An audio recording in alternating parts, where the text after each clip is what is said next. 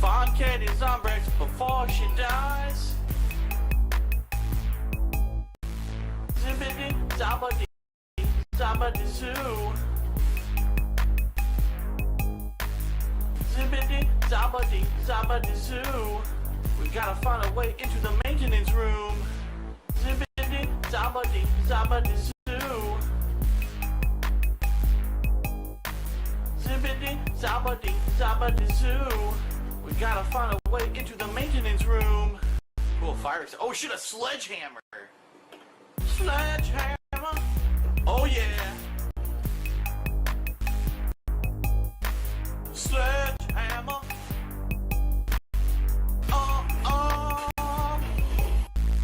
Sledgehammer. Oh yeah. Sledgehammer.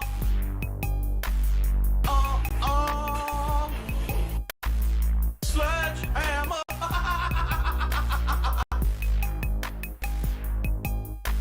Sledgehammer.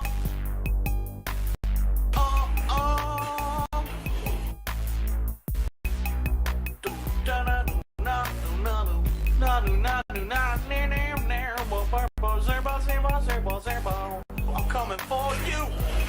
Oh yeah. Zabba-da-zoo. The soothing sounds of Barry White during the zombie apocalypse.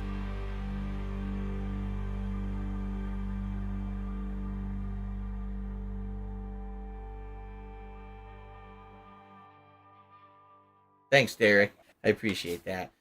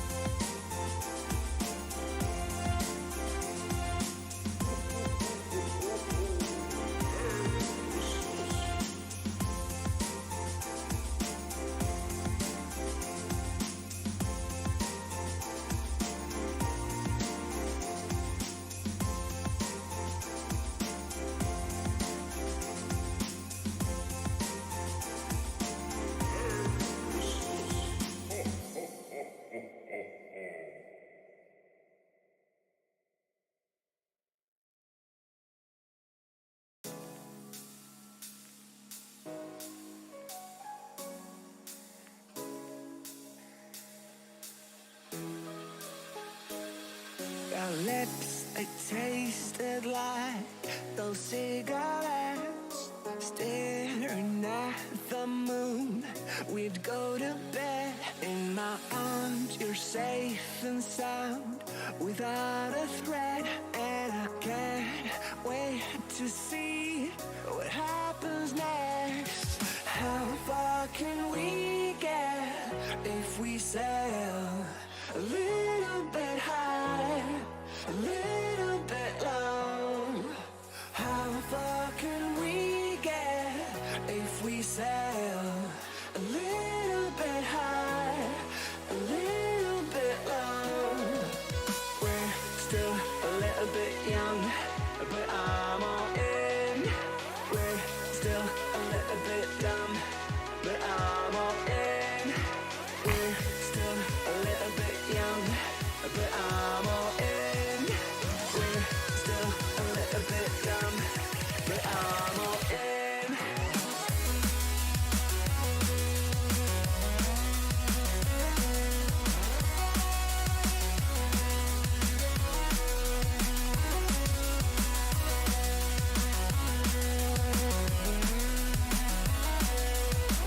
I need that money. I really do. I need that money. Pay my bills. Don't know any roads that lead us back home. And I don't know any roads that lead us back home.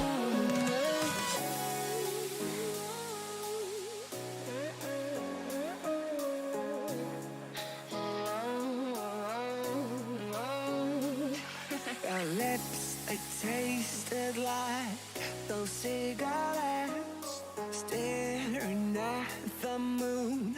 We'd go to bed in my arms, you're safe and sound, without a threat. And I can't wait to see what happens next. How far can we get if we sail a little bit high, a little bit low? How far can we get if we sail a little bit high, a little bit low? We're still a little bit young, but I'm all in. We're still a little bit dumb, but I'm all in. We're still a little bit young, but I'm all in. We're still a little bit dumb, but I'm all in.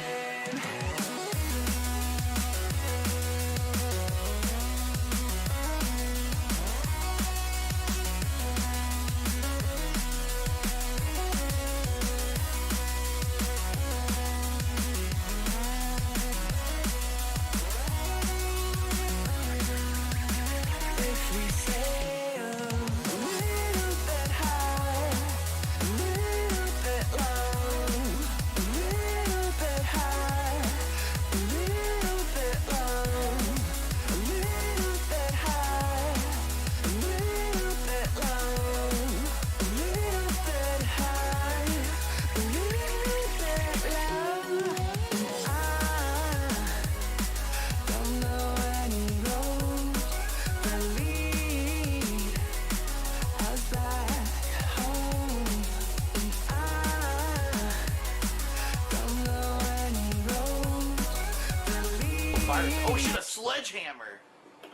Sledgehammer. Oh yeah. Sledgehammer. Oh. Sledgehammer. Oh yeah. Sledgehammer. Oh. Sledgehammer.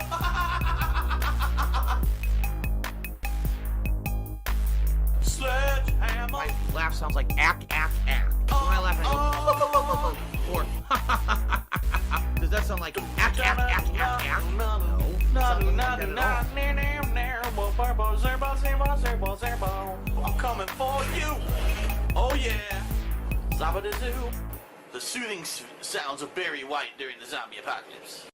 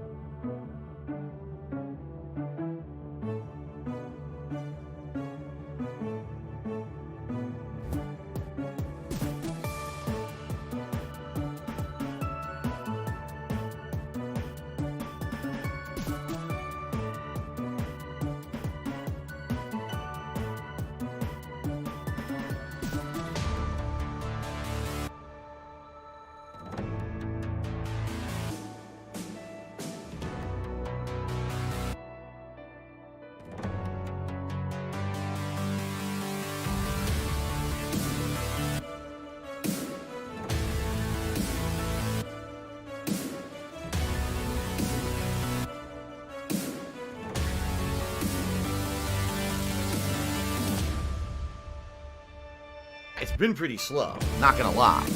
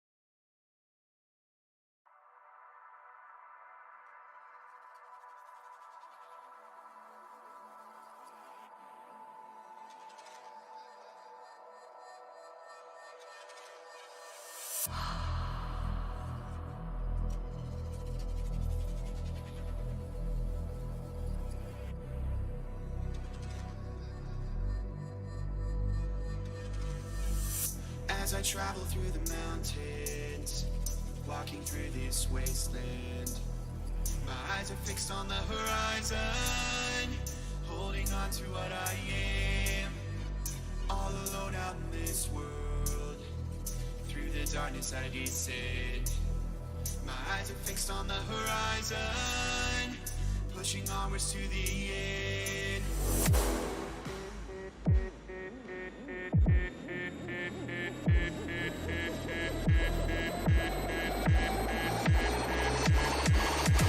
Hey, you got mad fun.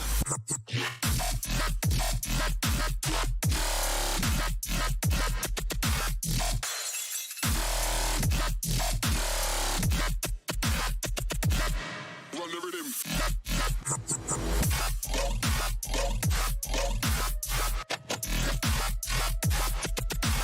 Shut up.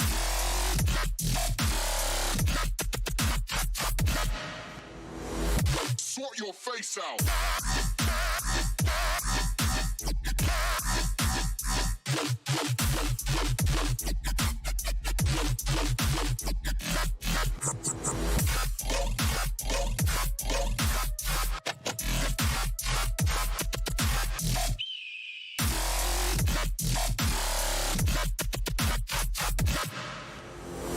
Hey yo.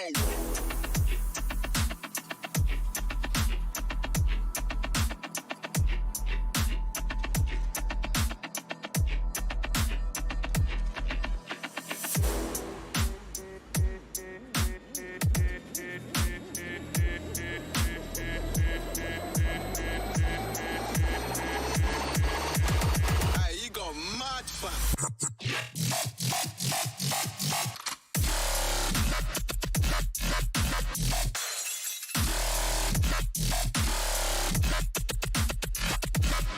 Run the rhythm.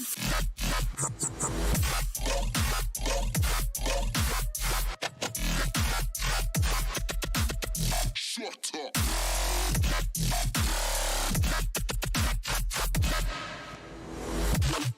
I ain't done yet.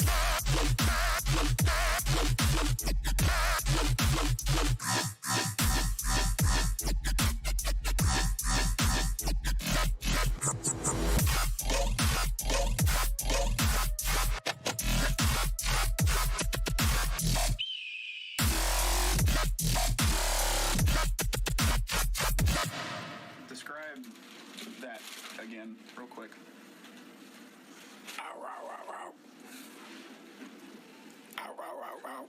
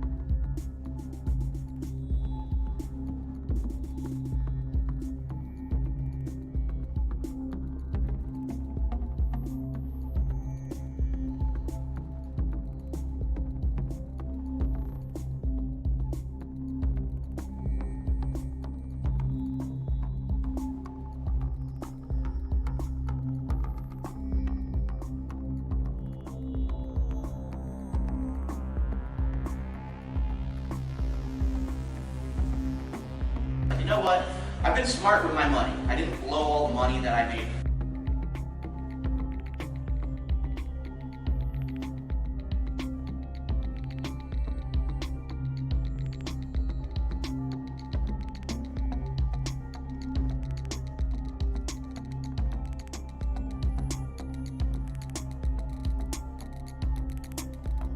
What do I do?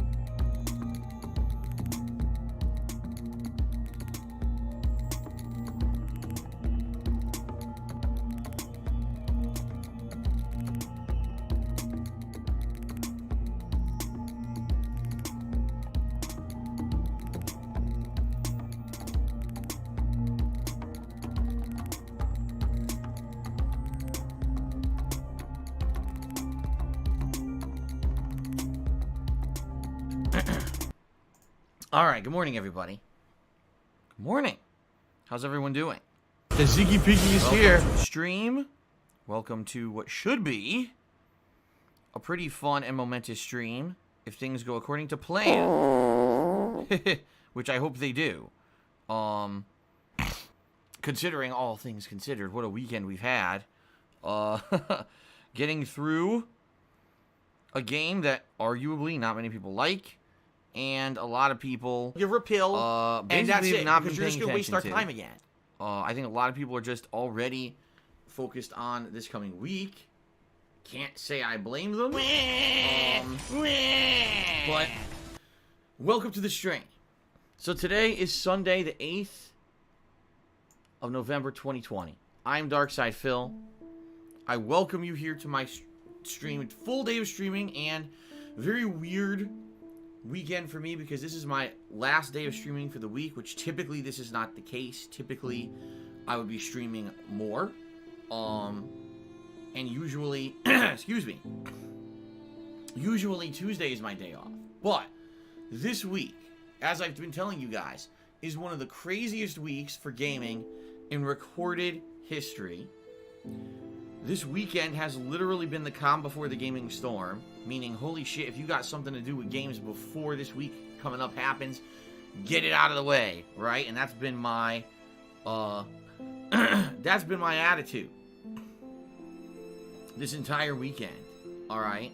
So, holy crap, right? Before we even get to anything, I do feel that we do need to get this out of the way. The elephant in the room, I already talked about it on Twitter, but the passing of Alex Trebek, 80 years old, the man who for most of his adult career was the host of Jeopardy, a game show that was synonymous with America. Like, you know, it's an American game show that almost everyone around the world knows about, and arguably most of us who live in the United States have probably spent some significant time watching. I did. I used to watch this show with my parents during the evening, early evenings. It would be like local news, Jeopardy, and then whatever was coming on TV at 8 o'clock, you know, sitcoms or whatever. And pretty crazy. Pretty crazy to think that this man has been a part of so many people's lives. Not to say that he had direct interaction with anyone, but he touched so many people, being the host, the long time host of this show for decades and decades. I was a kid when this show was on TV, and I'm freaking 38 years old, right? Pretty insane. He had a very tough fight with pancreatic cancer. He was very public about it. He was very brave. He made it public so that people would understand what it's like to go through it. He shared his experiences with the disease with everyone so that we would all know what was happening. One of the most transparent people, which he didn't have to do. He very much could have kept it private, and he didn't. You know, he worked till the very end. That is insanely admirable, that he wanted to give as much of himself as he possibly could before he passed. And he did. It's incredibly sad to lose someone like that, you know? It's kind of 1 in a million. So rest in peace to Alex Trebek, who was a great man, a legend, right? In the minds of many, a staple of American culture, pop culture, and many of our lives. Anyone who watched the show growing up, right? pretty insane. And I appreciate everything the guy did. And we're going to miss him, right? I'm going to miss him. Rest in peace to Alex Trebek. Okay. Before I tear up and start crying here, because, like I said, I used to watch the show when I was a kid. When I was a freaking kid. Okay. So, ladies and gentlemen, now let's get on topic. Let's talk about the streams. Let's talk about what we're doing today. Let's talk about the schedule for this week. There's a lot to talk about. Okay? So, today, Sunday, the 8th of November, is going to finally be the day that I beat Watch Dogs Legion. I've been playing this game for a little bit over a week, and unlike many other playthroughs that I usually do, I have been hyper-focused on this game. Because, as you guys know, I've told you a million times, there's so many new games coming out in the next week plus the release of the PlayStation 5, which I'll be covering, that I needed to get through this game as soon as possible. Not to say that I wanted to rush through it, skipping tons of meaningful content, but essentially I wanted to be able to beat it before the new releases start this week, so I could focus on those new releases and not have a lingering, ongoing playthrough in the background, okay? I feel I did a good job with that. Today we're going to beat it, all right? It wasn't easy. I was bombarded with people constantly telling me on my streams the game sucks and stop playing it. Let's be honest here. This weekend, because I feel I focused on this game almost exclusively as the main gameplay stream, contributions have been very low this weekend. I haven't hit the vest streak in 3 days. The one night that I did hit the vest streak was Street Fighter. Okay? So, it was tough. It was a sacrifice. A lot of people yelled at me constantly, why am I playing this game? Do something different. But I stuck to my guns. I said, we got to beat this today. We have to. We can't have this playthrough lingering unfinished. Number one, it would be unfair to those who actually were following the playthrough and enjoying it. Number two, I spent time invested doing it, and not finishing it would be pretty ridiculous. And I understand that there were people who hated it. I didn't hate it. I just didn't love it either. I think it was kind of an average game, while I think Watch Dogs 2 was actually a really good game. So, going from a game that started off, Watch Dogs 1 was kind of okay, but not great. Watch Dogs 2 was great. Watch Dogs 3/Legion back to kind of being average. All right. But I wanted to finish it. You guys know. Plus, the other thing is as follows. By the time that we kind of found out that it wasn't very good, which I would say was probably around... Can someone please shut up this early dude this who's week, being a Thursday-ish, moron? Right? He was already I love not enough Hulk time to do Hogan's anything else. dick. Because it's hilarious. It's easy for people to say, why don't you just switch to something else? Okay, what? Because anything that I do that's an ongoing game that has a narrative, if I don't finish it, you can kind of get upset. Right? And I know right now there's absolutely no time to start up a new game. There's too much going on this week with new releases that people are going to want to see. So what exactly do you expect would be the perfect solution? There is none, you know. In a case like this, it just makes more sense to kind of focus in on what you're doing, finish it up, tough it out, which is exactly what I did, versus starting something new that I know I can't commit to finishing, and it just adds to more disappointment as a content creator from your viewing audience, right? So, you know, I was in a unique situation this weekend, but I toughed it out. I worked my ass off trying to beat it, even though there were some rough parts in there that were really frustrating. Namely, when you lose one of your most important operators, who is basically the way to beat these missions without too much difficulty, but then you got to do a series of missions to get that operator back, and the missions are glitched and shit, which they were. It's pretty fucking stupid. But we're going to finish it today. Alright? And again, I said this up front. I apologize in advance to those who didn't like the game or didn't care for it. That it was a crazy long weekend of covering this game, but I knew this was going to happen. I knew this is how we were going about it, because I wanted to finish it and get it out of the way and then say, okay, on to the new. Okay? So, the good news here is, for those of you who've absolutely hated every moment of Watch Dogs Legion, today is the finale and the culmination of said playthrough. Okay? Finally, you can rest easy.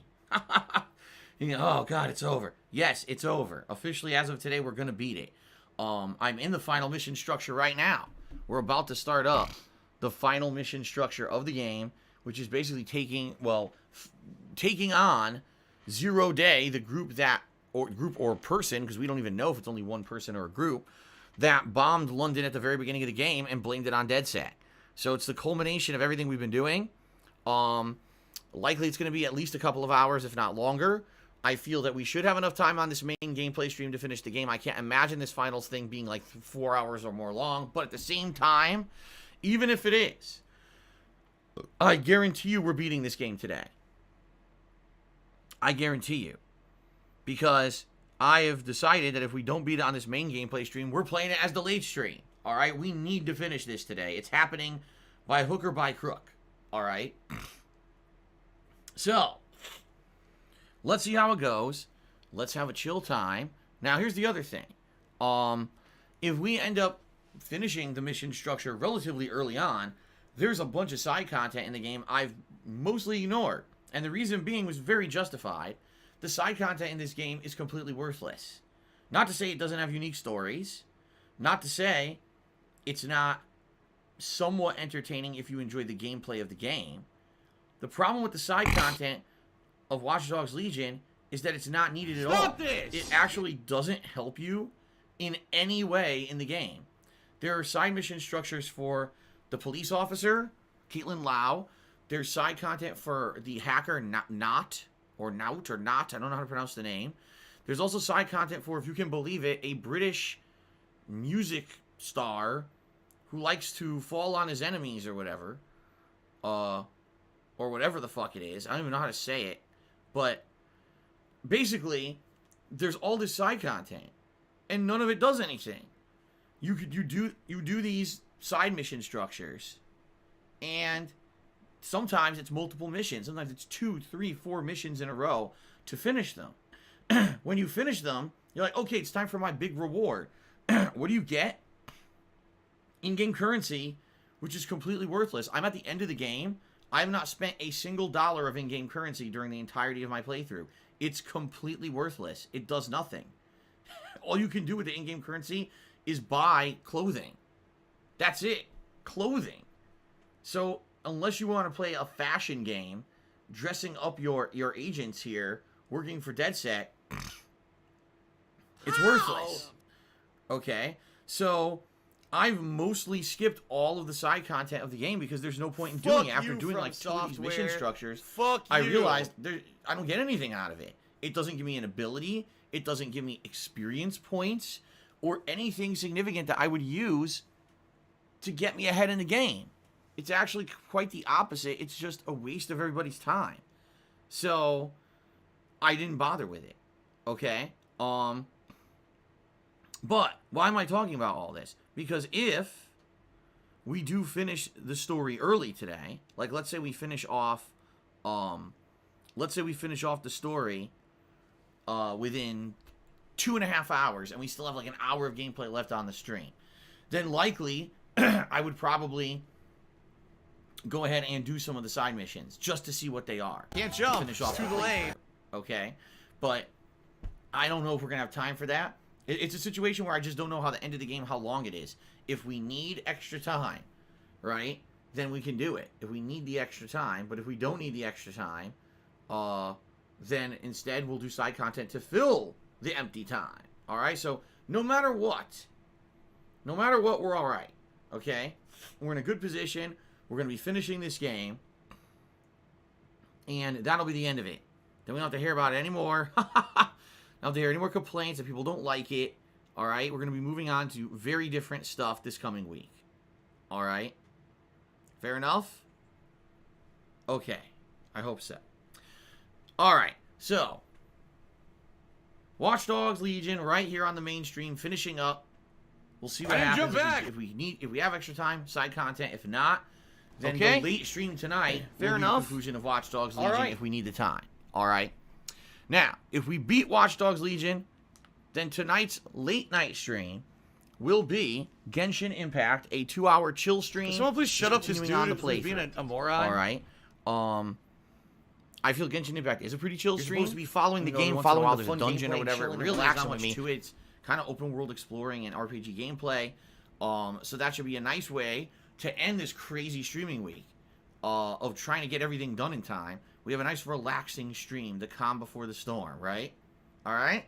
So that'll be about 6:45 p.m. Pacific time later tonight. Tomorrow I'm off from streaming, which is very abnormal. Normally I would be It's here been every pretty Monday. slow. Usually Monday is my last streaming day of the week. But because of the insane amount of new releases coming out starting on Tuesday, I'm off on Monday. All right? In the meantime, ridiculous amount of stuff you guys can get caught up on. At this point now, we've got a full-on run of the Dark Futures Anthology New Hope. My second run completed last night. For those who were not here for that, okay? For those who are not here for that, it was a pretty good run. All right? My goal was to make the alternate choices be a significant difference from my first playthrough, and I can tell you guys they absolutely were 100%. It was a very different ending than my first run. So, if you didn't see it, it's live over on DSP Gaming right now. how both runs, both the blind run and the alternate choices run.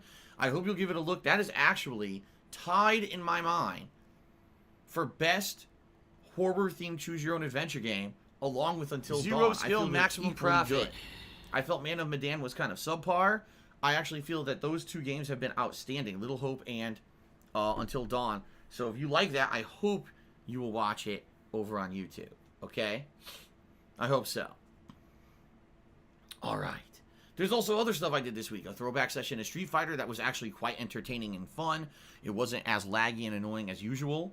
You know, there was other gameplay there that we tied in there as well. So good stuff. Give it all a look. All right. I'll be back on Tuesday.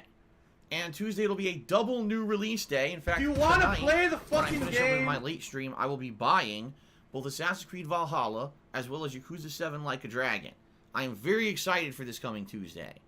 Not only is it a double new release day, but from all reports, these games are quite good.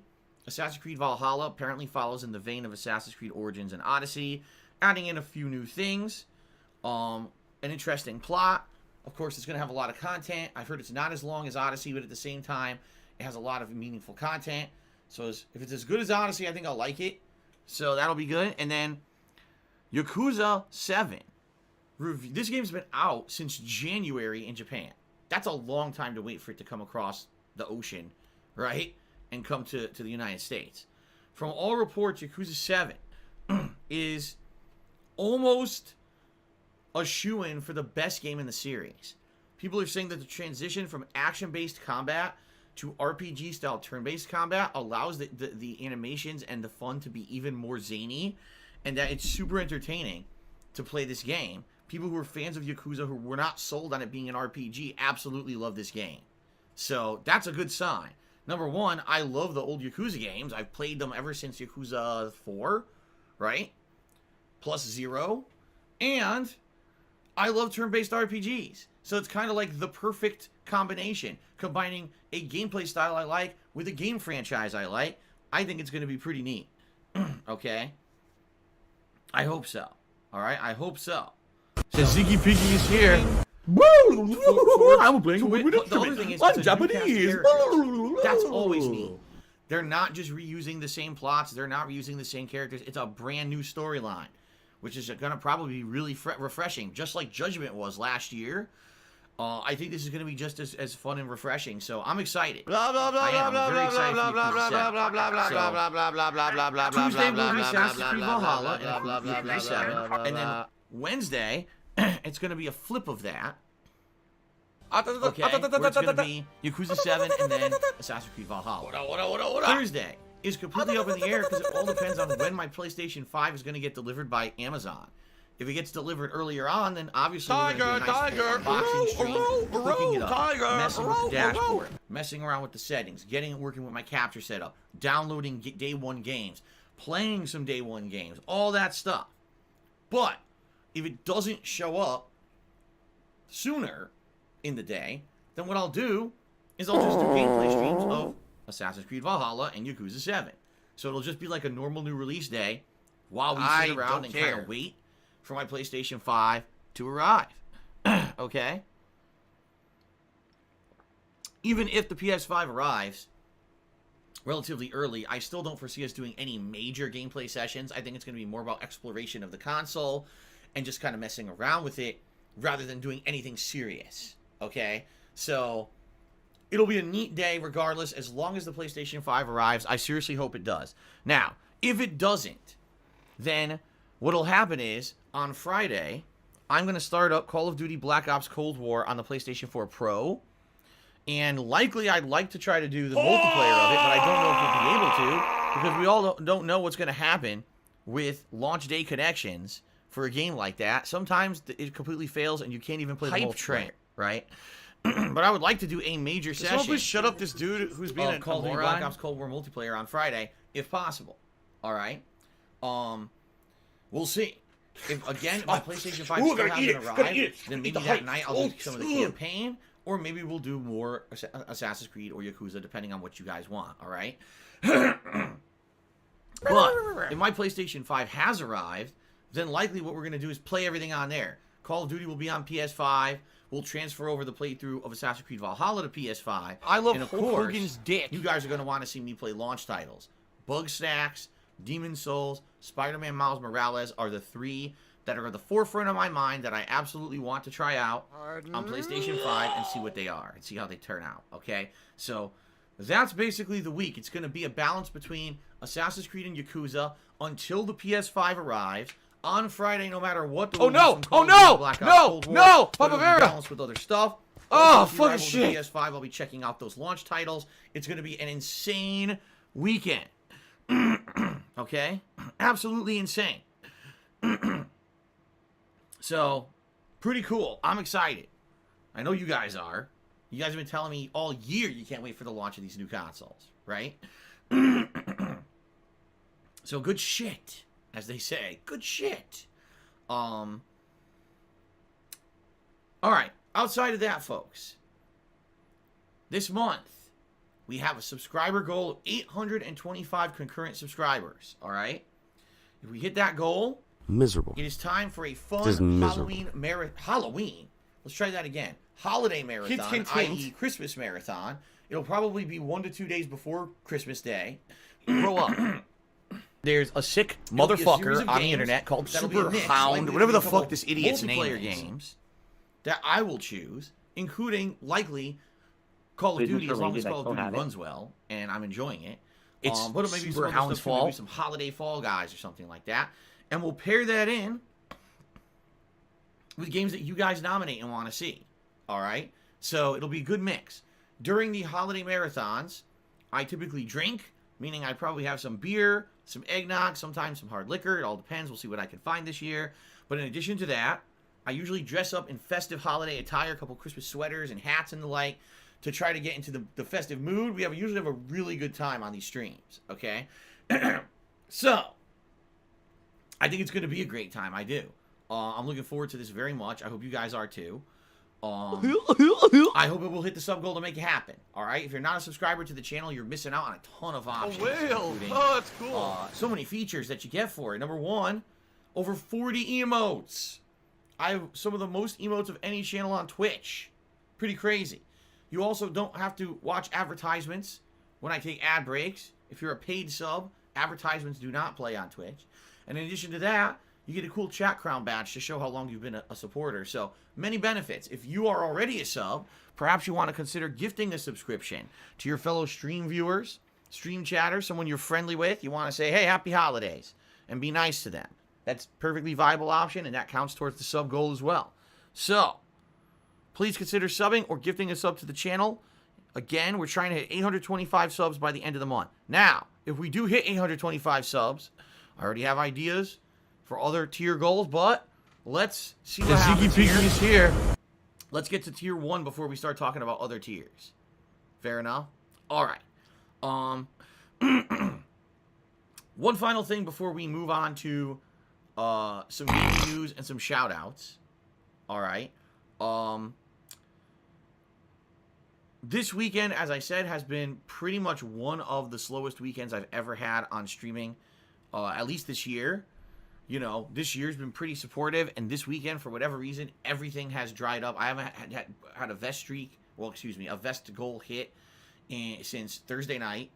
You know, it is what it is. I get the feeling it's a combination of factors. It's that a lot of people don't care about Watch Dogs Legion and are waiting to come back to the channel once I start playing the new releases this week. In particular, the PS5 coverage, I get the feeling. In addition to that, everyone is kind of saving up their money probably to buy all the new releases this week. This is the biggest new release week of the year with the amount of games that are coming out. Okay? So, all I will say is this. This year has been probably the most supportive streaming year I've ever had. I have no right to complain, and I'm not complaining. But this week, I have to spend a ridiculous amount of money buying all this stuff to cover it this week. The problem is, I don't get paid by Twitch until the 15th or later. The 15th is a Sunday, which likely means I won't get paid by Twitch till like the 16th or later. But I have to buy all these games this week. So it's kind of a crappy situation, you know, with all the chargebacks that I got in the last month and a half. It put me from a really good position where it looked like I was going to be ahead of the curve, and I was actually planning on pre-ordering all the games and everything early, to now being behind the curve because a lot of that I thought I earned got completely taken away, and it was not a very good situation trying to rectify my PayPal account. Let's just put it that way. So I definitely can afford the PS5, but depending on how things go today and how things go over the course of this week, what else I can afford is going to be dependent on what I raise on streams, all right? So if you guys like the content, you want to see me cover all these launch titles this week, please consider tipping. Tipping gives me funds that I can spend immediately on all of this stuff, all right? I'm not concerned about the console. I'm concerned about dropping another $400 or $500 on all these games on top of the console. That's my concern, okay? So, please consider contributing if you can. Contributions are not mandatory on my stream. Never have been, never will be. I consider if you contribute that you're going above and beyond just being a stream viewer. It's all about enjoying games, hanging out, having a good interactive time on my streams. That's why I do it.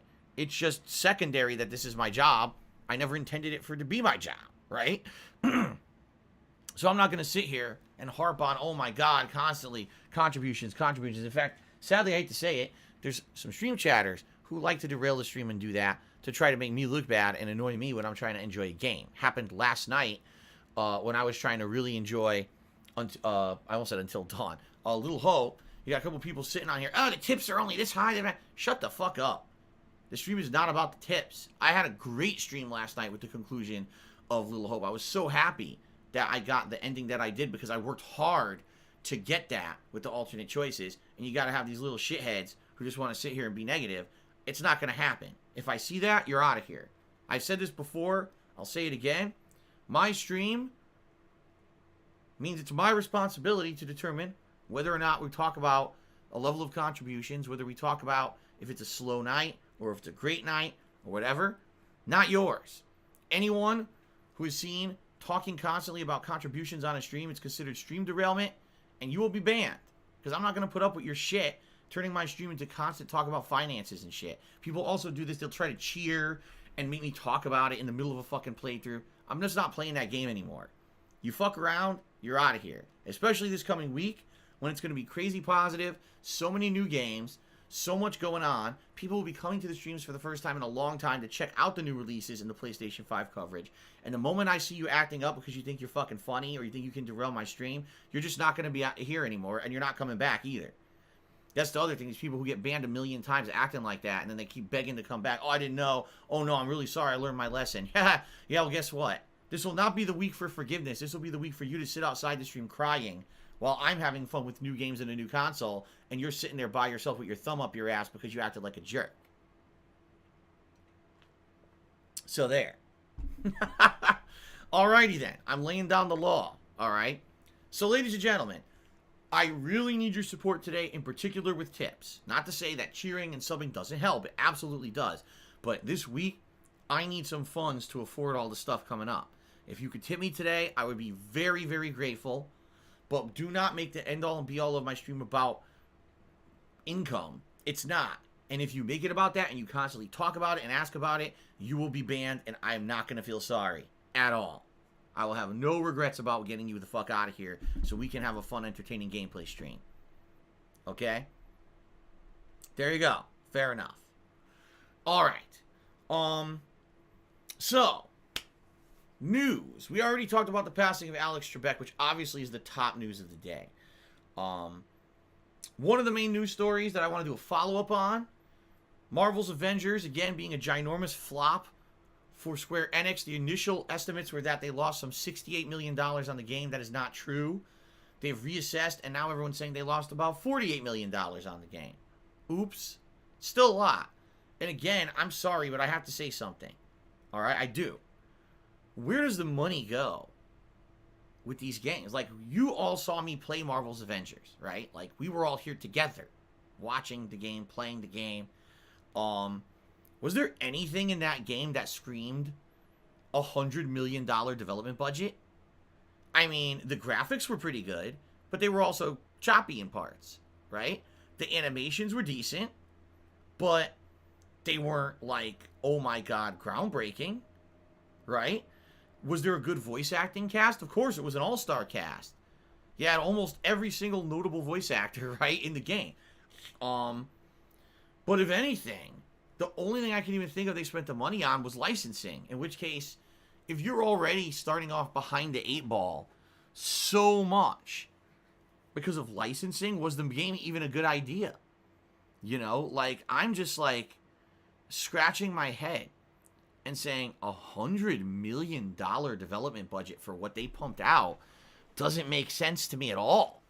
All right. And again, what they were promising, that this game at launch would have a robust story campaign, which it did, but that the game was going to have meaningful content you're going to want to play with your buds, and you're going to want to continuously play this game over and over. A games as a service, as they say. And there's going to be free DLC content. They will never charge you for DLC in the future because you're going to get so much out of the game for that $60 retail price that you're not going to have to pay DLCs. There's going to be a ton of stuff, you know, free in the game at later dates, like Hawkeye and Spider-Man if you bought it on PlayStation. Also, the fact that they promised there would be a free next-gen upgrade if you were buying either Xbox Series X or S or PS5. You'd be able to not buy, but download for free a new version of the game that ran much better and had better graphics and performance than the original. You know, we were promised all of this stuff out of the gate. And again, I have to say, I talk about this on the streams all the time. Under promise, over deliver, right? If you're a game developer, that's exactly what you need to do. Don't promise the world, because if you can't deliver on it, everyone ends up being disappointed. And here we go again, another game, let's overpromise everything, right? First of all, the beta / demo / whatever the hell you want to call it that they provided over the course of the summer was very much not representative of the real game, because the whole first 40 minutes is this intro segment of the game that is very cinematic, that is action-packed, and basically kind of walks you through some of the gameplay mechanics of each of the Avengers, right? And by the way, the intro segment's probably arguably the best segment of the game. Because after that, for most of the campaign, you can't even use the Avengers. You're trying to unlock the use of them, right? So what if Captain America is your favorite Avenger? You play as him for literally 2 minutes in the intro segment and loved it. Now you have to wait till the end of the story to use him again, and you can only use him in like one other segment. Right? That's the big problem. That's a huge problem. And then the real game doesn't actually begin until the story ends, and the real game is just going around doing repetitive, grindy dungeons to get loot that's literally meaningless because the game has no end game. It would be one thing if, like, for example, Destiny 1 and 2 has end game content, giant raids that you can only do if you're very high level, you have high level gear, and you're teaming up with a very intelligent team who each play an important role of supporting so that you can get through these giant, epic, you know, grindy boss fights and stuff, right? Right? At least that kind of makes sense. But right now, Avengers doesn't have that. Avengers just has the same exact kind of dungeons over and over and over. And that's it. To the point where I knew, after I beat the story, I likely wasn't ever going to touch it again. And I was correct. I played it, and no one really cared. And by the way, it wasn't just me, it was everybody. Everyone beat the game and said, okay, well, there's nothing right now. We don't want to sit here grinding endlessly for worthless loot. So, drop the game until something new comes out for it. Right? Sadly, I just hate to say it. This is a game that was doomed from the start. Okay? When you are a game publisher or a game developer or both, you need to sit down, you need to look at the gaming climate, and you need to realize what's hot and what's not. You can't just say, oh, let's copy what other people have done and it's successful. All right? We have these waves of games that are in fads. In the 12 years I've been a content creator, I've seen many fads come and go. When I first started covering games for the internet, it was zombie games and first-person shooters. For a 2 to 3 year span, there was an exorbitant amount of zombie-related games and first-person shooters. Then that fad died out. Then it became motion controls every game developer wanted to make a game with a motion control, whether it was the the Wiimotes for the Nintendo Wii, the Kinect for the Xbox 360, or the stupid PS Move controllers for the PlayStation 3. All right? Then they moved on to the next fad. So recently, what are the two biggest fads?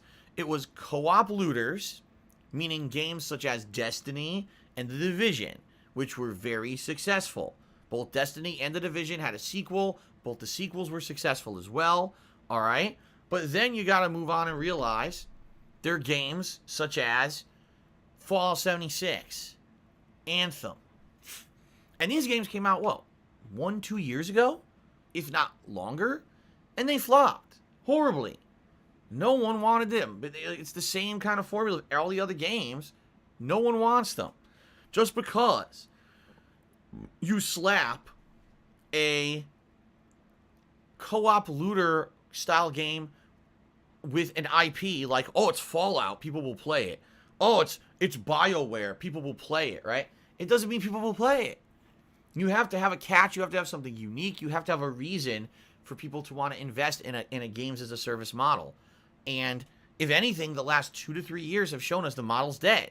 It was successful, but there's very few games these days that are still pulling it off. I would say Destiny is one of the very few that has actually succeeded. All right? And still to this day is successful. Most of these games as a service games are dying out. All right? Another one is Battle Royale, right?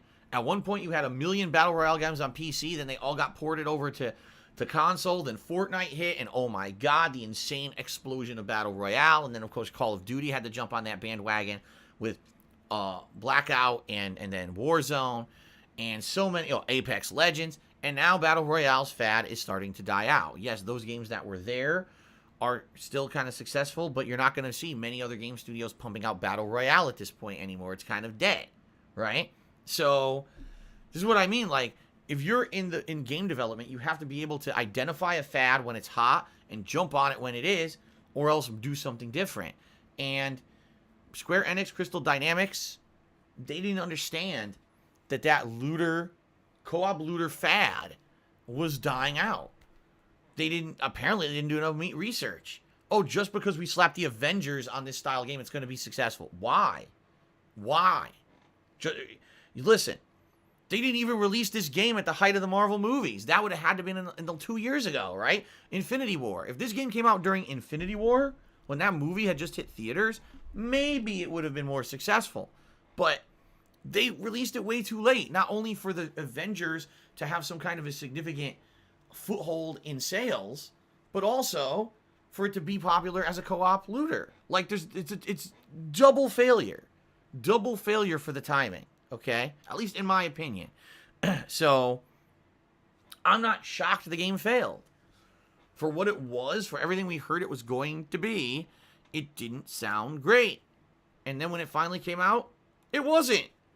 So what a shock, right? It's like, wow, so you mean all the evidence that we had leading up to the release of the game actually was factual, and the game wasn't as good as anyone thought, or thought it should have been? It's like, what a shock.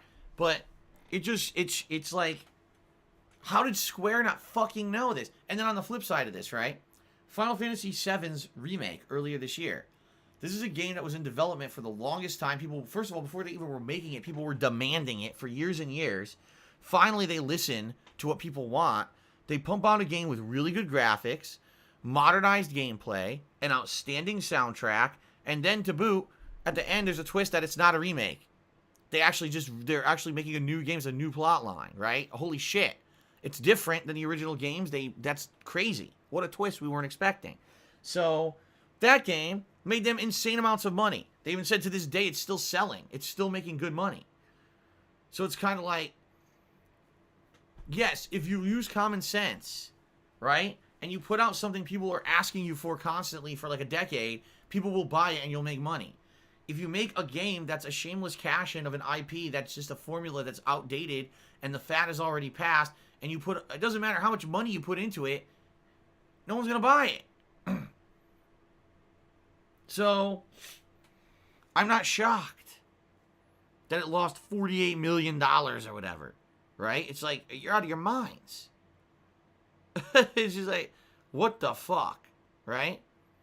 I don't know. It's just weird. It's weird reading stories like this. Like, who are these bigwigs at these corporations who are greenlighting these projects? Oh, this sounds like a good idea. Wait, what? You actually think doing a co-op looter shooter, or excuse me, not a shooter, just a looter, I guess, a co-op looter in 2020, 2 years after the height of the Marvel movies, spending how many millions of dollars to get the licensing fees, you know, this is a good idea. Who thought this?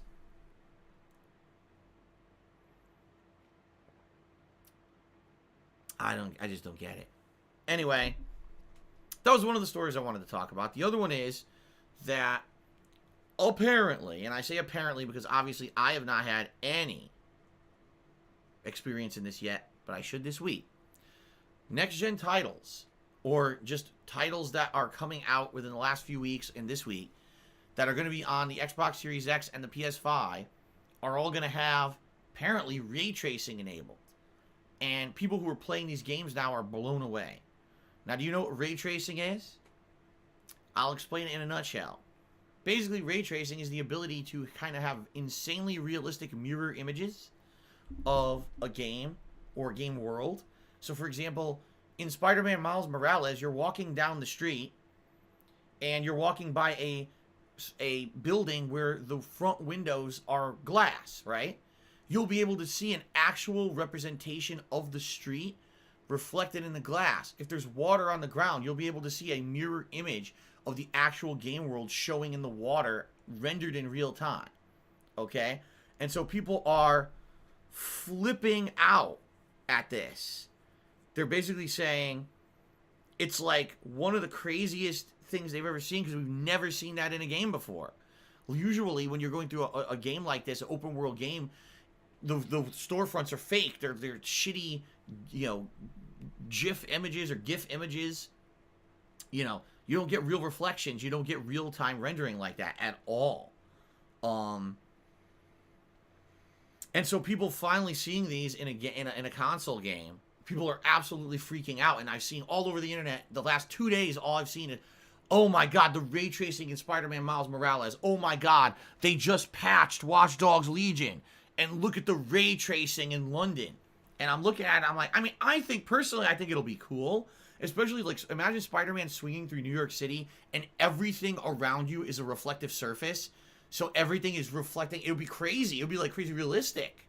Right? At the same time, is that, like, is that really going to change the game experience? I don't know. I think what it is, people are freaking out at this. Because it's the first time we've ever seen it as a widespread thing on consoles. Consoles have not been able to use this technology up to now. So, now that they're finally utilizing it, people's jaws are dropping. But this has been something for a while on PC, right? And, you know, is it really changing the game? No. It's still going to be Spider-Man. The game isn't going to be any better because there's ray tracing. It's a nice touch. It's artistic.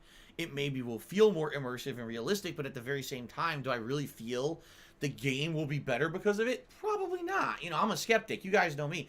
I'm not one of these people that buys into the hype. So I like reading about it on Twitter, and I like people getting excited for it and posting up some nice, pretty pictures of it. But I'm like, okay, that's great, but how exactly is that going to change anything? Is that really a game changer? I don't know. I guess we'll see. All right, but kind of exciting to at least have something new. Already we know the graphics are going to be kind of, you know, blowing us away. I can't wait to see how Demon's Souls and Spider-Man look. And also, you know what? I'll say this, Call of Duty. Because Call of Duty is one of the franchises that over the years has gotten better and better in the graphics department. And now to see it on PS5, I hope it actually is a significant jump. And if it's not, honestly, I'll be a little disappointed. Because it is going to be one of those crazy launch titles. And I'd like to see if the graphics are going to be much better. But I guess we're going to find out. Okay? I guess we'll see. Okay. That's really about it. There's not much more to talk about. Game-related news right now. I guess we'll get to shout-outs. Alright. So, scroll down here. We start off with an overnight cheer from Golden Colts who says, what is your best and worst experience with McDonald's fish fillet sandwich? Well, first of all, I'll say this up front. I've not had tons of experience with the fish fillet sandwich. All right. I've had it a few times. Usually I have it if I'm looking for variety. And usually they push the fish fillet sandwich around Easter time. Because for those who are not religious, you wouldn't understand this, but those who are Catholics, I mean Roman Catholics, there is a time called Lent. During this time, the Catholics are supposed to sacrifice. And one of the sacrifices that Catholics are supposed to make is they don't eat red meat, or they don't eat meat at all during a certain time period. Now, at one point, it used to be an actual insanely long time period. Like, for months, you don't eat meat. Then they changed it to like, oh, like every Friday you can't eat meat. I don't even know what it is now because I haven't cared about it in some 20 fucking years. My mom would be able to tell you, I'm sure, what it is because she still follows it. But anyway, during this time period, basically all fast food stores in America start selling fish products. Every one. I'm serious. Like every single store will be like, buy our fish sandwich because it's not meat. It's fish. It's not considered, you know, the meat you're not supposed to eat during Lent. Okay? So in particular, that's what I would see advertisement for. And, you know, I don't eat McDonald's anymore. But back when I used to, you know, some 10 years ago when I was eating fast food constantly when I was doing videos for YouTube, yeah, I had a few filet of fishes. All right? When filet of fish is good, it's a nice, light, crispy, but fluffy outer fried crust, you know, the batter. And the inside, the fish is fluffy as well. And full of flavor and warm on the inside. But I've had some nasty filet of fish where they overcooked it. And it's like a rock. Like, I'm serious, like the coating is way overcooked. And so instead of being light and fluffy batter with a crispy crunch to it, instead it's like you're chomping into pure layers and layers of rock hard batter, and all you can taste is the fucking frying oil.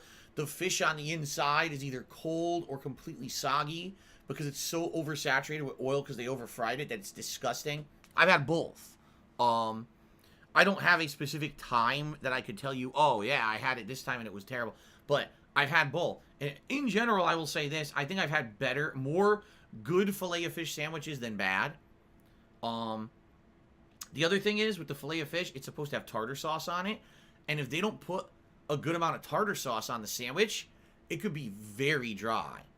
And just like a mouthful of dry breading and fish with no tartar sauce is not very appetizing, let me tell you. So, I would still say more times often than not. And again, it's not that I ate it a lot. Maybe I ate it 10 times. I don't know. It was more enjoyable usually than not. Although there were at least 1 to 2 times when it was pretty disgusting. Okay? Alright. Ninstaru was the first cheerer of today's stream with a 50-bit cheer. And he says, what kind of food would you like to try if it was made 100% authentic by a master of the cuisine? Watching a lot of traditional Mongolian-looking videos. Scrolled off the screen. And it looks incredibly good. It's a good question.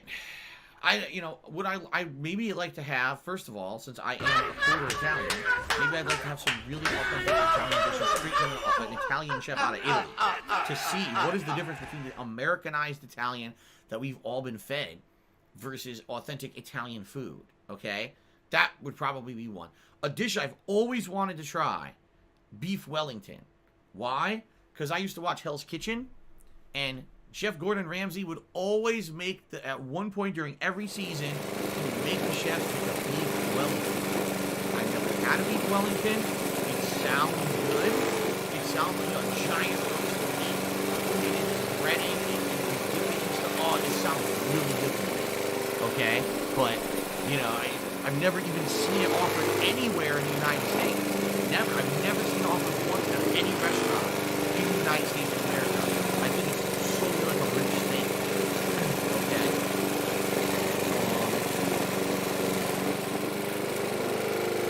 I'm just trying to think of anything else. Like, oh man, let me think about this for a second. Any other dish that I've seen or heard of and I've just wanted to try and I've never had a chance to try it.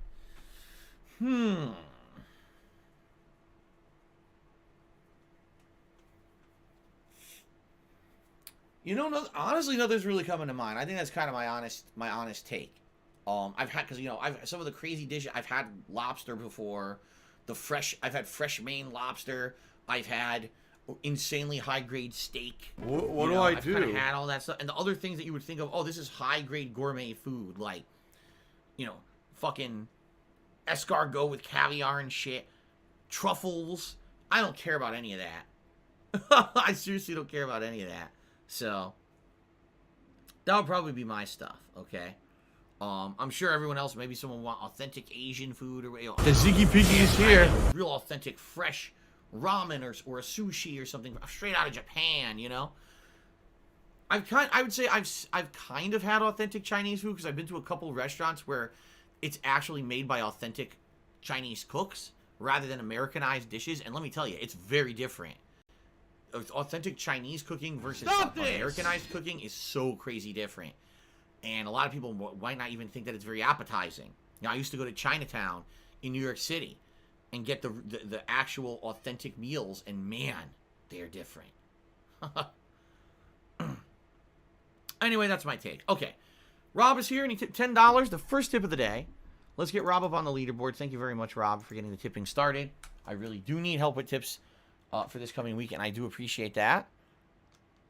Okay, Rob says, a thought for you. How dumb they are. We knew about Assassin's Creed Valhalla at the end of last year, yet we only found out about Watch Dogs Legion in June. Hint, hint, hint. Even back then, I was thinking this game is being made so Ubisoft could say that they were making a Watch Dogs game. I'm angry, but this happens loads now. Well, no, that's not true. In Watch Dogs Legion, wasn't this announced last E3? I thought it was. I thought it was announced last E3. But there was so little information. All you knew is that you were going to be able to recruit people. That was it. Maybe I'm wrong. This year's been so screwed up. Like, my head is screwed up. When did we first hear about Watch Dogs Legion? Wasn't that 2019? Was it E3 2019? I swear it was.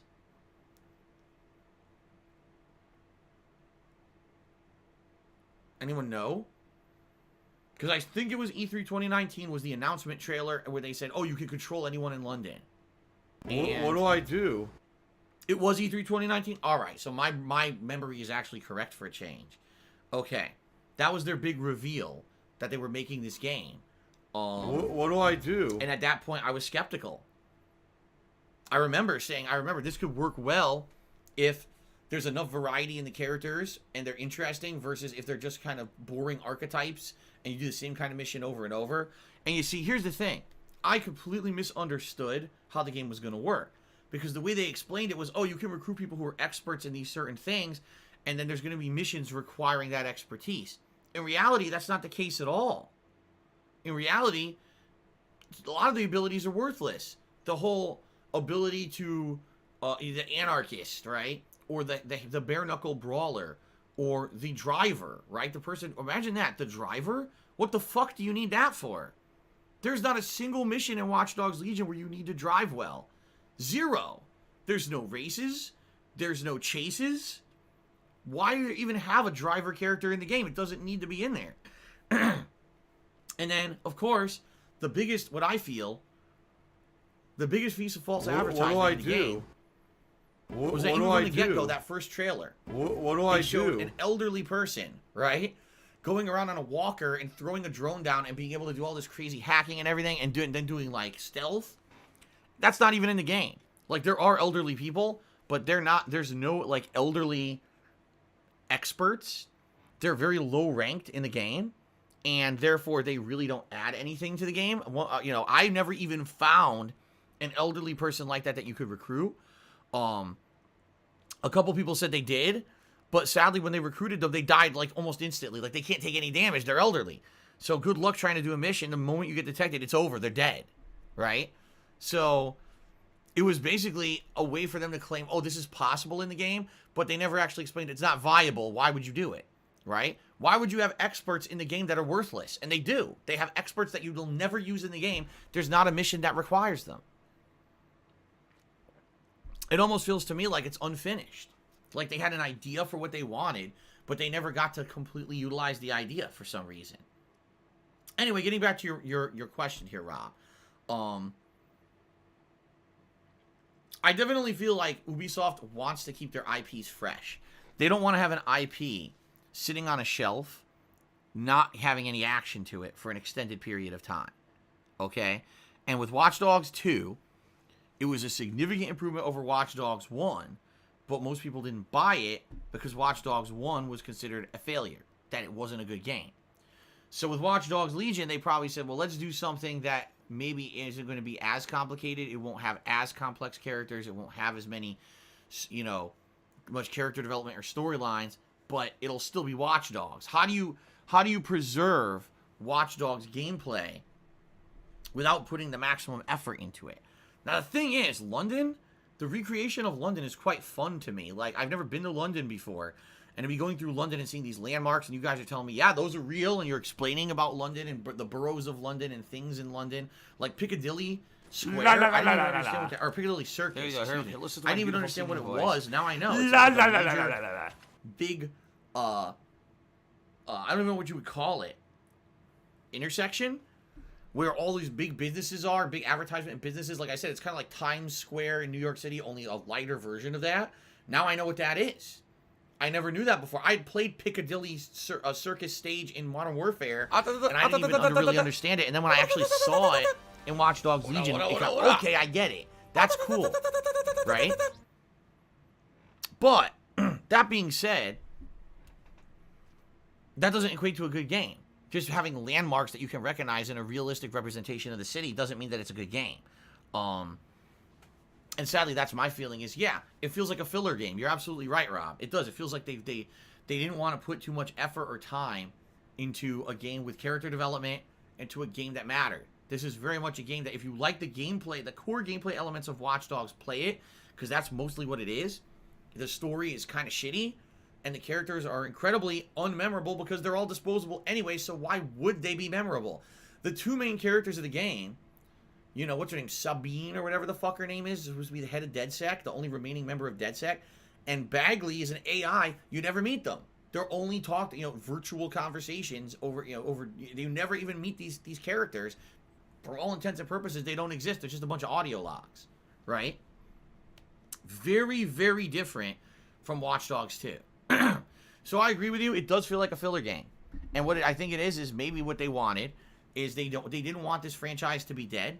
They also realized that this year, perhaps they weren't going to have a ton of titles to release. Far Cry is still a ways off. They had Assassin's Creed Valhalla, and that was about it. So maybe they wanted another game to get some market share. And by the way, because Watch Dogs Legion came out the week before new console releases, I would almost guarantee you it sold more. Because some people say, oh, I'll play it now, buy it, and now I'm just going to upgrade it for free to the new console version without even caring if it was good, right? It's another game people can say, oh, it's another next-gen console game I can play, right? That's my take on it. Rob also did a 250-bit cheer, which is the biggest cheer of the day, and he says, following on, developers should focus one major title a year.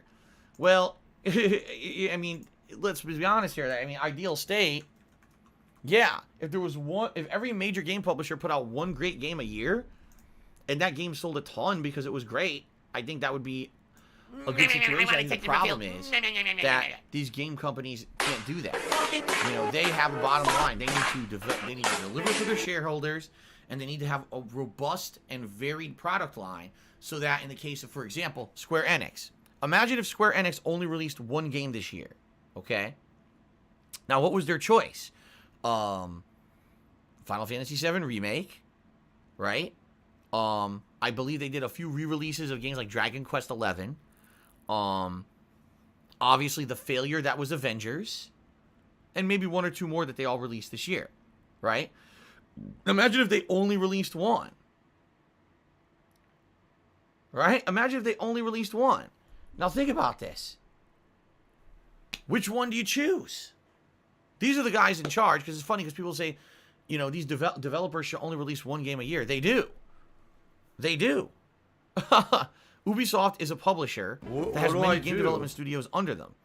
I'm pretty sure that the studio that pushed out Watch Dogs Legion didn't also push out 2 other games this year.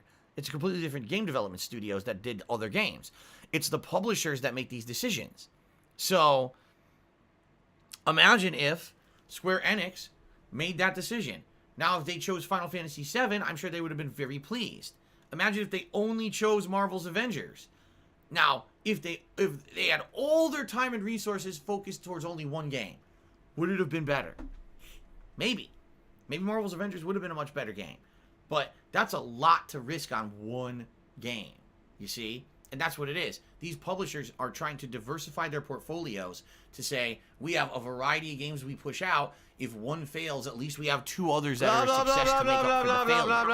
Marvel's Avengers is just one $48 million loss. That's going to be hard to make up. They're very lucky that they had the success of Final Fantasy VII to help negate and offset that, or else they would have been in a pretty bad situation right now.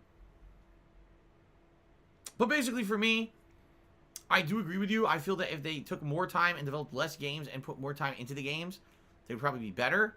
At the same time, I feel like they don't think they could do that. From a corporate money-making standpoint, they're trying to do the right thing with a balance, and they feel that more games means more potential for success. Sure, it also means more potential for failure, but if they get kind of mediocre to good sales on 5 games and then really bad sales on 3, it more than offsets it, and they end up in the green, or the black, I guess you should say, and then everyone's happy, including the shareholders. Versus if we only make 1 or 2 games this year, and one of them sucks and one of them's good, it offsets, it's a wash, now we're in trouble, you see?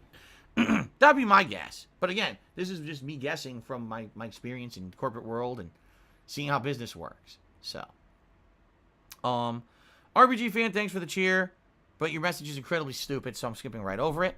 Carlton Jr. cheered. He says, I'm glad these games as a service are flopping. It leads gaming culture into a negative direction. I hope mobile games follow. I feel they're trying to condition the common gamer to think it's acceptable to cut content and put it behind a paywall.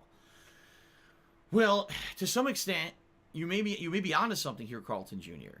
It may be very well that these game developers who are making games for PC and console are pretty angry that mobile game developers who use this kind of loot box model, pay over time, microtransactions over time, that maybe they're upset that they have not been able to capitalize on that. Now, the truth of the matter is, mobile games who have these formulas are very, very, very different. Do you want to play a fucking game? They hook you on the gameplay and then say, hey, you want to advance? Toss me a few bucks here. Toss me a few bucks there.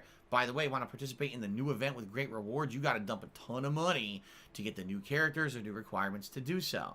So, in reality, mobile gaming success in a lot of ways is based off of addiction. While if you pay $60 up front for a console game, that is not addiction, that is an investment. You paid up front for something, you expect to get quality out of it, versus someone who is playing something for free, gets hooked on it, and now they're dumping ridiculous amounts of money over a period of time. What it is these game publishers want to cash in on that, and they see games as a service as a way to integrate that into a console game. But sadly, that ain't gonna work, as we've seen very rarely. I mean, maybe with the sports titles, like Ultimate Team in games from EA Sports. Maybe that's the one case where it's been super duper successful. But outside of that, have we ever seen an actual console game franchise be insanely successful with just microtransactions? Right? I don't know, man. Anyway, thank you for the cheer, Carlton Jr. You might be onto something. Knows Nobody did a 100-bit cheer, so I'm wondering, since you're recording 30 frames per second, will you play newer games on fidelity mode instead of performance mode? Well, for me, I think it'll depend on the game, all right? For example, Call of Duty, if I'm playing online, I'm sorry, I need to play at the highest frames per second.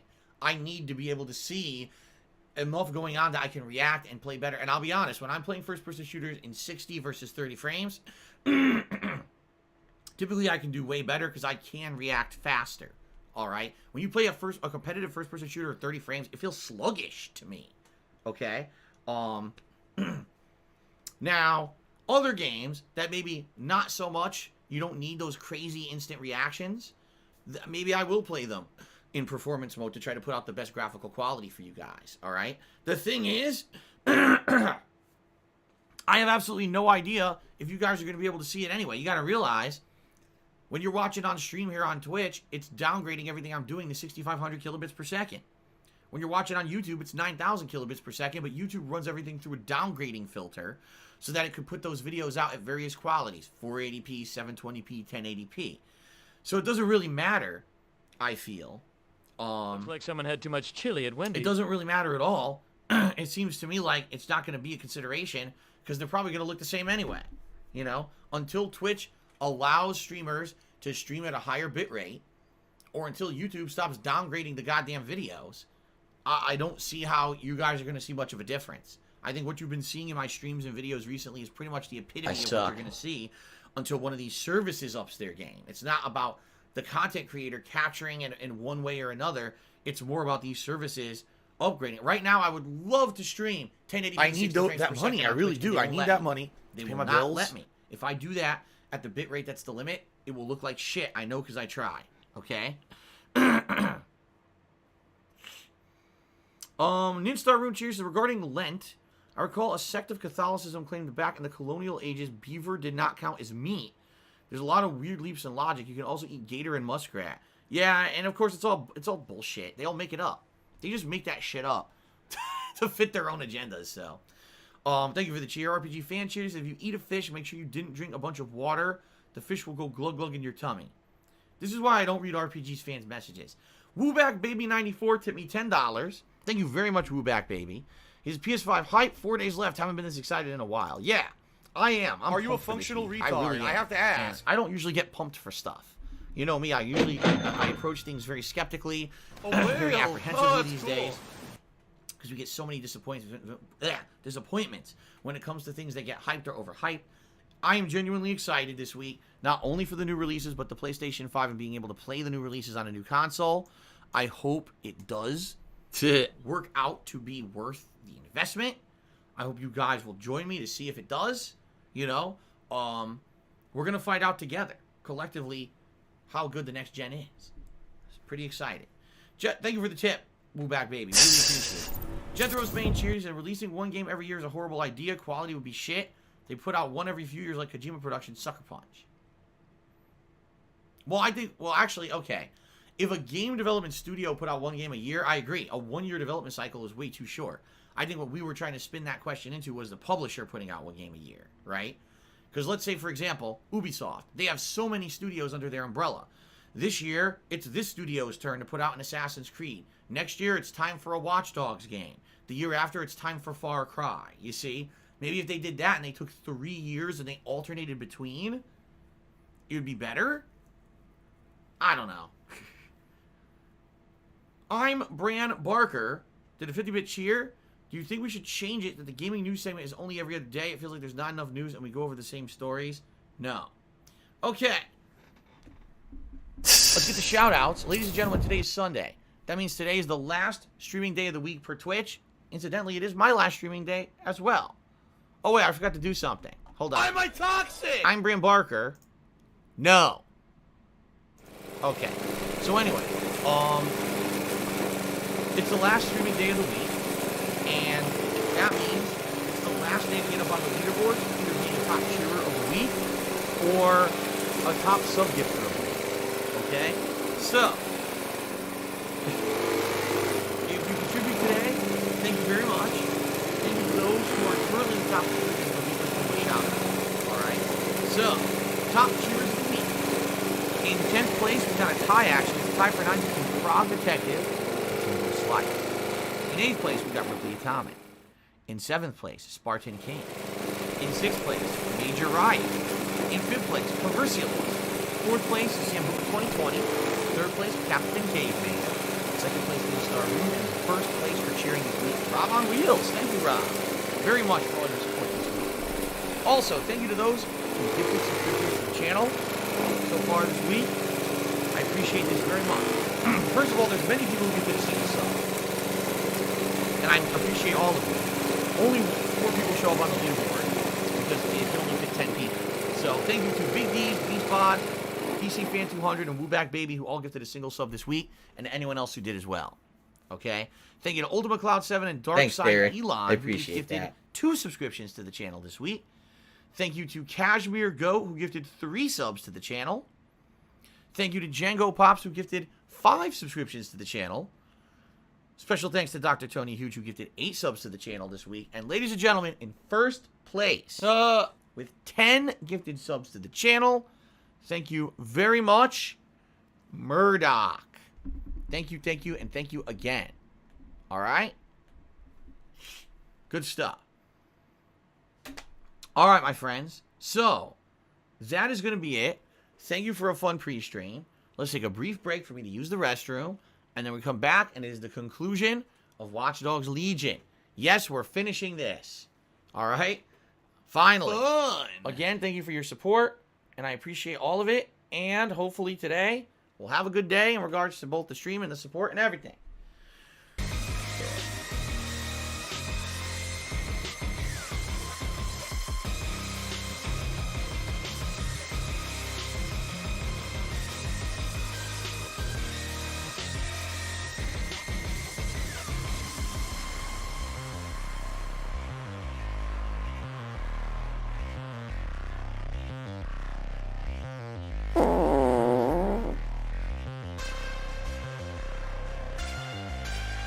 What do I do?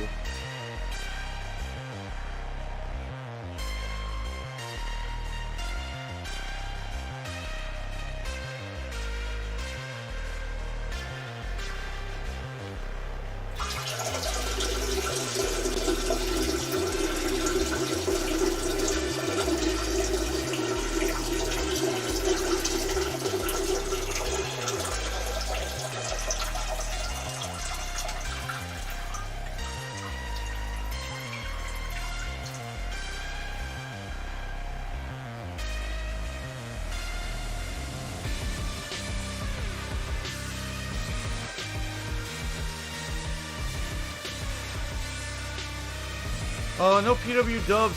Twitch is not setting guidelines about the coronavirus. What the hell are you talking about? You can't pass it through the internet. Why would Twitch pass around guidelines, dude?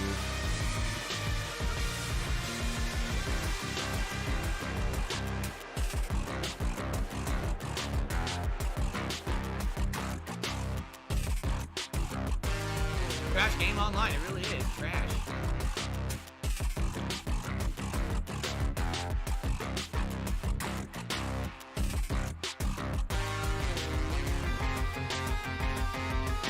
She has a sink. What the hell? She's smart. She has a stove and a sink. Everyone here, she's the only one who can cook and wash. So she's safe from the virus. Everyone else is screwed.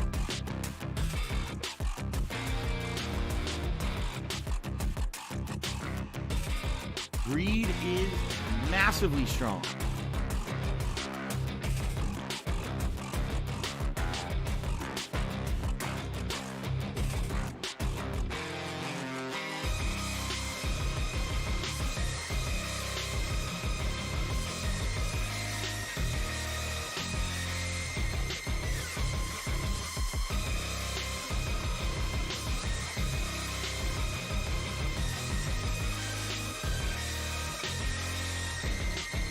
I don't think it's racist. I think it has nothing to do with the race of people. It has to do with the fact that people are dumb as fuck. Gee, I wonder if I put a bat inside of my bowl of broth and I just eat it like that, if I'm gonna get sick.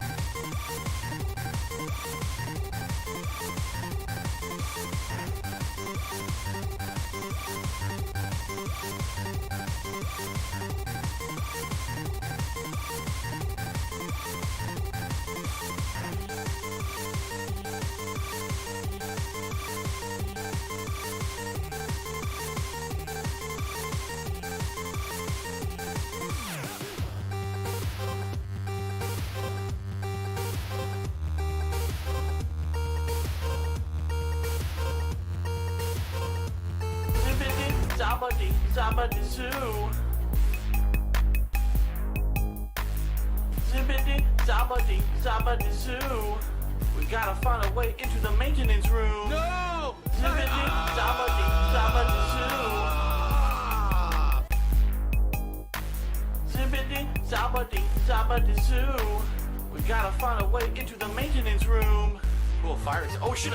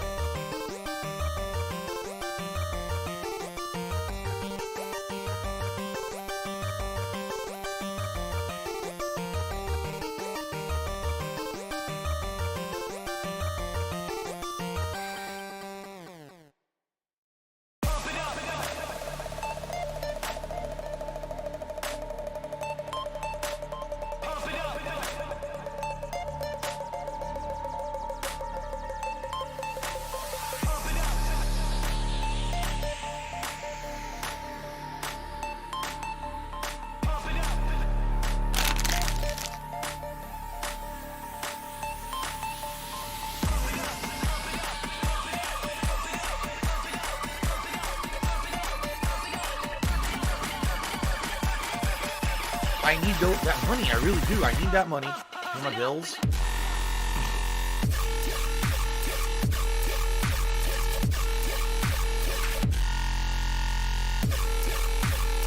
The game devs were basically completely uninspired idiots who didn't understand how to make combat in any kind of a game.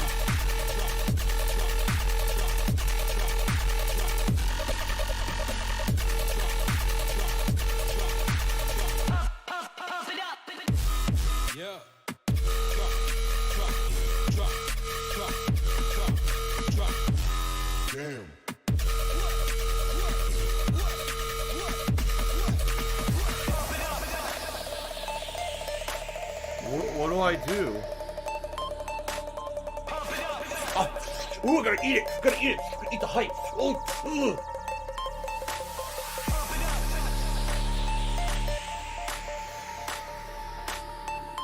What do I do?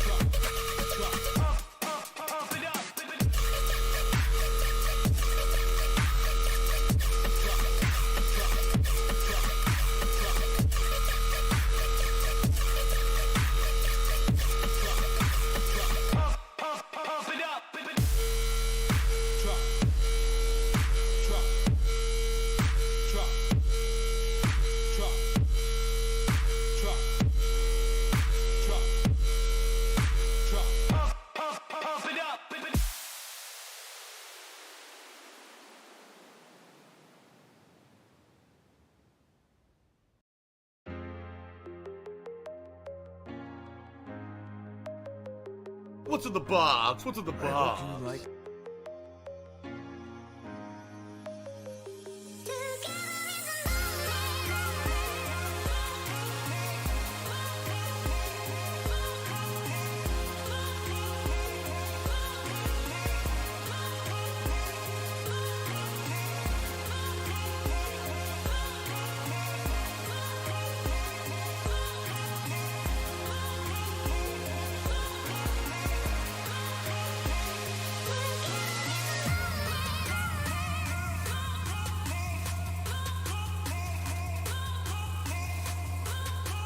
What do I do?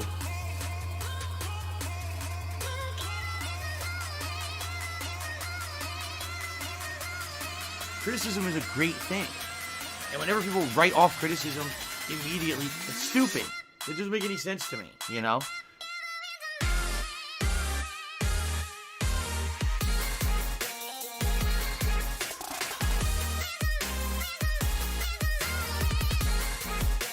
You get these people freaking out over pretty much nothing.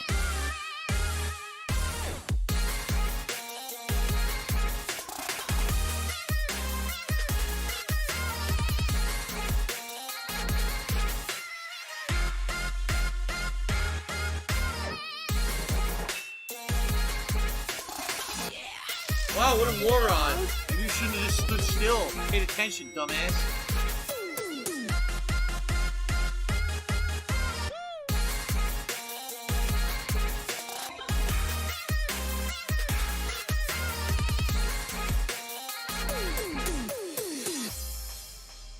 Looks like someone had too much chili at Wendy's.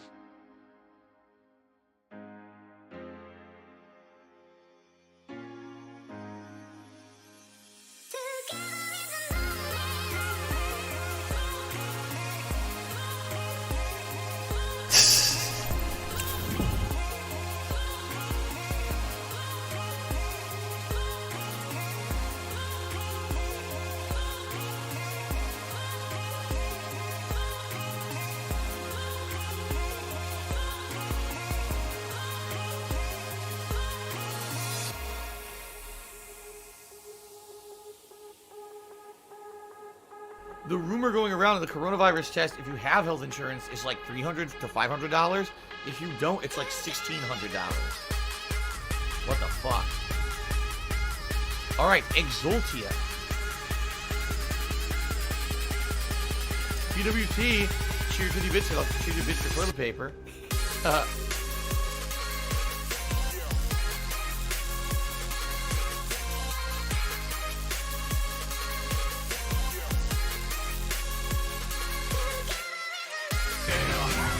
I am a fucking hedgehog, and I have spikes on my back. Oh shit! I am fucking Sonic, and you can't.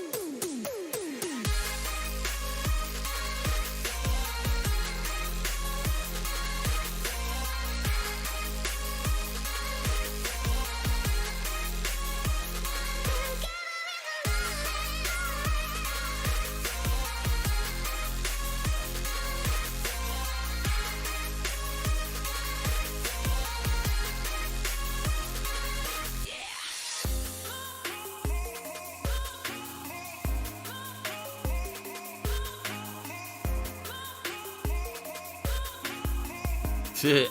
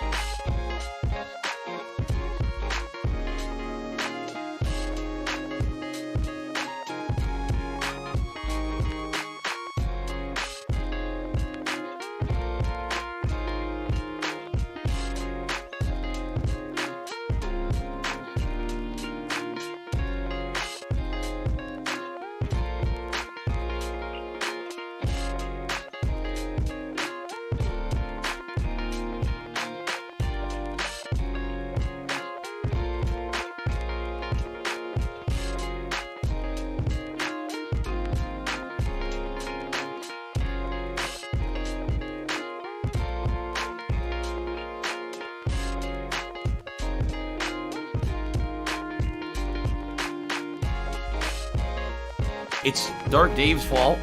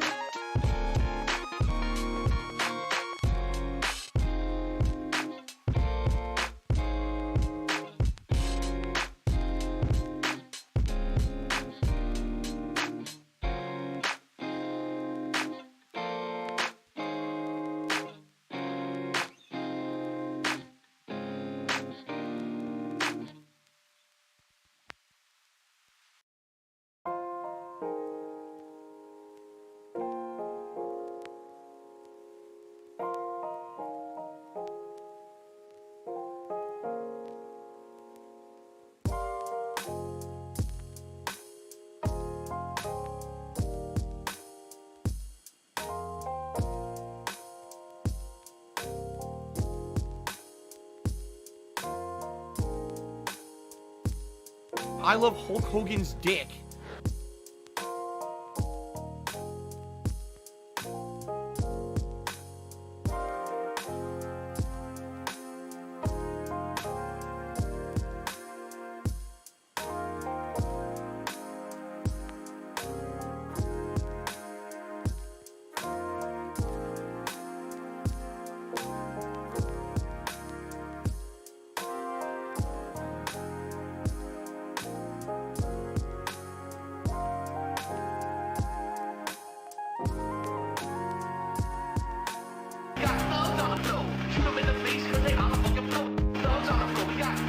The Ziggy Piggy is here.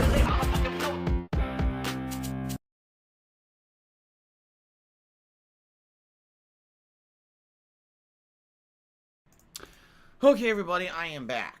It's time for a few quick shout-outs, and then let's jump into the conclusion of Watch Dogs Legion. All right. First of all, Griffin Box tipped me $1 during the break and said, any chance I'm playing Tailspin during the Christmas Marathon? You have all those games right from last year's PlayStation Network sale. The Disney Afternoon Collection. Yes, I do own... Excuse me.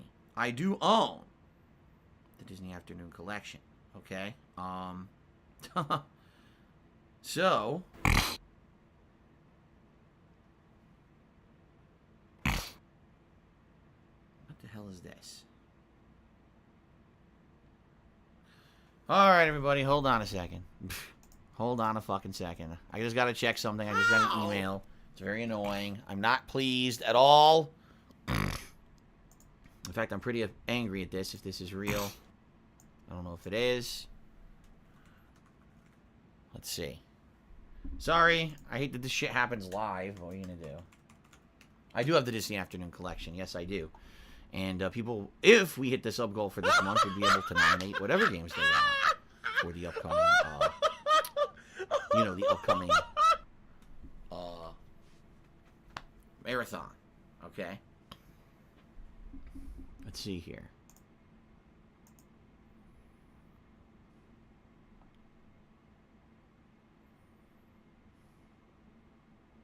What is this?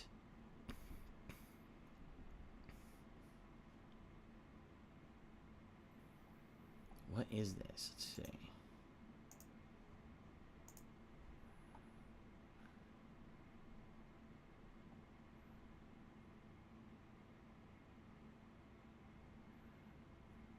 Hmm. 725. All right, hold on. Sorry, my sinuses are now acting up.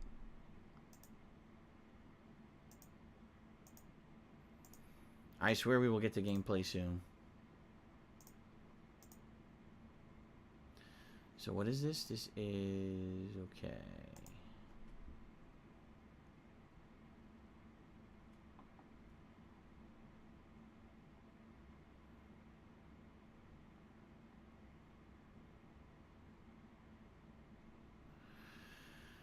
I see.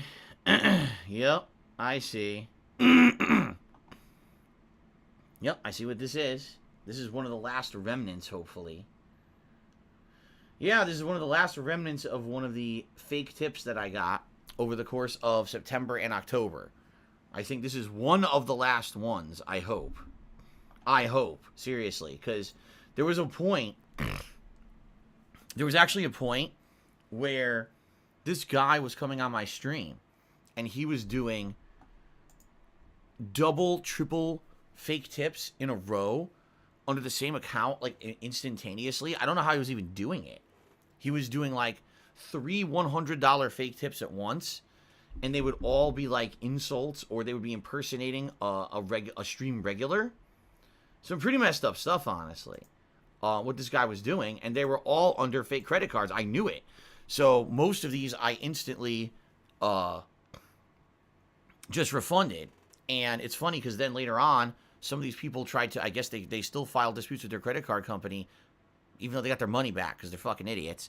And PayPal's like, no, don't worry, we're taking care of that. We see you already refunded the money. But this one was one where there was a double charge, and it looks like I refunded one but not the second because they both came in at the same time. And PayPal wouldn't even show me the 2 transactions. Like, it only showed one and not the other. If you go back to the stream, you'll actually hear me talking about this. I remember this. I was like, what the hell?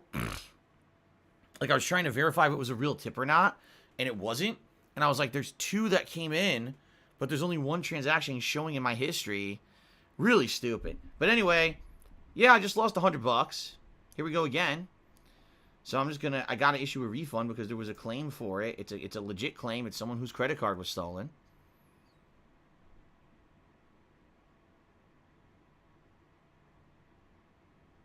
What? This doesn't even make sense. Now it says I can't issue a refund. What are you talking about? Can't issue a refund. What? Why?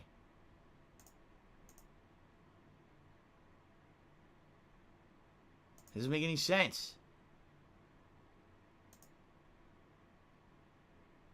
Oh, I see. I was doing it from the wrong screen.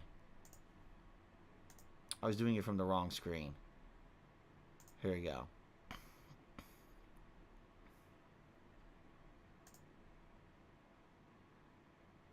Okay. What a pain in the ass. So I just lost $100. Isn't that great? See what I mean, guys? Like, it's unbelievable what you're talking about.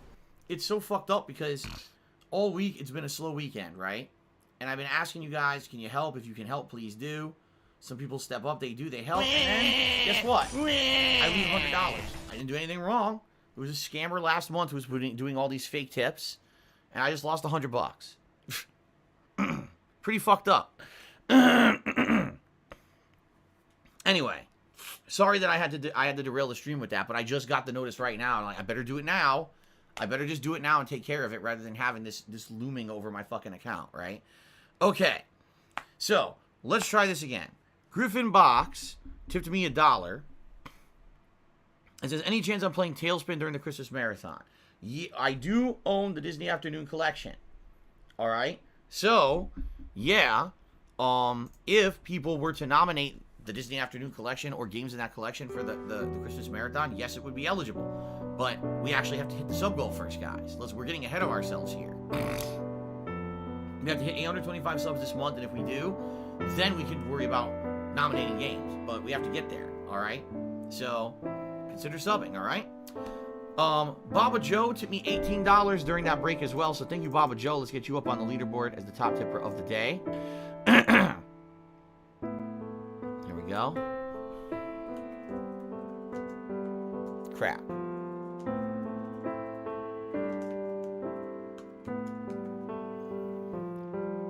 Cool. That jumps us up to $38 in tips. Thank you, guys. All right. And then, oh, wait a minute. Oh, really? All right. Well, this is be good. If this is real, this is good. Hold on a second, everybody. Of course, I have to question it instantly. Nope, it's legit. Ladies and gentlemen, Ripley Atomic just tipped me $80. I said, well, now you've got $100. Thank you, Ripley Atomic. So let's get that on the leaderboard.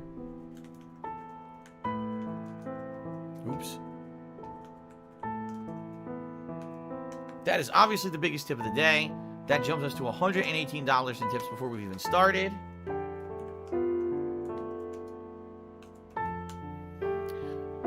So, at least I made up for the $100 lost. Thank you very much, Ripley Atomic, for that. Thank you to Baba Joe. Thank you to Griffin Box. Thank you to Wooback Baby. And thank you to Rob, who so far are the tippers of the day. I appreciate that very, very, very much. I do. Thank you, guys. So, let's get a poll up. Because guess what? We actually hit the vest streak for today, or the vest goal. So let's get a poll up for the vest. I'll do it right now.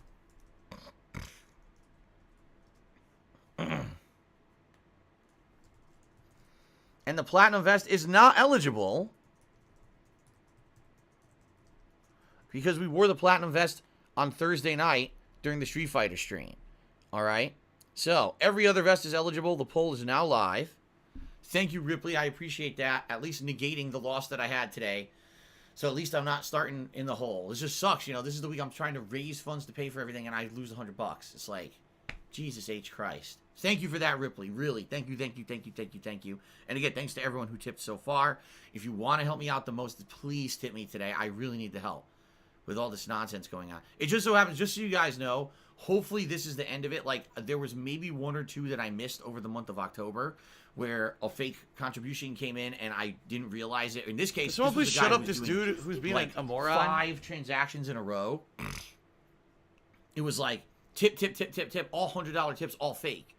And so I would refund 4 of them, and the 5th one wouldn't even show up in my transaction history in PayPal because it was so fucking glitched. Because the guy did it like instantly. I don't know how he did 5 at once. There you go. So listen to my beautiful this was the case voice. where one of them wasn't refunded, so I just refunded it. Stupid, right? Okay. Kuko did 100-bit cheers. Is Phil, have you been getting any chargebacks lately? Hopefully not. In general, the chargebacks have calmed down a lot. There haven't been that, like I said, the month of October was a nightmare. The month of October, every day, I was getting multiple chargebacks. It was like, seriously, like, it was scary. Every day, I was like, oh my god, more and more and more. And it was negating the stuff that I was making. You want to play the fucking game? Okay. Like I told you, no exaggeration. I made a big chunk of extra income in October because of the big cheers that had come in the month before. And then 2/3 of that was negated. I had over $2,000 in chargebacks in October. So it was like, wow, here's some extra money, and it's all taken away from you. And that's what I mean. Like, originally, I would have been able to afford everything this month, this week, no problem. And then this fucking asshole did all this and fucked me over. So the good news, though, it's very much calmed down. It's not every day anymore. When it does happen, it's usually not a big thing. It's something that I can take care of right away, or, you know, it's already been taken care of. Like I said, I'm getting notice that people are trying to charge back stuff I already refunded. It's like, that's not how it works. I already gave you your money back. So I don't know why they think that they can get their money back. Our money's already been refunded. Stupid. So anyway, okay, let me beige vest. Beige vest. Here we go.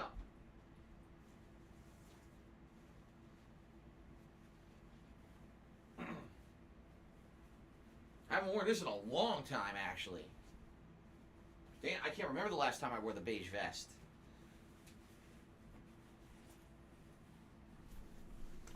Oh, very good.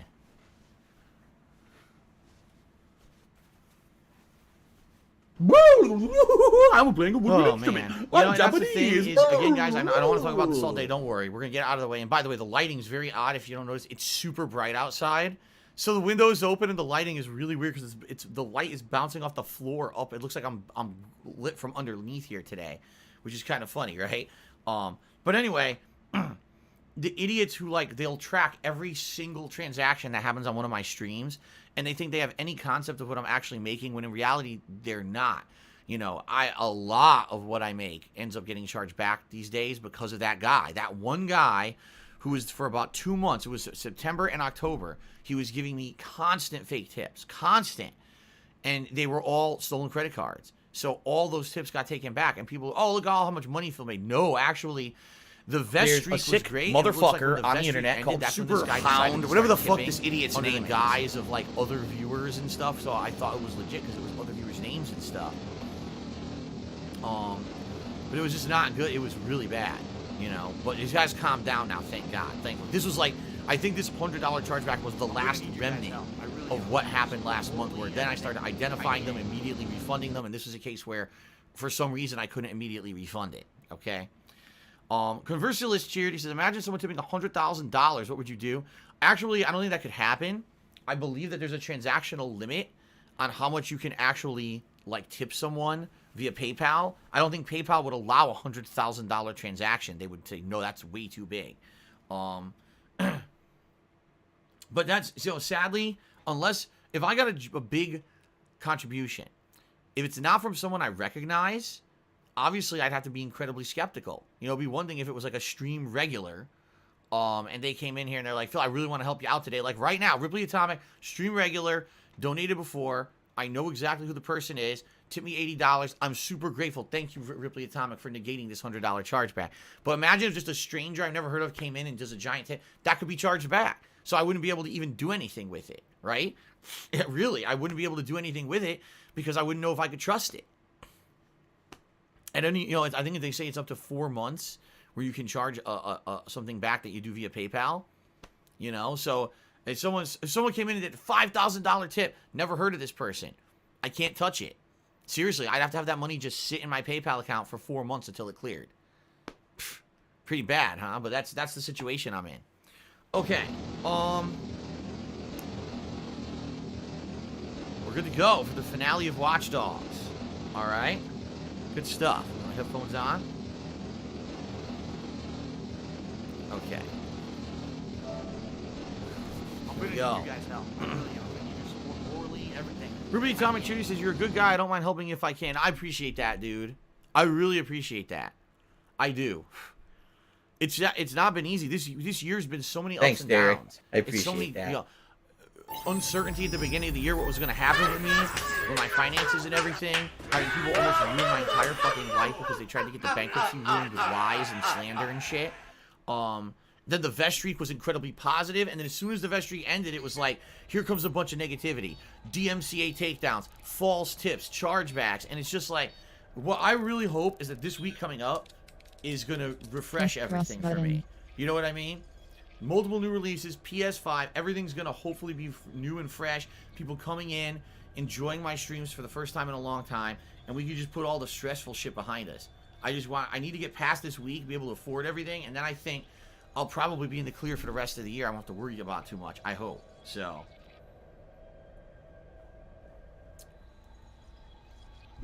RBG fan says, he cheers, says, what are circumstances that justify a chargeback? If so, what are they? In reality, the only reason anyone's ever supposed to be charged back anything is if there was a transaction where there was a sale of something and the product was either misrepresented or not up to expectations or faulty. So, for example, I have a listing on eBay. I'm selling, I don't know, a statue. Someone bids. Okay, they win the bid. They pay me via PayPal. I send them the statue. They get it. They say, oh, the statue's not as you said it was. You said that it was new in box. This has obviously been opened before and used. I can see chips on it. That's not legit. I want my money back. That's a legit chargeback claim, okay? The only other situation would be a stolen credit card, which sadly, that's happened to me a bunch, is, you know, someone actually stole someone's credit card number, used it without their authorization, and that person needs to get their money back because that's not right. And I that's why in this whole situation, this last month and a half with all the chargebacks I've gotten, you notice I'm not going crazy like, oh my God, this is evil, I deserve this money. It's not the case. It's someone was actually committing crimes on a daily basis. And it was sucked because those crimes made it look like I was making more than I was. And then I guarantee you there were people who might have legitimately contributed and said, I won't because Phil's already good.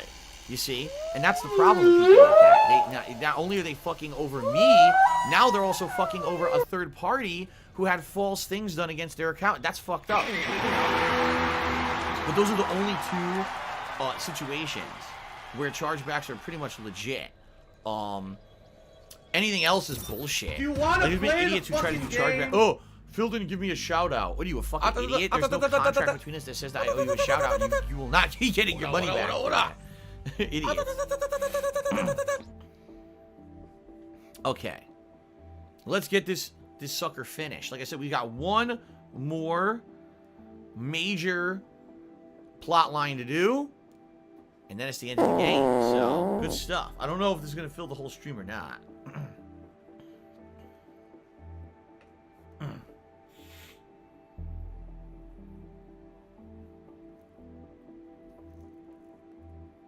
The Ziggy Piggy's back! Yes, no, I agree. I don't want to talk about this anymore. As you know, people try to get me to talk about it at length to fucking derail the stream. So once the gameplay starts, we're not talking about it anymore. Don't worry. I figure get out of the way before we get to the gameplay, and then we can talk about other shit. Yoshino Lover did a 500-bit cheer. Said it's my birthday. Figured I'd stop by and hang out and join Watch Dogs. Wow, thank you, Yoshino Lover, for a 500-bit cheer. Biggest cheer of the day, and happy birthday.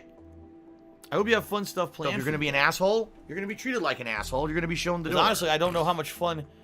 If I can get down on my hands and knees and say thank you and still be on camera, it hasn't been the most fun game. Admittedly, you know, nowhere near as good as Watch Dogs 2. So, but welcome to the stream and happy birthday. Back, yeah? Excuse me.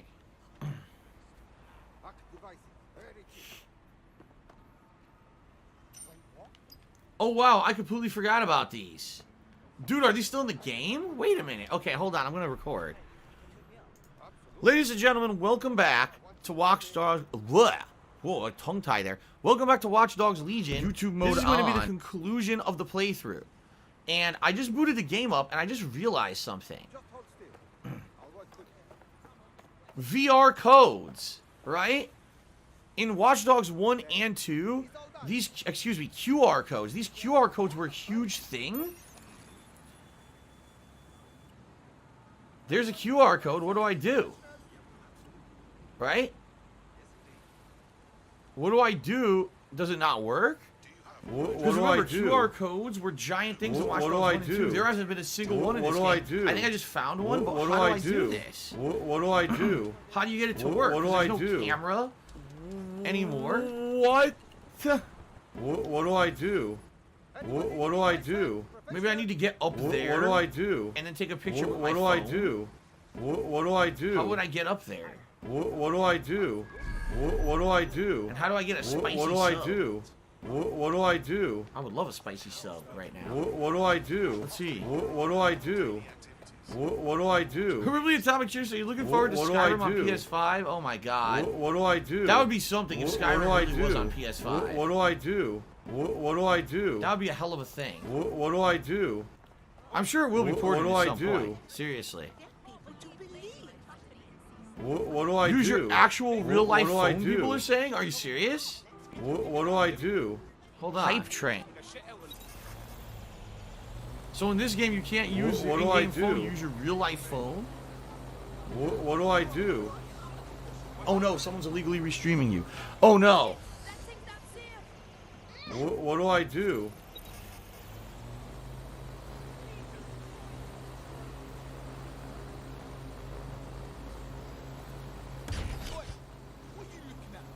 Oi! What you looking at?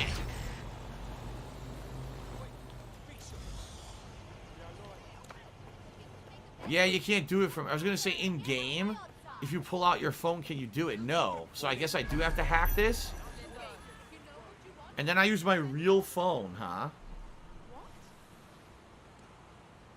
My laugh sounds like ack, ack, ack. So when I laugh and I go... or... Does that sound like... Here it is. Ack, ack, ack, okay. Ack?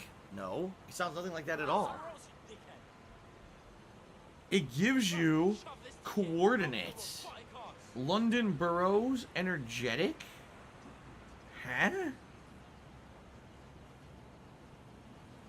What the fuck? It gives you what do I do? Coordinates in London. What do I do? But I don't know why it gives you coordinates in London. What do I do? What do I do? What do I do? It gives you real life coordinates. What do I do? What do I do? I don't know. What do I do? What do I do? What do I do? I don't know. What do I do? Give her a pill. It gives you coordinates when you try to open it in a map. It doesn't seem to work. What do I do? Open it like in a map. It wouldn't like. It wouldn't pop up. Huh. Yeah, I don't know. What do? That's weird, though, and the reason that's weird is, like I said, in Watch Dogs 1 and 2, What do I these do? QR codes were a giant part of the game. You'd find them all around the cities and scan them, and you get things. It was part of the game, collectibles of the game. They took them out of this game entirely, except for this right here. This is the only one. And it gives you coordinates, but I don't know what the significance of the coordinates are. Alright, anyway. Ladies and gentlemen, this is the conclusion of Watch Dogs Legion. We're heading into the final mission structure of the game where we gotta figure out who the hell was Zero Day all along. These people who caused all the bombings that started all the stuff in this game, right? They're the reason that Albion was able to take over. They're the reason that Mary Kelly was able to become the Queen of London. Like, they're the ones who spurned all that action. So, who are they? Or is it one person? I don't know. What do I do? Lean In Go Squeak says it was an IRL Easter egg. Really? So if you lived in London, you could actually go to those coordinates and find something? Is that true? Huh. Archangel 007 cheers, and when can we expect continuation of this playthrough where you travel to real life London? I have no idea. Ruby Atomic cheers, how long do you think the last mission will be? I have no idea. Let me see that says try going to the coordinates in game. Maybe there's an item. The problem is you can't. What do I do? There's no latitude and longitude in the game. See? There's no latitude and longitude in the game, but when you try to open it on a map in your phone, it doesn't seem to work. It seems to have an error. So, I can't. Maybe there probably is something in the game. I would almost guarantee there's something in the game, but I don't see how I could figure it out.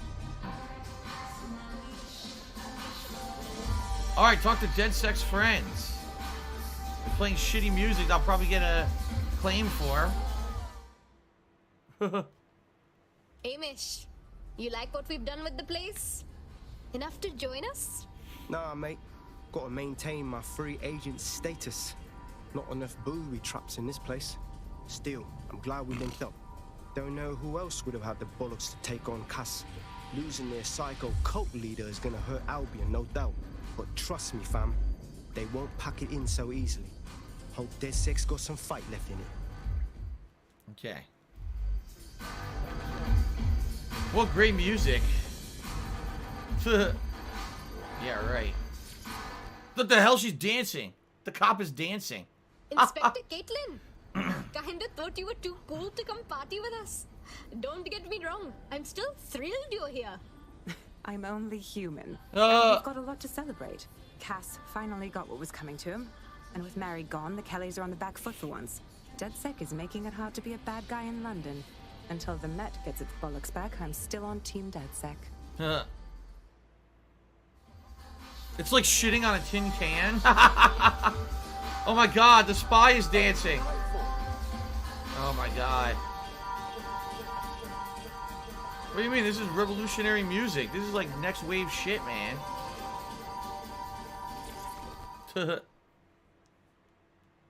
How's it going, Nout? Taking a break from those dark web crypto contracts? A well-deserved one. Since we teamed up, the corporate class are thinking twice about fucking with London. See what happened to Castlehaven pissing in their trousers. The tide is turning, mate. Keep fighting, and I'll fight along with you. Laters. Now get the fuck away from me. Tiger, tiger, Talk to Richard Malik, who's still... Like, wait a minute. They still have him? Isn't this fucking imprisonment and kidnapping and a million other crimes? No, you. Yeah. Are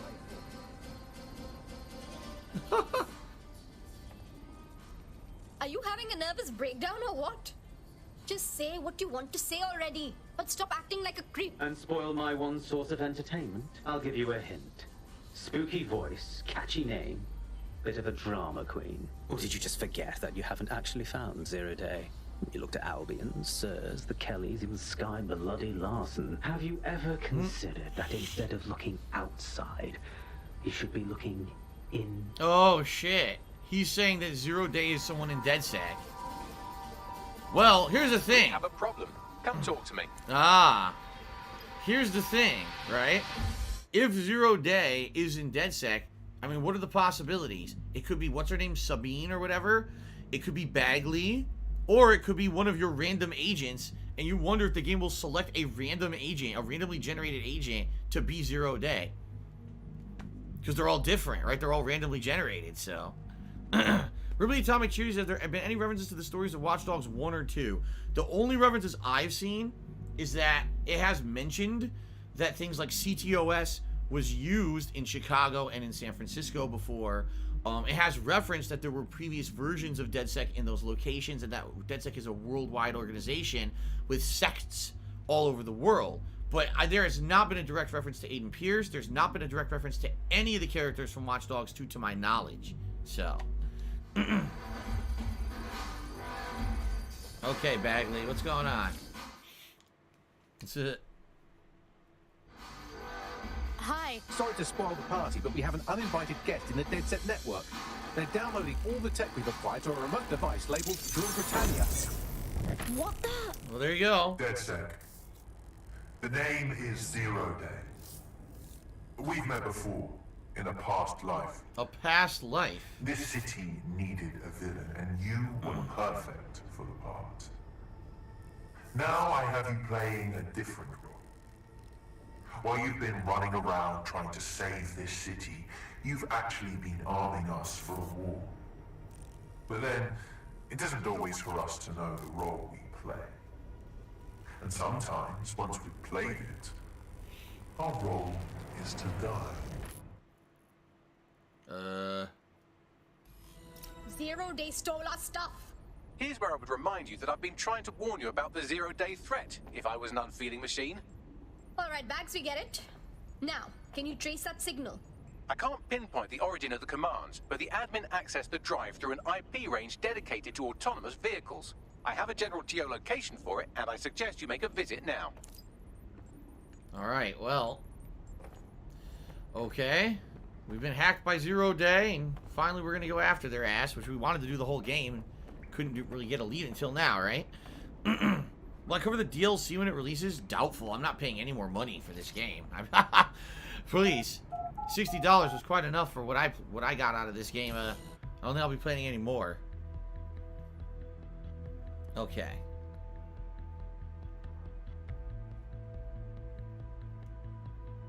Boom, boom, boom, boom, boom, boom, boom.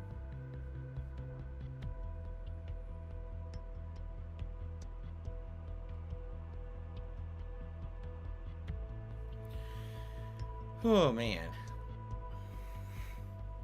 I can't imagine what the DLCs will even be, except I did hear Aiden Pierce will be a paid DLC. I'm serious.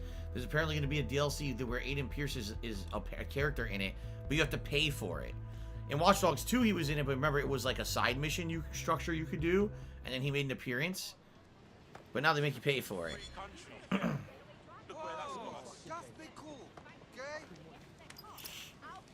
I got a new pig the general mask. location of the zero-day hacker signal. As I said, I don't have their specific coordinates, so you'll have to search the area.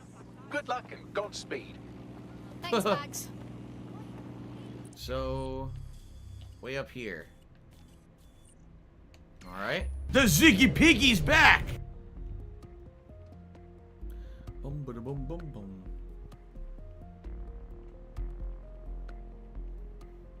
What's my OnlyFans? You want to give me money via that method? Well, it's called Only Tips. What you do is you type !tip into the stream chat, and that's how you can contribute to it. Hello, Swaggins. How you doing?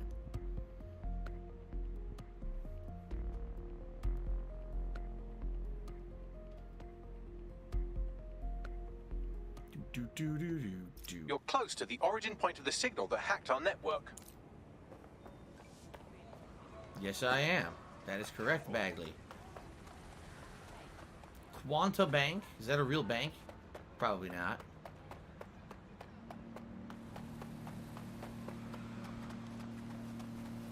Bombville Pharmacy. Is that a real pharmacy? The origin of the hacker Probably signal not. is really close now. It'll be coming from a van. Nice. A van? Let's find that van and have a look inside. Woolsey's? Is that a real bookstore? Probably not. The van is driverless, but it does seem to be protected by armed drones. So, new plan, keep close enough to it while I trace the controlling signal. Ugh, fine. But if I die badly, I'm totally blaming you. Be sure to pass that on with your remains. Let's get a car.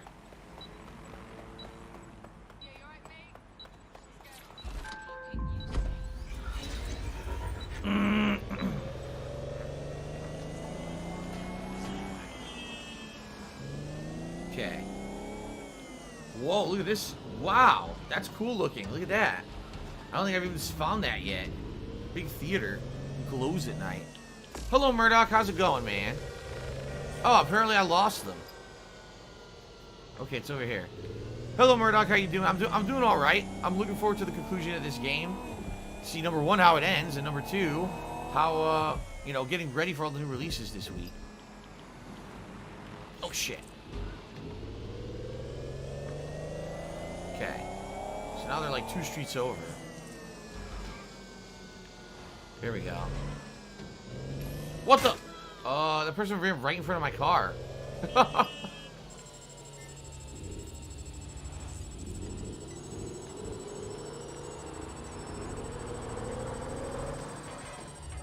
Dispatch. Did you see that? To apprehend the suspect. They did a perfect swerve. That was bullshit.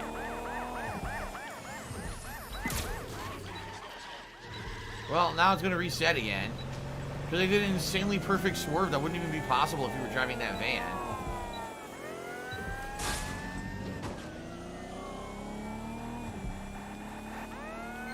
Urgent call. Possible hostile. What do I do? Got it. Watch for hostiles, people. Whoa.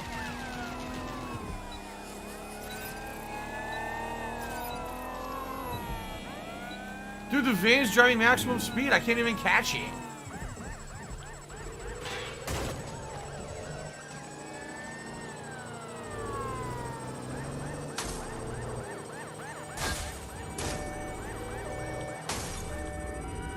Ha, look what I did. Through the lane. What do I do?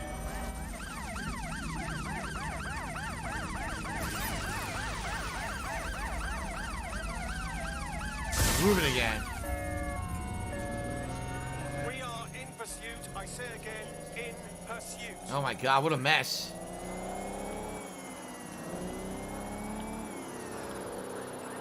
It's either driving crazy. I didn't know you can't that. do that in a van.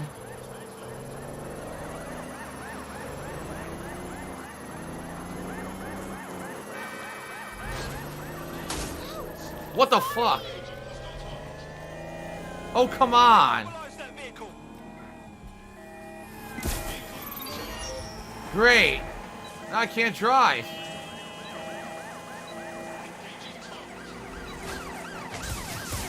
Wow, I can't catch the van now. I gotta do it all over again. This fucking sucks. This is complete shit right now. What do I do?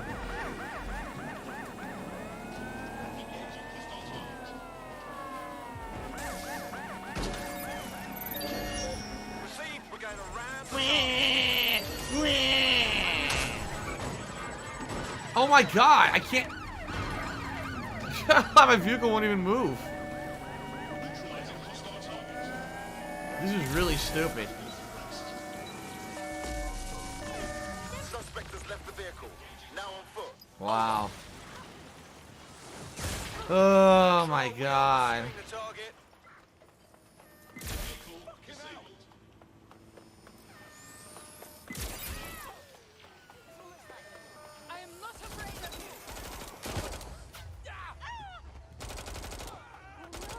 This is fucking stupid. What a terrible mission.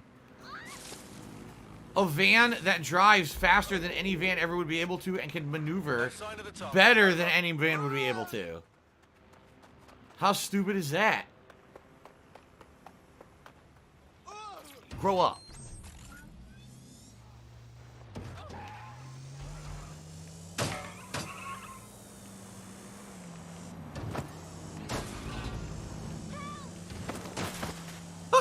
Oh my god.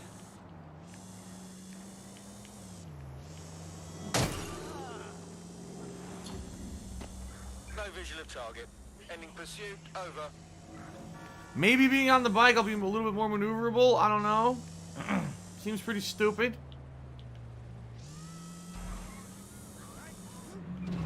Carlton Jr. Chitty said, what was it you were saying in pre-show about not needing a driver? Well, yeah, it's true. In the entire game, you haven't needed a driver character at all, so I never recruited one. Seems like maybe for this mission you might. At the same time, you saw how unrealistic that van was moving. The reason that it kept outrunning me was because it had insane speed and could maneuver around every object on the road without hitting anything, which is bullshit.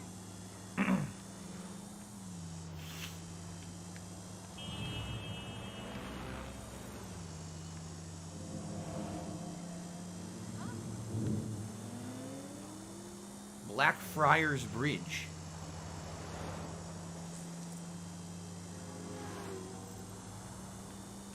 Where the fuck is the signal now? This is ridiculous. How far away is it, man?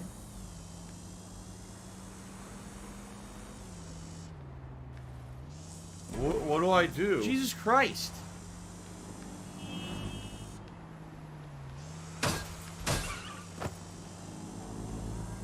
It's like across the entirety of the map now.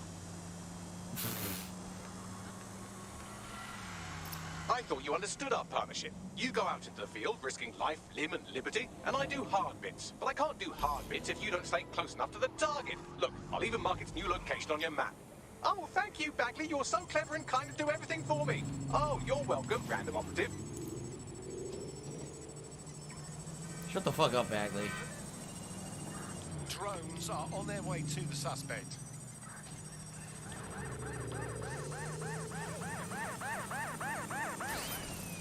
Disabled one.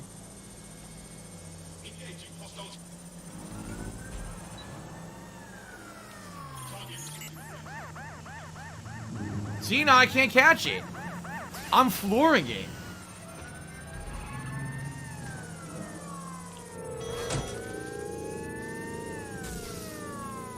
What do I do?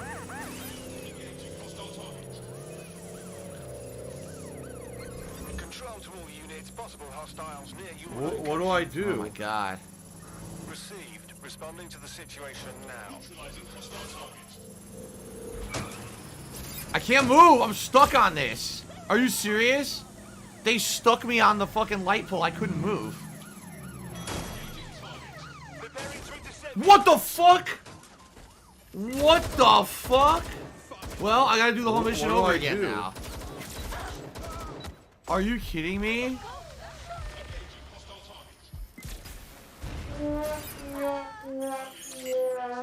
This is fucking terrible.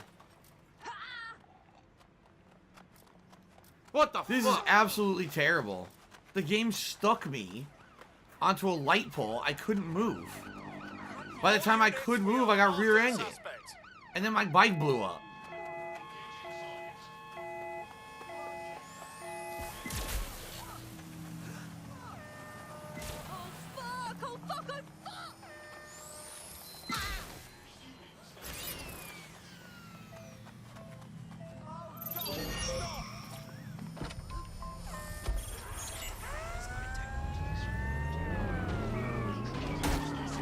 This is stupid.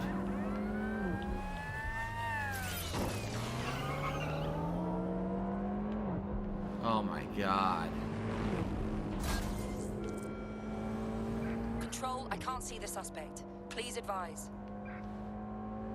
I thought you understood our partnership. Oh, you go shut out up. into the field, risking life, limb, and liberty, and I do hard bits. But I can't do hard bits if you don't stay close enough to the target. Look, I'll even mark its new location on your map. Oh, thank you, Bagley. You're so clever and kind to do everything for me. Oh, you're welcome, random operative. Grab some salt. See that? You can't drive like that. It's impossible.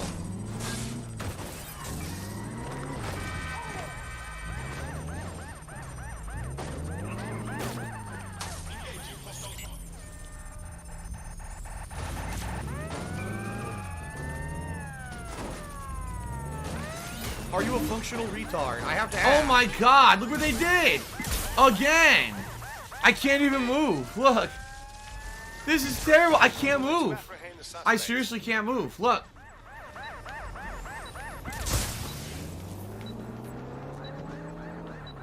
This is one of the worst designed stages in any game I've played.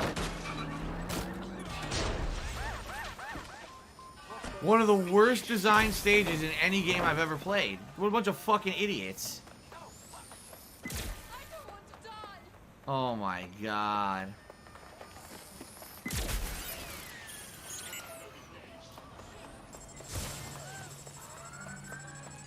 Why am I This is fucking shit.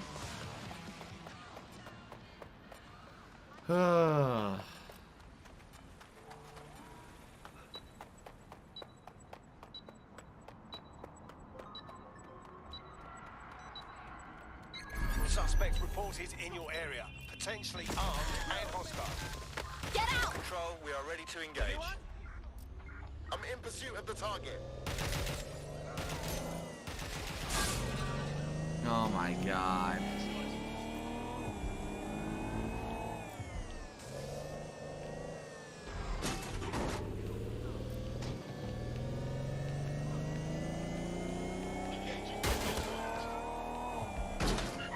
I thought you understood our partnership. You go out into the field, risking life, limb, and liberty, and I do hard bits. But I can't do hard bits if you don't stay close enough to the target. Look, I'll even mark its new location on your map.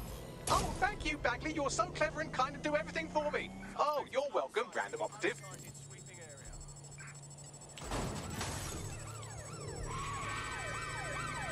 Control, we are pursuing the suspect.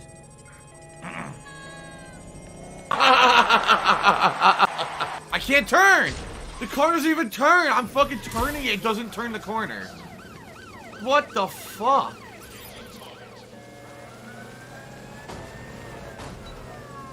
Oh my god.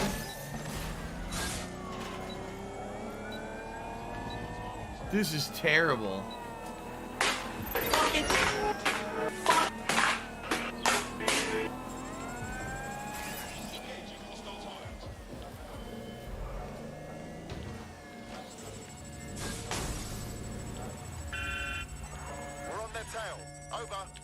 Turn around. Oh my god. Wow, what a great game. They really thought this through. They really thought this mission through. Fun. Wah, wah.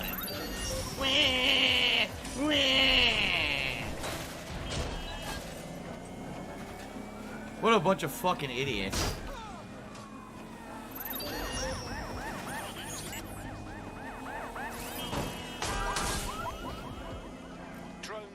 To arrest the suspect. I'm somehow supposed to be hacking all these drones while I chase a van that drives twice the speed a van should be able to drive and dodges every obstacle perfectly. Wow. Genius level. Genius level game design.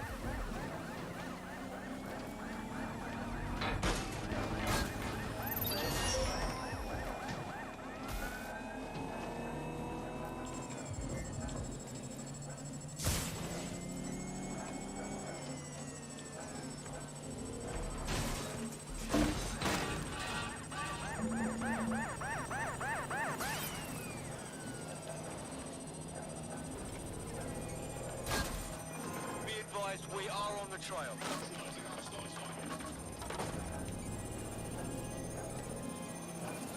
I can't hack it, I'm trying.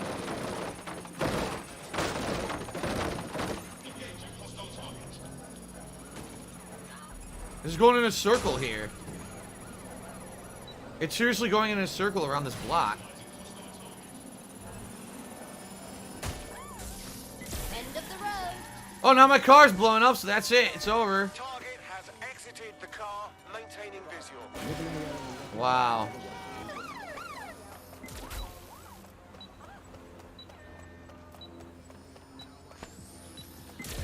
Control, we're pursuing the suspect. The worst mission in the game, by far.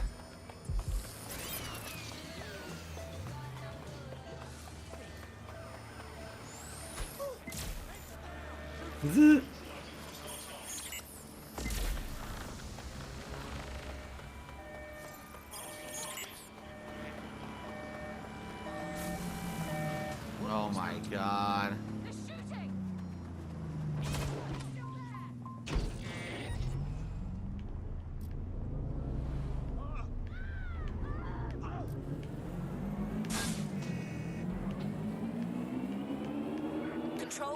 have a visual on the suspect.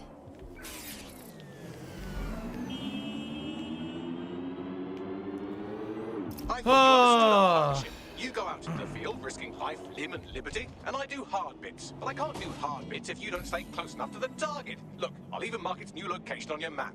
Oh, thank you, Bagley. You're so clever and kind of do everything Miserable. for me. Oh, you're This is welcome, miserable. Captain. Negative. Suspect is gone. Issue an APW.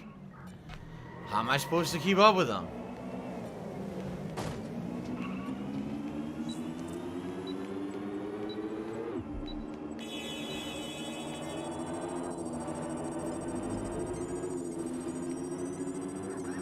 The drones immediately show up.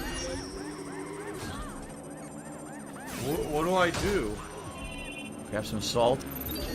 Come in, dispatch. Drones are en route to suspect. There's like no way for me to keep hacking the drones while I'm chasing the van. It's either gonna be one or the other. I didn't know that.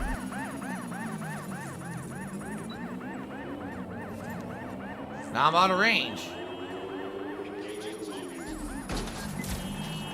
What do I do?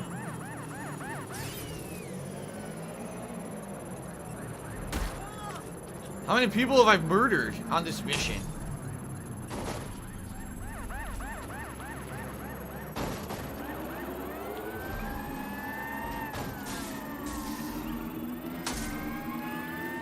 There, fuck you.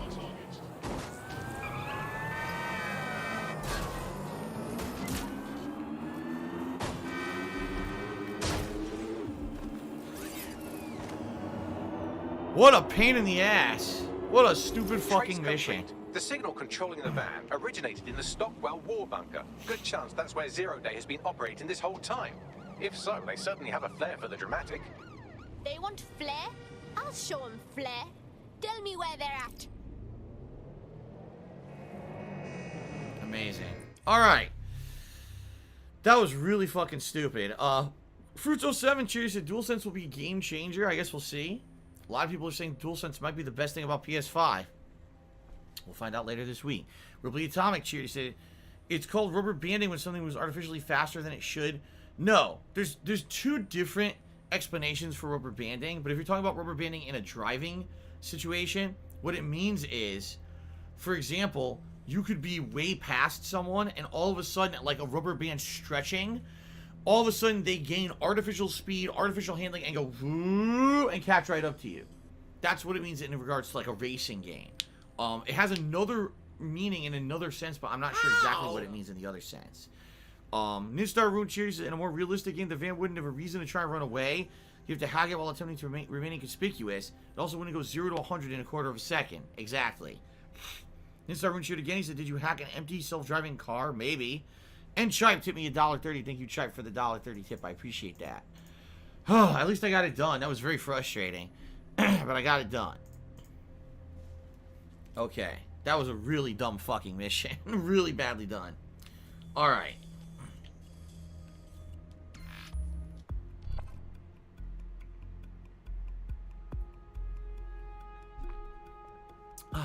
Okay.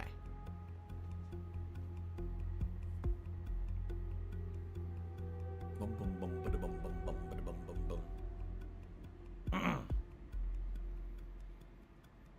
Murdoch tipped me $10. Says congrats on successfully chasing that van. Thank you, Murdoch. I appreciate that. Thank you for the support here today. Thank you guys for the support, helping negate a really annoying $100 charge back earlier. I appreciate Potential that. hideout of the evil universe DedSec that calls themselves Zero Day. Alright, where are they hiding at the Stockwell War Bunker?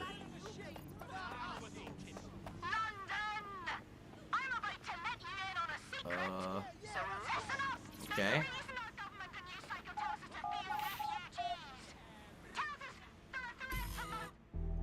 What's in here? Guess we're gonna find out.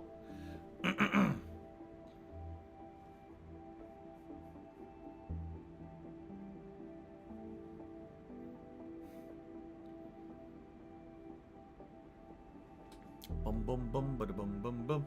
Sparring King cheered. He said, "What's up? Can you believe the first game I pre-ordered for PS5 was Cold War? Gonna have a game to play with my PC buds though. Hopefully zombies mode won't be that puzzle crap. Yeah, I don't know. I haven't followed zombies in like 2 years, so I don't know what the zombies is going to be in this new Call of Duty. Turtle Dude now cheers. Says, do you have the spy character? I used the spy character with the cloaking car in that mission and made it easier. Yes, I did. I did have the spy character. And I probably could have done that. You're right.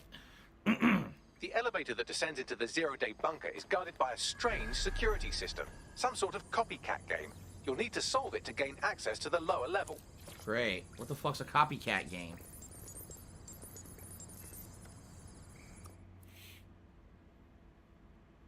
Alright.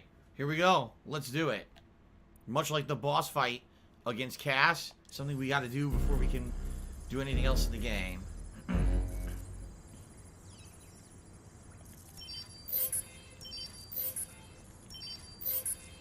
This doesn't look like World War II era stuff. Did someone upgrade all the security?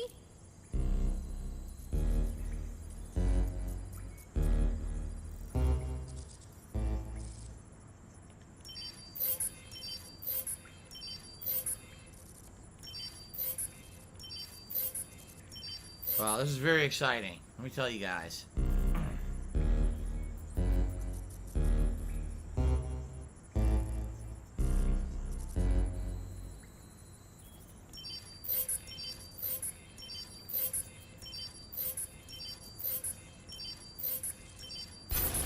No, I was paying attention.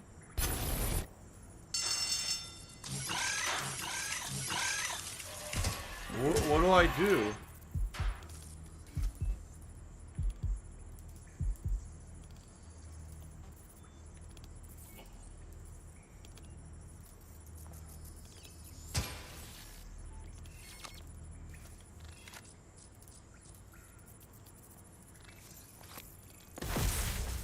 I didn't do shit.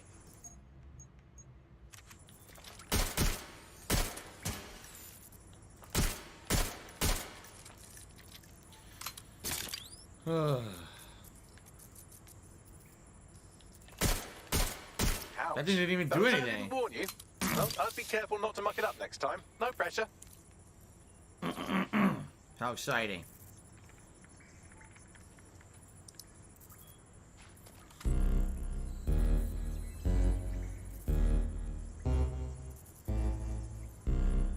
Fun!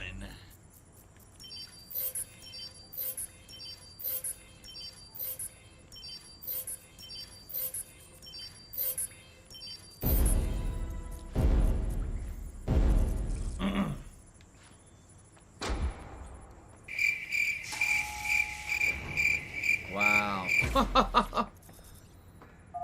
Riveting stuff. In Star Road Cheese, I feel like the devs went, remember Wheatley from Portal 2? Let's try to rip him off with 0 of the charm.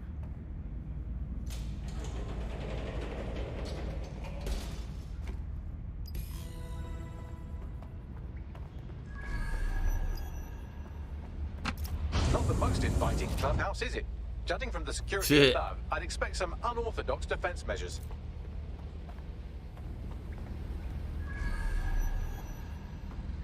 Doors closed. Humanity's forgotten its natives. Its primal existence. Crap! Gas. Annoying gas. Really, Atomic Tree said, watch out for the spores and clickers down here.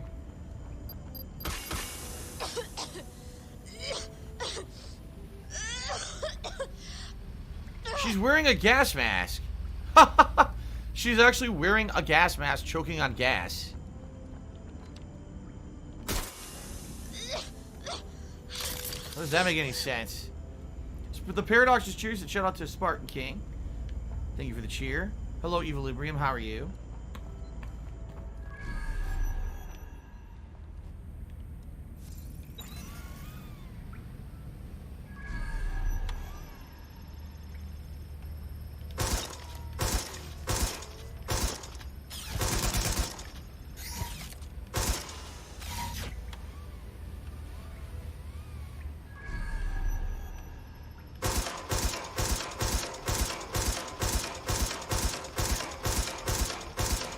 the other turret.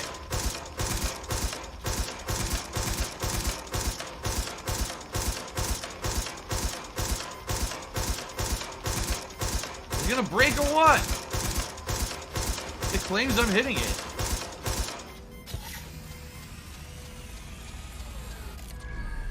It claims I'm hitting the other turret, yet it's not blowing up.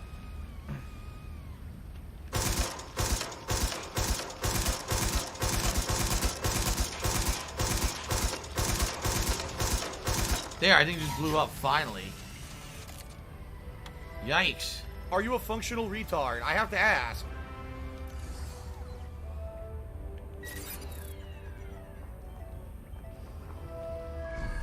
Oh, whoa. Is this like 0 Days creepy version of Narnia? More gas.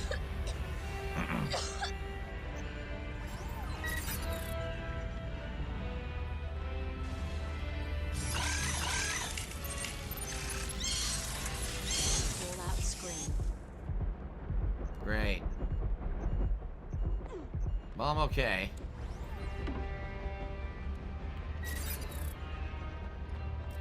True changes always come from destruction. There's another turret to the left over there.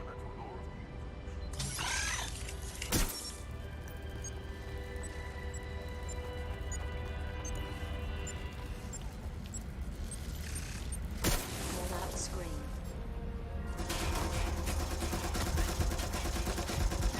Oh, stop it.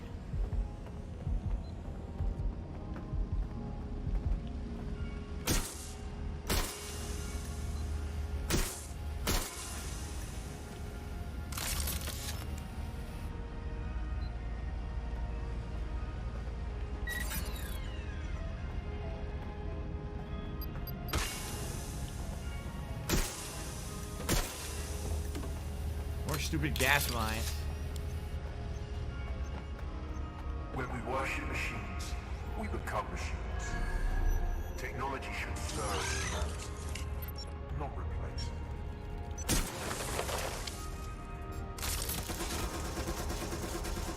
it. Stupid turret. Okay. There's something weird up ahead. I'm going to check it out.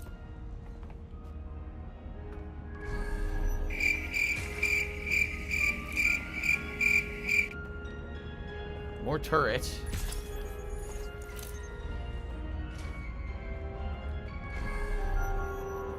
Grab some ammo.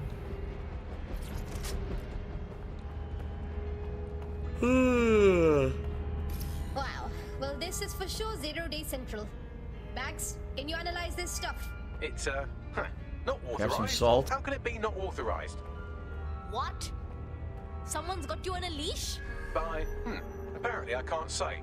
Can I say this is really fucking annoying? No. Well, there's that at least. Bagley's been hacked. It's up to you now. See what you can find. Yes, I may be able to analyze individual data points. Suggest you make this a quick investigation, though. I'm picking up Albion activity in the area. Possible they are searching for 0 Day as well. Derek, no, I would not say this is good compared to Watch Dogs 2. I think Watch Dogs 2 is far superior to this game. This is the Bagley source code, a copy of my brain from Broker Tech. Oh, wow. We acquired Thanks, it Sky Derek. Larson's I lab. appreciate that. Okay. This is a bit much. Like a serial killer's playground or something. Is there a log over here to read? Yes. Urmani V13, the truth of the hacker. We're not lousy digital specters, we're true change incarnate. We're not ghosts, we see the world for what it is. We're true change incarnate, morality is subjective. Those not doing anything are not worth anything. Those that join DedSec are not and will never be sheep. Those that join DedSec pledge to be agents of change. Those that join DedSec are people of worth. See? This is someone who supports DedSec. Blah blah blah blah I think it is blah actually blah blah someone blah from blah DedSec. blah blah blah blah blah blah blah blah blah blah blah blah blah blah blah blah blah blah blah Zero blah Day has blah. reverse engineered Themis drones. Could they have their own private fleet?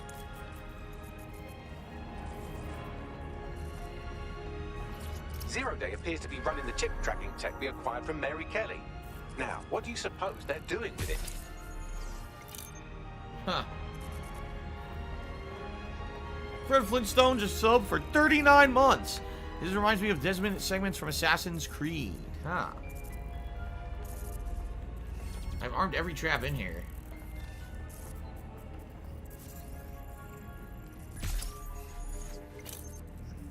Okay.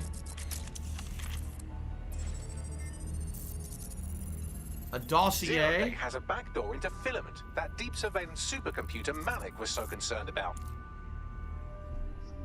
Oh, shit. Clearly, DedSec has been unwittingly nicking toys for Zero Day. I'm detecting some devices over in the crash pad that could fill in some details. So basically everything we've done in the game, yeah, we shut down some bad people, but everything we got was given to Zero Day. So Zero Day definitely is part of DedSec. Absolutely. Yeah, Derek, we're all very sad about Alex Trebek's passing.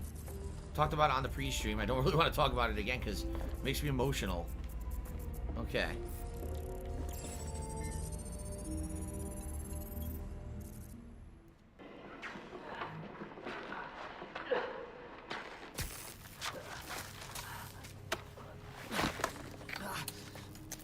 Who the fuck? Ouch, that looks like a stinger, eh? Oh, ease up, please. Let him breathe. Our very own Guy Fawkes. It's the wrong mask, though. Fuck you. We didn't set that bomb. We defused it.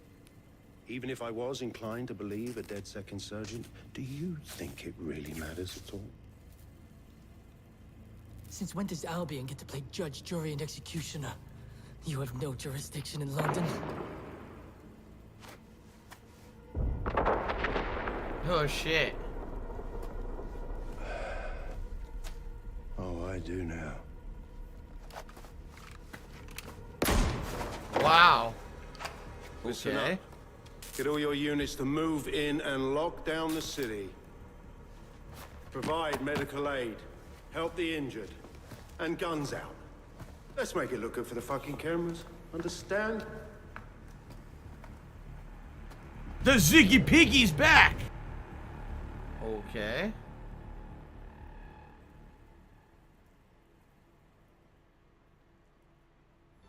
Well, well, if I were a bet-in AI, I'd say Nigel Cass had advanced knowledge of the London bombings and the location of that DedSec safe house, almost like someone tipped him off.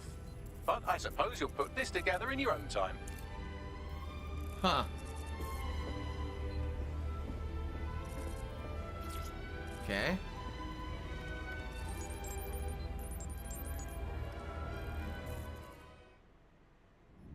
It's time for a hard reset. It's her.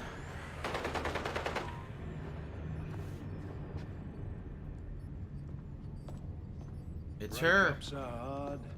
Yep. Is London burning? Oh, parts of it. Then I've held up my end. Release the filament code. One of your DedSec squad, he stopped the Parliament bomb. I was rather counting on that one, to be honest. This is still the largest terror attack in London's history. If you can't work with that... Oh, I'll work with it. But the deal is off. Do you know who you're fucking with, Mr. Cass? I know you set off bombs across the city and fucked your friends. I don't know what mischief you'll get up to with a big girl toy like Filament. Cleaner this way, though. She's running! Get her! Seriously, Sabine, she played us. She killed Dalton. Sabine is with Zero Day. I can't believe it. Explains why she wiped my memory. There's a lot to unpack here, but more pressingly, I've pinpointed where Draw Britannia is running. That console right over there.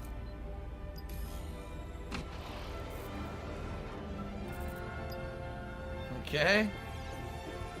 Oh my god. Well, I mean, it's a twist, but here's the thing. It's a twist, but not really, because who else could it have been? There's no other human characters in the game. It couldn't be any of your agents because they're all randomly generated. So you knew it was either Bagley or Sabine. That was it. There was no one else it could have been.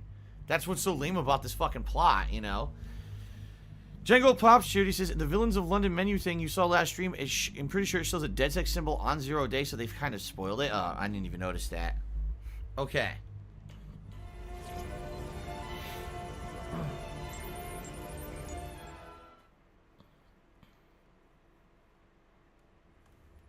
found Rule Britannia. It's like some kind of CTOS patch. I don't think I can stop it. No one can stop it. That's the whole point. So... impressed? She's so stupid. Look at her fucking face. Depends on Idiot. what Drew Britannia is. It's society's big wipe. While DedSec runs around fixing bugs, I'm deleting the source code. Frying the hardware too. All of it. It's actually a beautiful thing you've done by helping to steal all that tech. Yeah, so beautiful. You're hiding out in this dungeon lair. Where's the rest of 0 Day? Oh, it's just me. I learned very early on that no one was willing to make real sacrifice for change. In the end, history's actors work alone. Sounds like something a fanatic would say. An anonymous dollar tipper says China's trying to play the blame game about the virus instead of fix the problem. I mean, it's a moot point. Who even really cares? Just fucking, we gotta cure it. Or, excuse me, not cure it, but, you know, immunize against it and find a solution for it rather than DedSec has outlived its usefulness. point fingers. Who gives a fuck? Millions will suffer today. It's an honor to die among them. Search the area! So she killed everyone. She killed her own people. That's fucking stupid. For what? She had her own agenda? Sabine's locked me in here with Albion. I need time to crack the security system and open the blast doors. Try to survive until the process is complete. Great, thanks.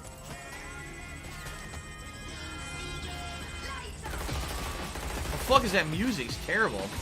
Oh my god.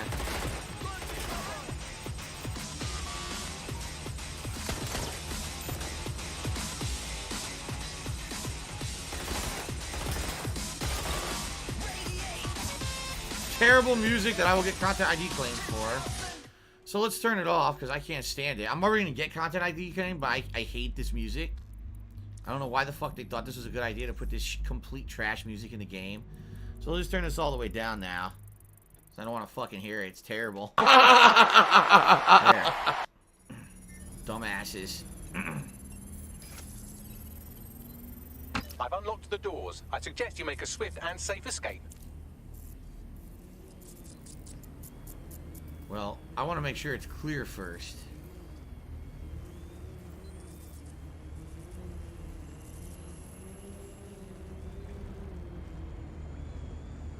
This door's closed now.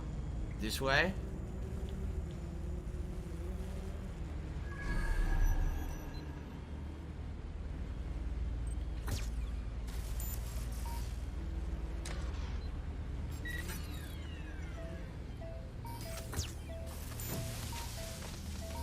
Let's destroy these turrets.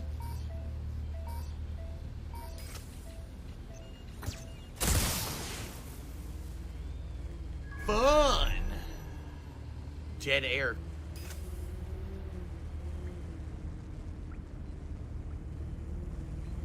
Seems clear, right?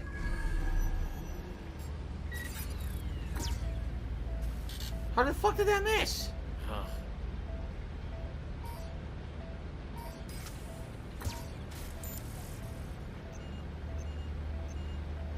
This is just riveting stuff, let me tell you. Very riveting. Yes, Spartan King, thank you for the cheer referencing Derek. We're well aware how bad Mr. Trebek had it, and that he toughed it out and still worked pretty much for a year and a half until the very end.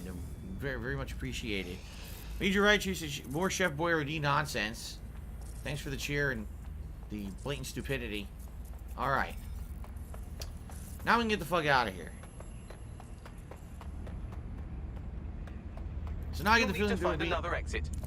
There'll be a series. Oh, what? Albion has dispatched personnel to intercept operatives across the city. They were not here. They spawned out of nowhere. Oh, good. It's been so long since I've been shot at. They just spontaneously spawned a ton of enemies here. What a great game.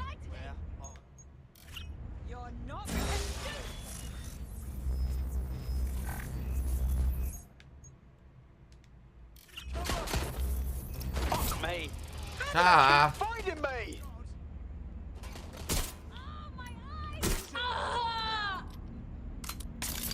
I can't block. Well, I can't use my drone for absolutely no reason. They won't let me. I'm taking a beating here.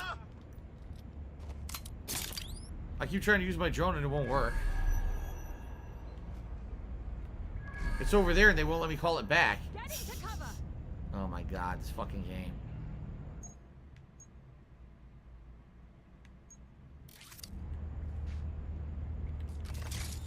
I'm going to check it out. Suspect was there a moment ago.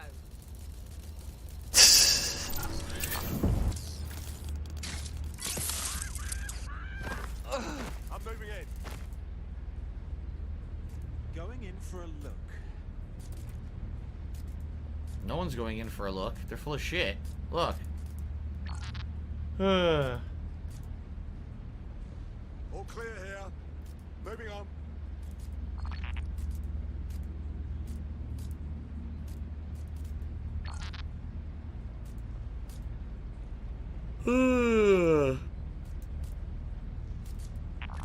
Quadrant clear.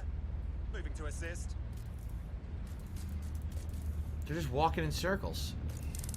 Oh my fucking! La la la la la la la. There you go. Here, listen to my beautiful singing voice. La la la la la la la.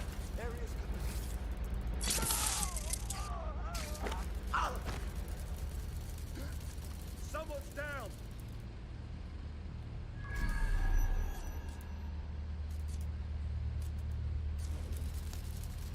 Clear. Let's keep looking. There's 4 more. I'll finish now. Taking a cover position. 4 more. Taking cover. Don't keep me waiting. Wait, another one just spawned. What the fuck?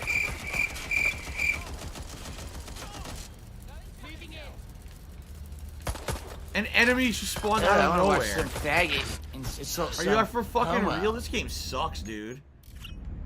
I can't call my drone because it's over there and they won't let me summon it.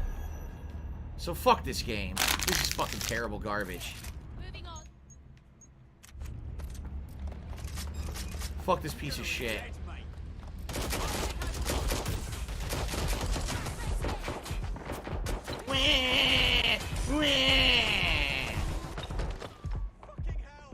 This ends now. Excuse me. Let's get there. Set fire! Christ. Suspects shooting. This game sucks. It really does. It's fucking terrible. Infinitely spawning enemies? Yeah, that was infinitely spawning enemies. Like, they don't have any idea how to make a challenging game instead of infinitely spawning enemies like it's fucking 2004. Fuck this game. You'll need to find another exit. Albion has dispatched personnel to intercept operatives across the city.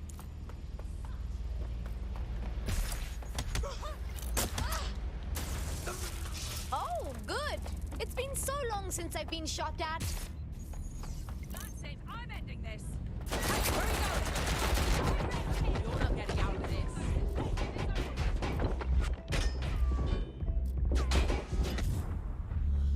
Wow. The only thing I can think of, I gotta use that turret to kill them all. That's the only thing I can think of. This is complete shit. Frontalist, shut the fuck up. Alright. Let's continue with the garbage game. Complete garbage game. This is really bad. Like, wow! Now I have 0 shotgun shells. They took all my shotgun shells. Albion has dispatched personnel to intercept operatives Why? across the city.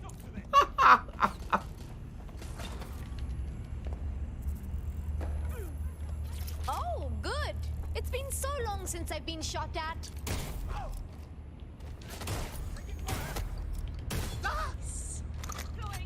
Oh my god. What's taking them so bloody long? What do I do? Oh, bollocks. They're all over me. What do I do?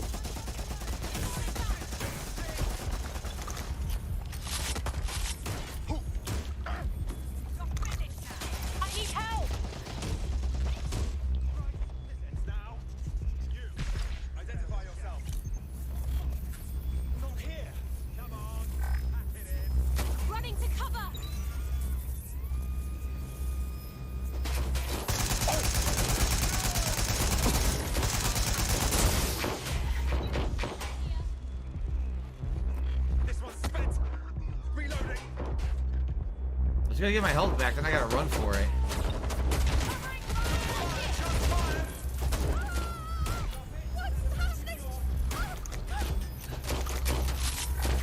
Oh my god, suspect is hit! Taking cover! I myself, I take a vitamin supplement. Right, I think I made it this time. I take vitamin supplements, vitamin C. You know, I do basic things to keep myself healthy. You know, what can you do? Oh, man. If you get sick, you get sick. And then you treat it. If you don't, you don't. Alright, well. I made it. I made it, and it sucks.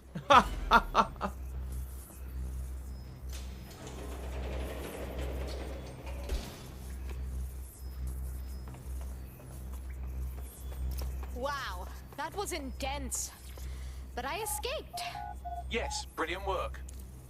Alright. Seriously, that's total, like, insanely outdated gameplay. Let's just have enemies fucking spawn infinitely. What? What? Like, and then I clear the whole... I'm smart.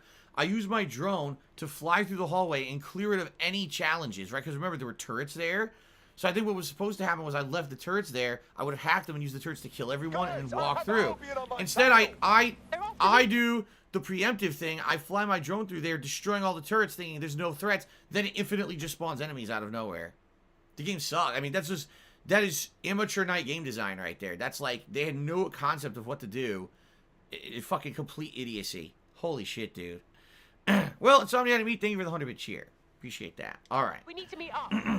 Sabina's leaked your locations to Albion. All operatives are currently compromised.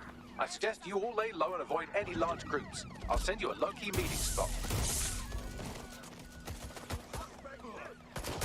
Use a pursuit intervention technique.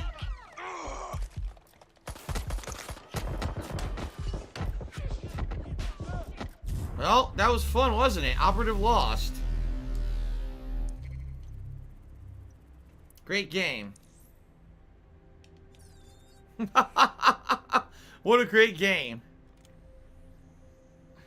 What's going on?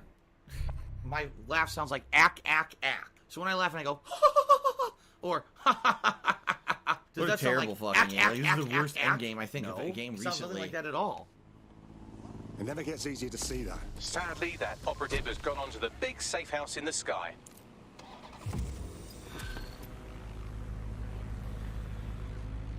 Thank you, Servant of you, for the cheer. My street smart or book smart? I don't know, fucking know.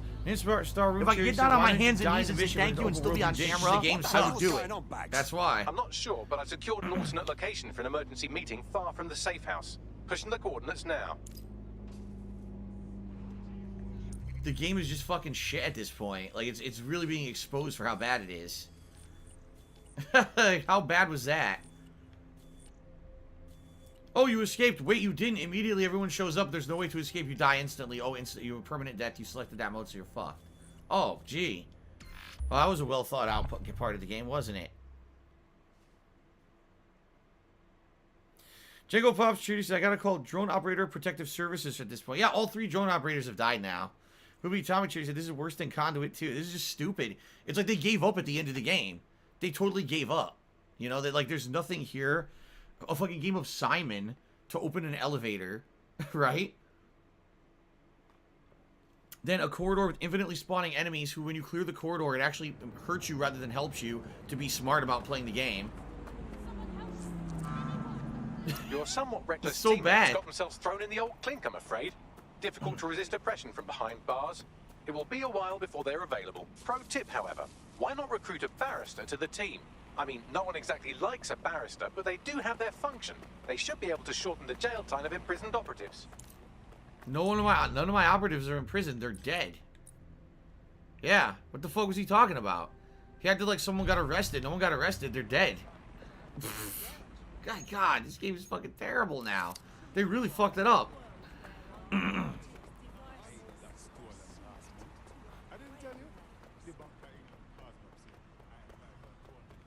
The almighty pound.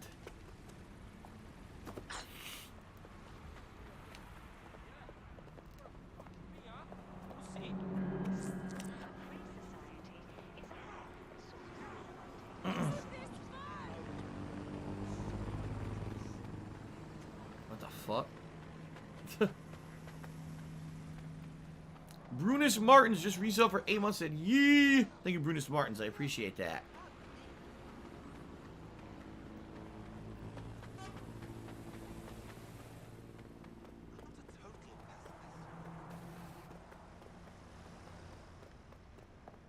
Okay.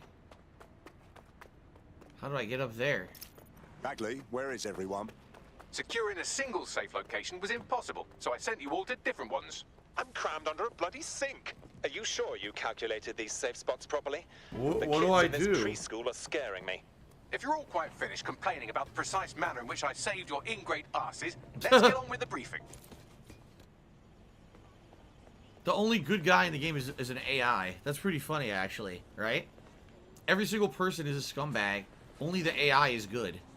Paradox Security said, this is definitely game of the year. Oh, yeah. Game of the fucking year.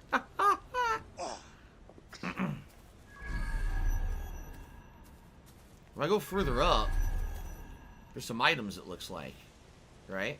I'm just curious, can I get to them from here? Yes. This requires a hack.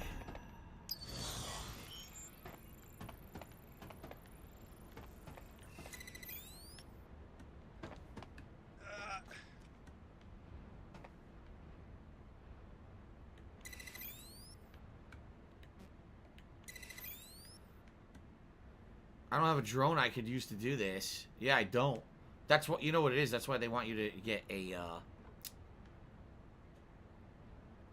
the cargo drone. Oh, let's call a chase drone and fly it around. And I could do this.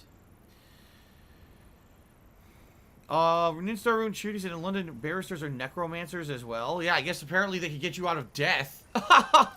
Yes. Get out of jail, get out of death. Oops.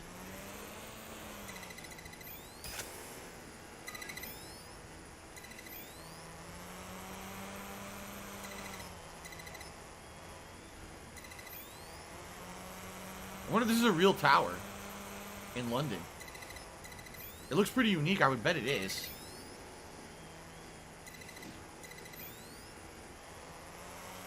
Are we good now? Yes.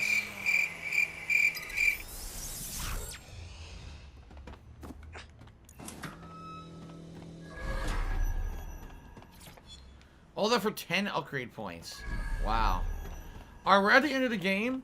Can we make use of any upgrades? Because I know I probably got a bunch of points again. Yeah, I got 120 points. Let's see. Being able to hack everything has been really useful, right?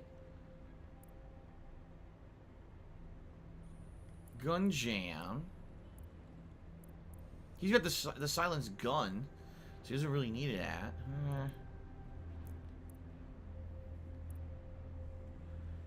Digitally shroud a target after a takedown. Okay, how about that? After we take someone down, they'll be shrouded, I guess. I really don't think I need anything else. I've upgraded all these things to the max, right? I guess. Well, no, he's gonna use the silenced pistol, so I don't need to upgrade these either.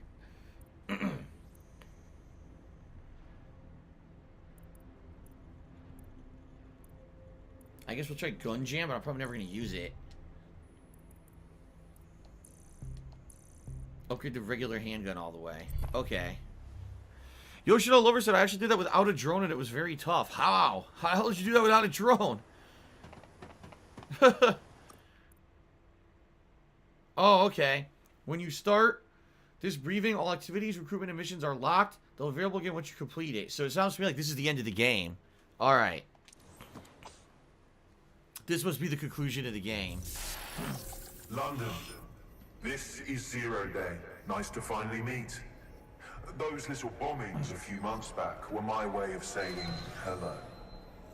Now we'll really get to know each other. All that technology you've come to love so well. Texting your nan, driving your car, pumping your heart.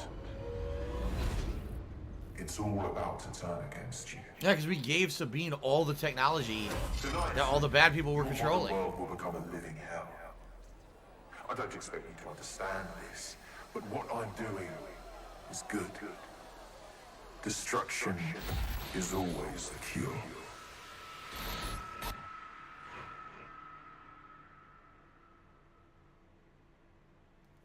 Okay. What do I do? Sounds good. I don't think it's racist. I think it's just it has nothing to do with the race of people. It has to do with the fact that people are dumb as fuck. Gee, I wonder if I put a bat inside of my bowl of broth and I just eat it like that. What the If I'm gonna get Britannia sick. patch is for.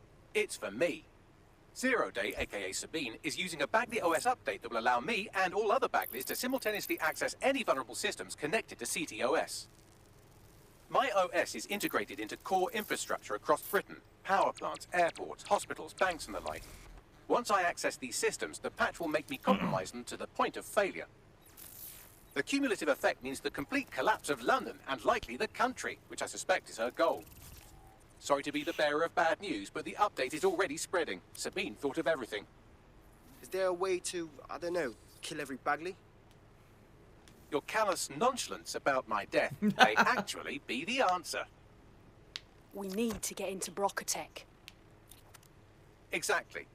You have to destroy the servers that host me and take down the Bloom network at the same time, so I can't access my backups. One of you get to Broker, and one of you get to Bloom Tower. I'll explain on the way. Okay. So 2 different operatives, right? He has to do one and someone else has to do the other. Okay. Zero Gaming says, in my opinion, I wish they had made it where you buy cars like Watch Dogs 1 and 2. I mean, there's a lot of things that they fucked up about this game. Seriously.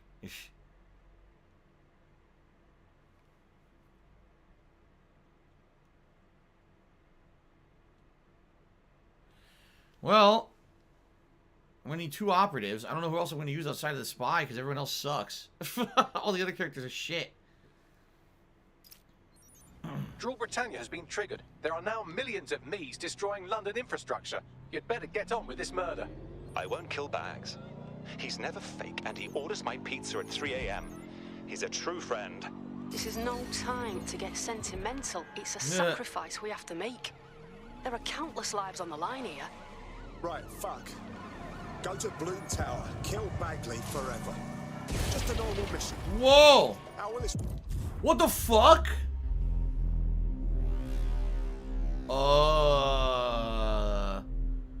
That's the second time during the playthrough that someone died for no reason.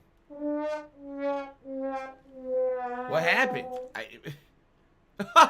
What do I do? What do I do? What do I do? What do I do? This game is terrible, man. They really fucked this shit up. What was that? It's not even explainable. What do Your I car do? just blows up for no reason. Say goodbye. Okay. Sure. Grab some salt. Great game. Better hurry. I've already scrambled medical supply chains. Hospitals will be non-functional.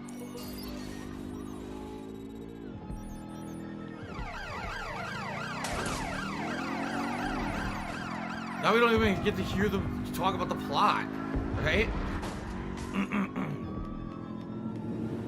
So all of London is going haywire. Yep. While you're out for a Sunday drive, I'm busy shutting down air traffic controls. I'm sure that will be just fine. The Ziggy Piggy's back! Holy shit.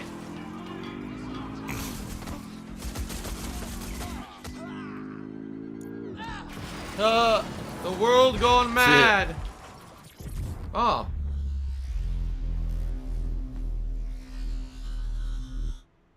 Looks like someone had too much chili at Wendy's.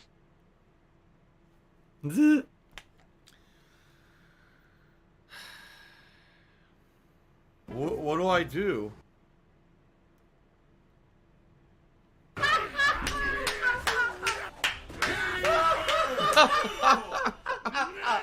This is the worst thing ever, dude. Come on.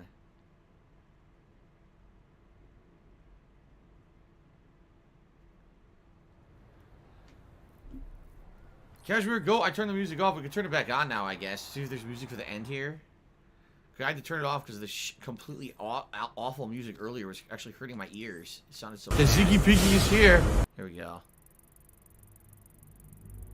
Converse Illustrator said, let's try. Are you going to just again? complain all night? Just leave then. Rule Britannia is a very creative virus. It has me facial IDing every infant in the country through nanny cams and giving them all criminal records. Okay, let's try this. Cloak X armed missiles R1.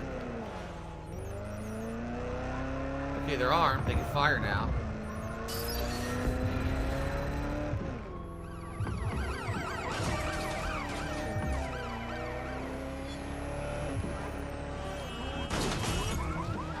Wow.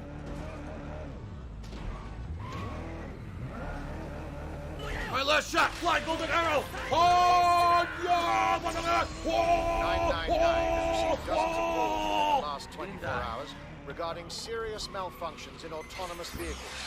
It appears the only driving systems affected are those created by the Bloom Corporation. Bloom declined to comment, but their website states they are looking into the matter. The Ziggy Piggy's back!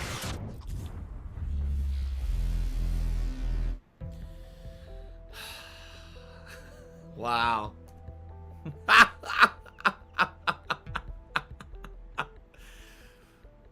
What a great game.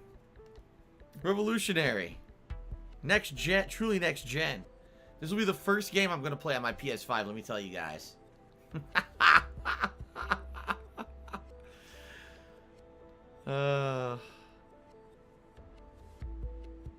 No. Action-packed action. I didn't see any controversy. Special delivery. Special delivery. I seriously haven't seen a single person talk about this game. Outside of the ray tracing that it has on PlayStation 5 and Xbox Series X, I haven't seen a single person talk about this game on the internet. I think everyone realizes it's a huge flop.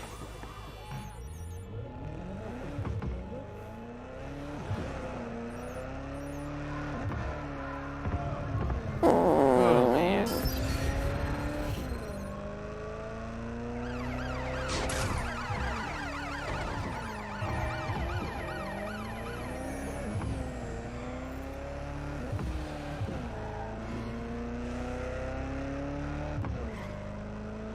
Lock and load, little lizard.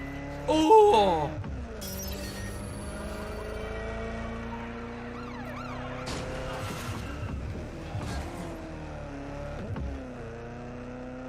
Find out who's controlling that thing now.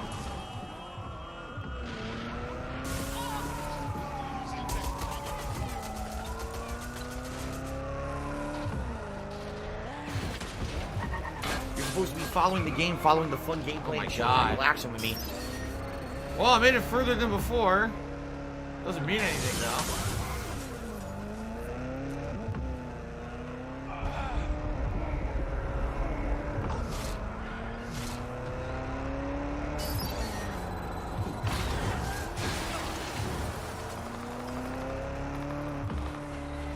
Oh, man.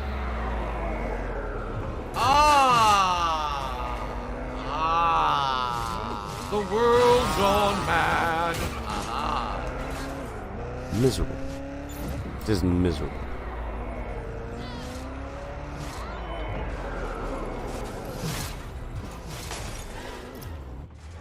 Precaución, la seguridad de la Torre de Bloom es insolmente alta. Lo siento, Bagley. Mi It's español Tevin's no fault. es bueno. Sorry, language settings fuck up. I said, caution, security is unusually high at Bloom Tower.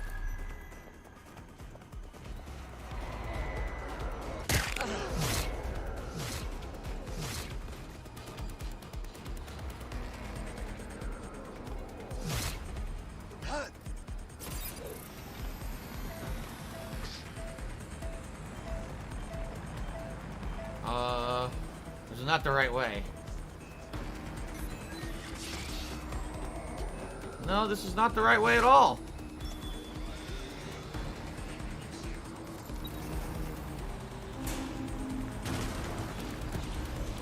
What do I do? What do I do? Convenient this thing showed up.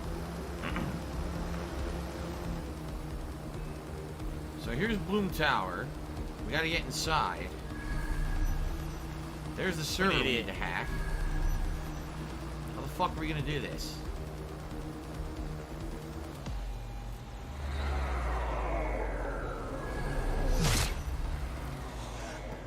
What do I do? Okay. Cloak. We're all clear over here. Terminating the search.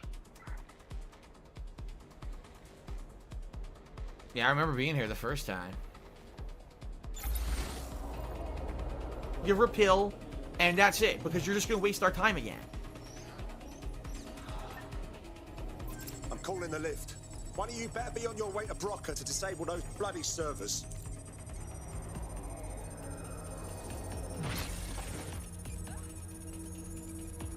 I can't move right someone's now. illegally restreaming I'm you. frozen. Oh no! Something over there. Stand down.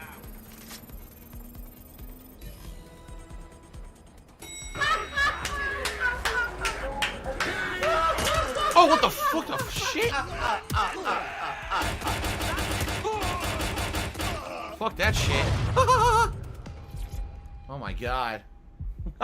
Oh no! Oh no! No! No! Okay, Primavera! close the door quick. What are you doing? Oh, fucking shit. Oh!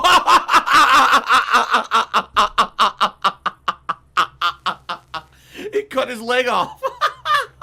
This stupid game's so bad, dude. That was so bad. Are you kidding me? He's like, whoa, falls down, phases through the wall, and dies. Oh my god, this game is terrible. Oh man. Oh my god. Wow.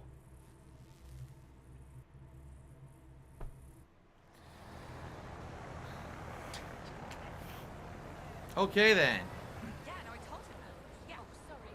Oh my god, I know. Well, Bags, we're at death's door.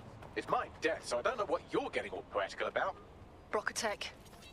Our old friend Sky Larson lives on through her grotesque corporation.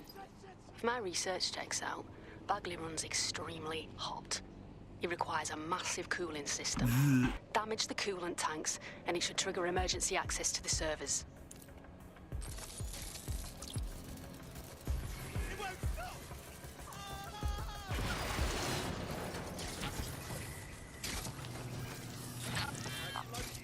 It's Super Hound's fault.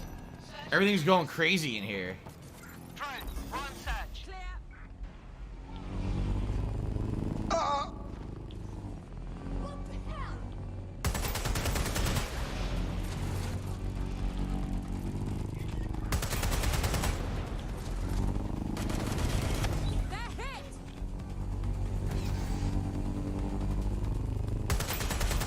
That should do it.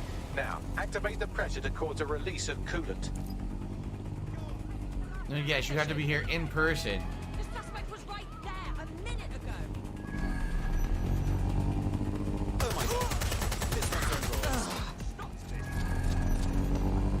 one's Take out as many people here as I can before I come in.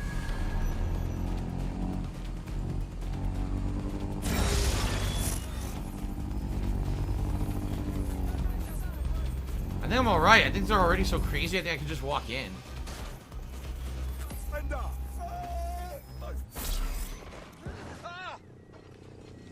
Sure they're still in the area? Oh, okay.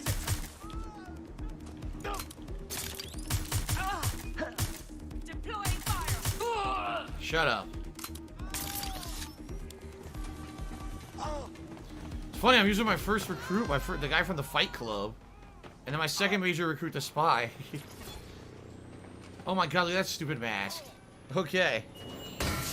And you've triggered emergency access to my server chamber. I can't wait to see my brain. You're it. Up to you to take him offline. I'll head down to the Bagley servers. Okay. Meow. If I could get down on my hands and BB knees Chang, and I would thank you definitely and say still this be on game is a camera, mixed bag. I It's would not do a it. total negative wipe. It's definitely not. It's just a game that the story's terrible. Characters are not memorable because they have no stories. They're disposable. And some really bad gameplay choices, you know? It's sad that the game before this was, like, infinitely better. It really is. Okay, then. Turtle Dude, for some reason, I feel that what you're telling me is not true. I'm pretty sure the word Troy is not a acronym for Turtles Rule. Oh, yeah. Okay. Derek, the characters in this game either unlimited lives or go to jail, or they have limited... Derek. The tower to reach the transmitter at the top.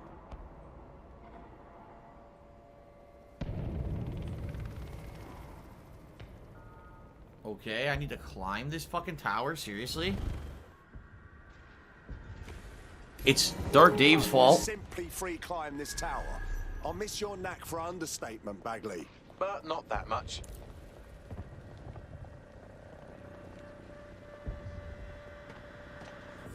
Yeah, how exactly am I going to do this? I can't really climb much. Here's a ladder. Oh dear, the path to the transmitter up top is locked off. There's a sick motherfucker on the internet called Super Hound, whatever the fuck this idiot's name That will is. allow you to request that the access door be unlocked for routine maintenance. Sounds good, Bagley. Time to fiddle with the signal controlling the fins to unlock access to the top of the tower. Alright, I gotta find where the blue signal is coming from. It's not anywhere right now.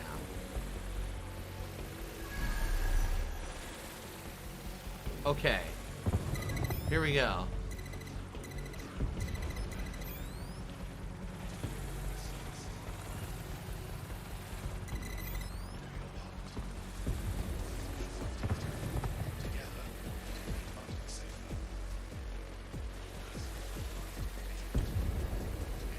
What do I do? Brilliant. You've manipulated the first set of fins. Keep going.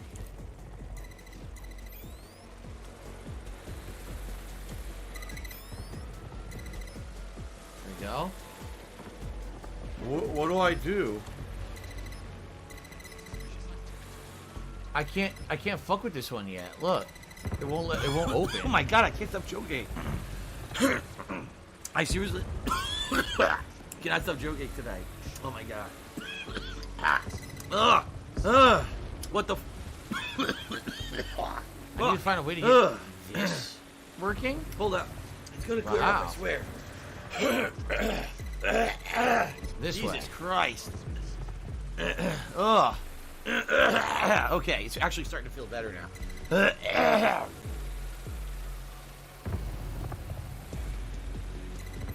Okay. Wow, those fins do look off. You have a knack for messing things up, don't you? There we go. What do I do?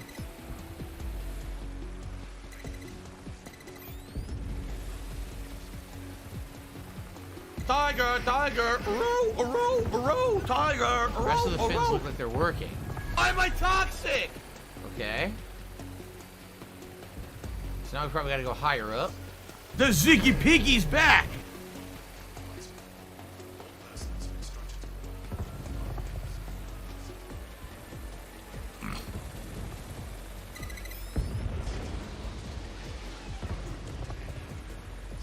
Done.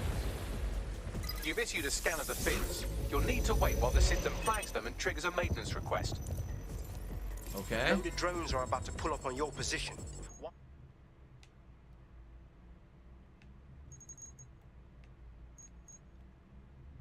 Watch your ass. Yes, try not to die. The scan must complete to unlock access to the top of the tower. Give her a pill, and that's it. Because you're just gonna waste our time again.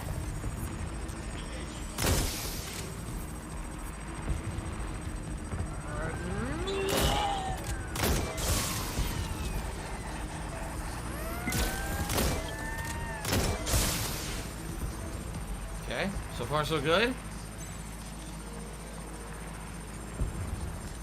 Use the drones, take out other drones. It's the name of the game. Okay.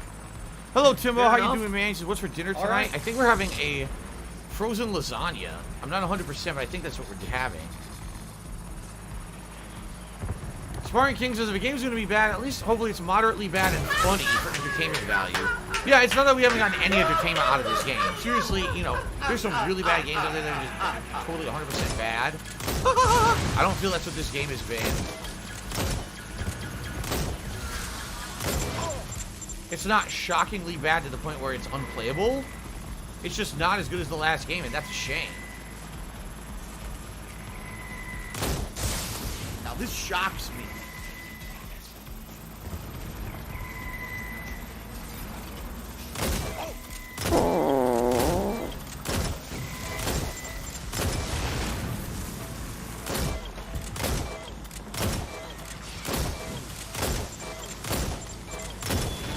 Okay. Still more coming.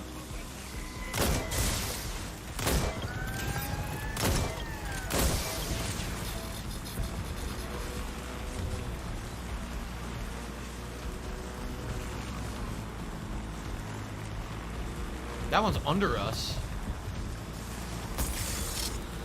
It's under the tower. It's stuck. There's two of them under the tower, stuck.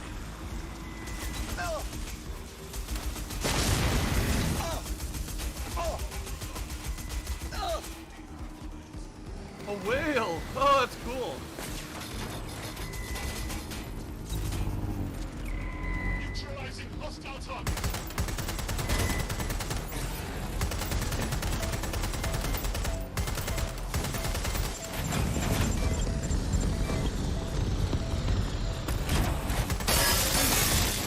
There.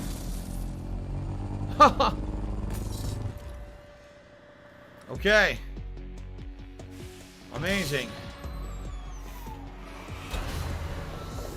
Special delivery. Special delivery.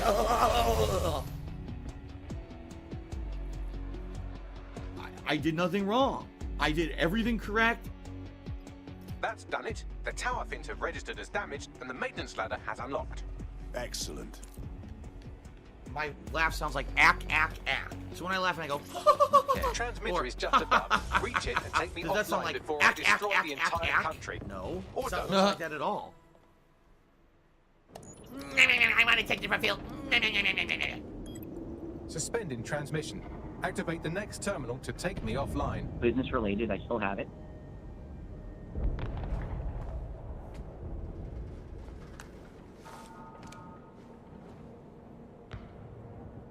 What's she doing up here? Shit.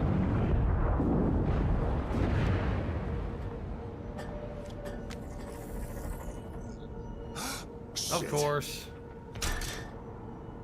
What? You threw your gun away, you idiot? You just can't get enough of me, can you? Look how dumb they are. Or are you just incredibly stupid? Do you want me to access the transmitter while you socialize? Yes. Yes! You're The Ziggy Piggy's back! wonderful! I see DedSec hasn't changed his brand. You'll need to stall for time and remain near the transmitter unit. I have to say, you really made something out of Bagley. But what are you hoping to fix with all this? Fix? Well, you think we can fix this? What with crypto-anarchism? Protesting? Doxing?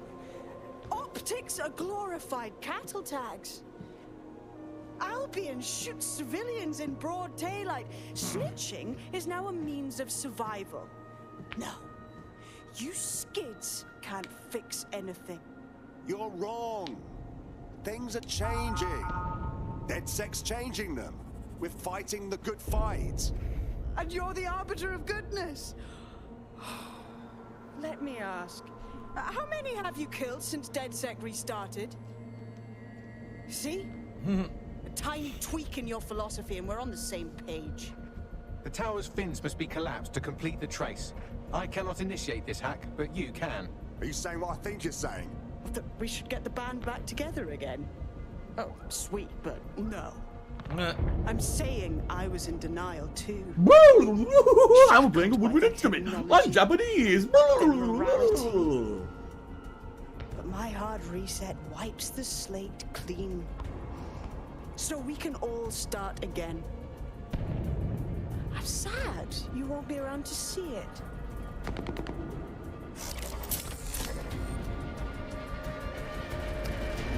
Ah!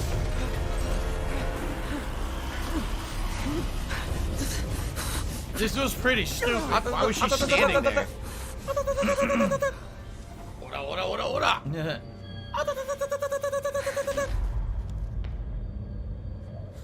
Technology's got its good points. Ah! Why was she standing there? She's a fucking idiot. A complete idiot.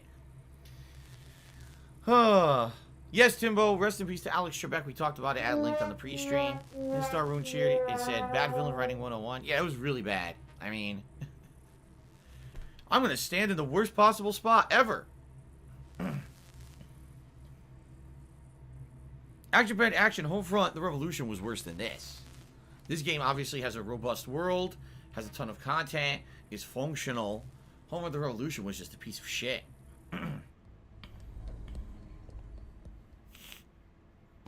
So now we gotta go back and we gotta destroy Baggy's servers, right? We're not done yet. Yep.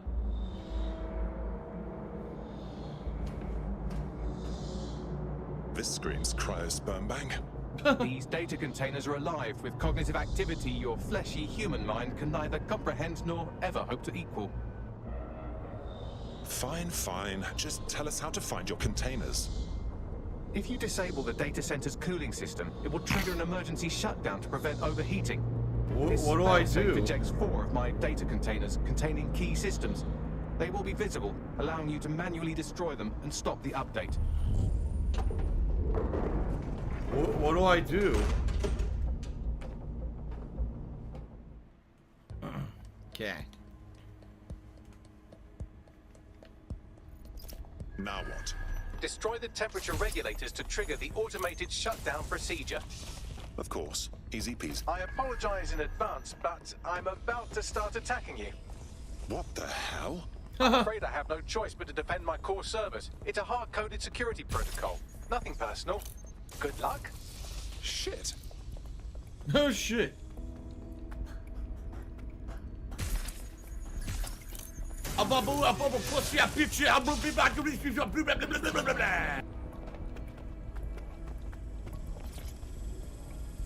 Okay.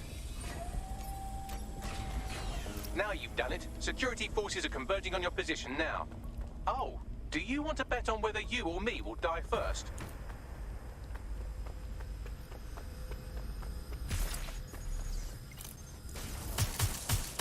I'm detecting a rise in temperature.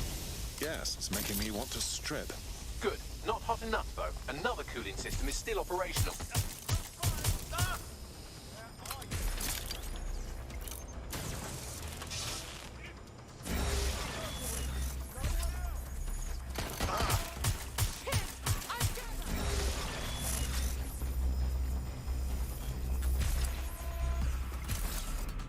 Ow.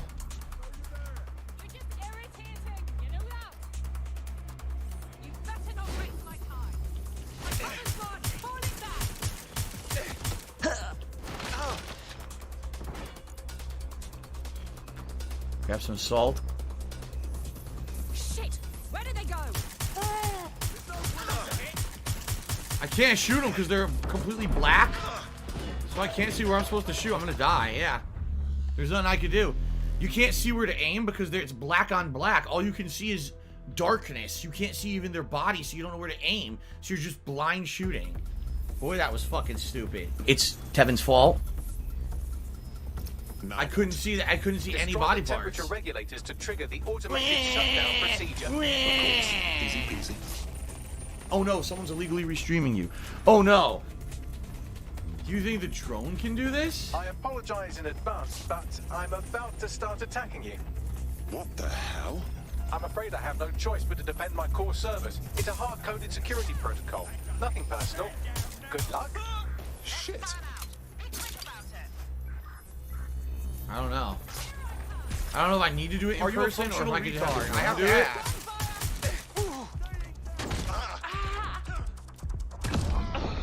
What do I do?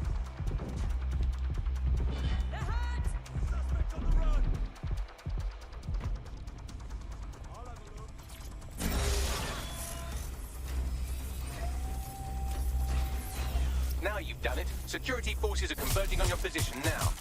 Oh, Do you want to bet on whether you or me will die first? I'm detecting a rise in temperature. Yes, it's making me want to strip. Good.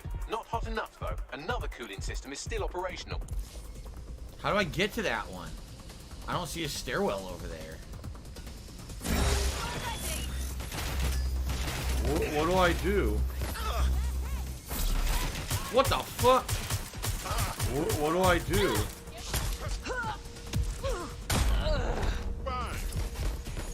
It's Super Hound's fault. Yeah, I don't see a way up over here. There's no way up to get to the second floor.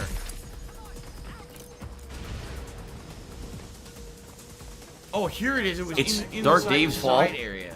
What do I do?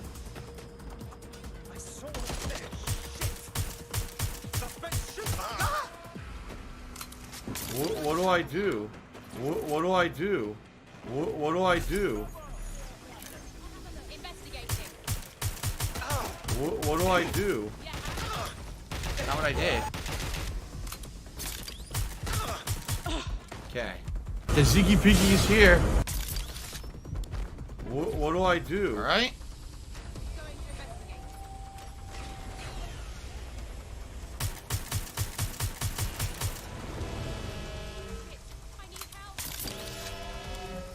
There's been a steep rise in temperature. Shall I call emergency services? Don't you dare. You starting to unravel? Yes, it is getting harder to think. I'm almost down to your level. The overheat protocols have activated. My data containers are above you. Use the drone to get up there. Of course. Easy peasy. Use what drone? Service drone? No! Okay. I guess the people left. They ran away because it got too hot in here. Okay.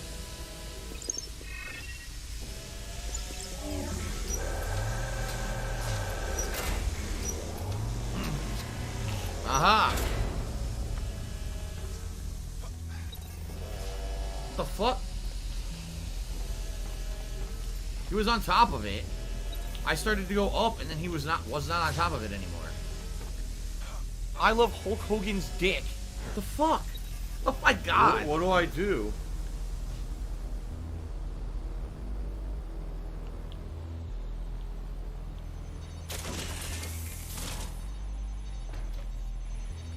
Oh my god, it's so bad.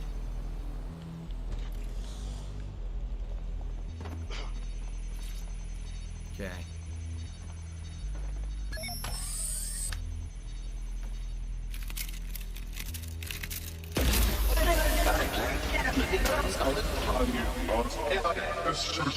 I'm not worried, you understand? It's just the projections indicate a severe decrease in your efficiency after I'm gone. Come now, Bags. You're not the worrying type. Have faith in us. Thank you. And I'm sorry I said I shagged your mums earlier.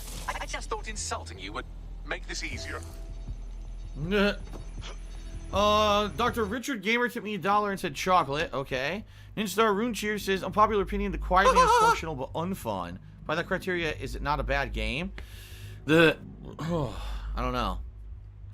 Chocolate Fuzz TV cheer, $4.20. So I watched Heavy Rain, Until Dawn, Man of Medan, Blue Hope, Indigo Prophecy, Murdered Soul Suspect. Many let me feel these are your best type of video. Are there any more like that you could think of that I could watch? Thanks. You're talking about basically like thriller mysteries, I guess, or horror, and that's a tough call. A lot of games that are more action-based, like Silent Hill playthroughs, the plot's really creepy and this ongoing suspenseful plot, and you don't really get it to the end, but totally different kind of game. Those aren't like narrative-based games. Like you basically seem to mention mostly narrative-based games there.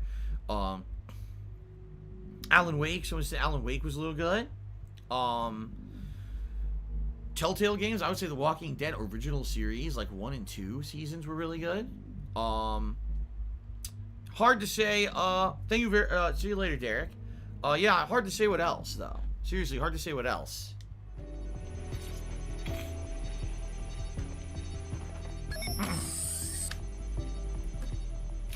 Thanks, Well, Derek. this is the end of I Bagley. appreciate that.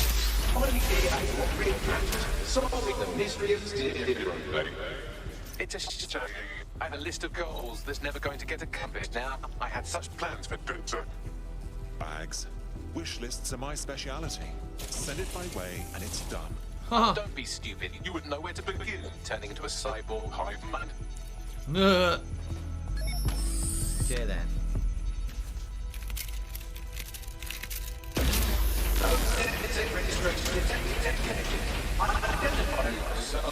Checking archives for corrupt files. I just got data from my first successful DedSec recruit. Where's this sentiment coming from? You told me to squash mine.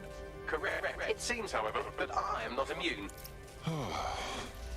Deactivating this container will be the same as the others. No, it won't be. Yes, you simply And end your life. How can I? It's what needs to be done. If you're worried about me, rest assured I was reprogrammed to serve DedSec, and it serves you, and London. So please allow me to fulfill my purpose and help you. What's really silly about this plot is Bagley was reprogrammed to serve DedSec, but he was reprogrammed by Sabine, right? Or maybe other people in DedSec along with Sabine. So if Sabine knew that she was going to betray DedSec, why didn't she, at the very forefront, take Bagley back over to use for her own purposes? Why'd she allow him to remain with DedSec and basically aid DedSec? If it wasn't for Bagley, none of this would have happened, and It's none of she would have anyone's gotten business. away with everything. So why wouldn't this been priority one? Would have been to take over Bagley and put it for her purposes. Pretty stupid. Pretty stupid plot.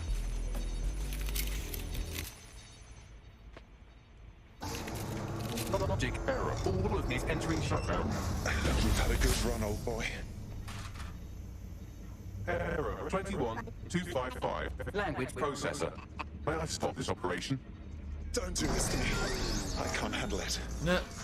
I have new thoughts. Where do AIs go when they... Why are you an idiot if you don't agree? Because when you have factual evidence of something constantly thrown in front of your face and you ignore it and choose to believe something else, you're an idiot. If I ever get old and grey, let's not think such nasty thoughts. Think, thought, idea, memory, Bradley, loves, strawberries, growing, Arthur, the one that got away. What does this mean? The one that got away? It means losing someone you love, likely forever. And getting away.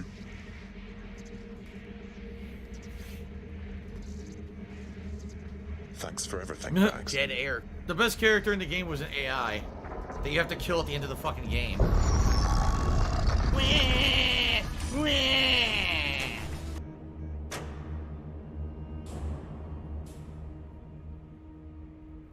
And so the power turned off, you were locked in there forever, and you died. I don't care.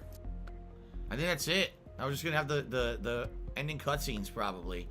And what I'm assuming is it opens up and you can do all the extra side content if you want to in the open world of London, and that's it.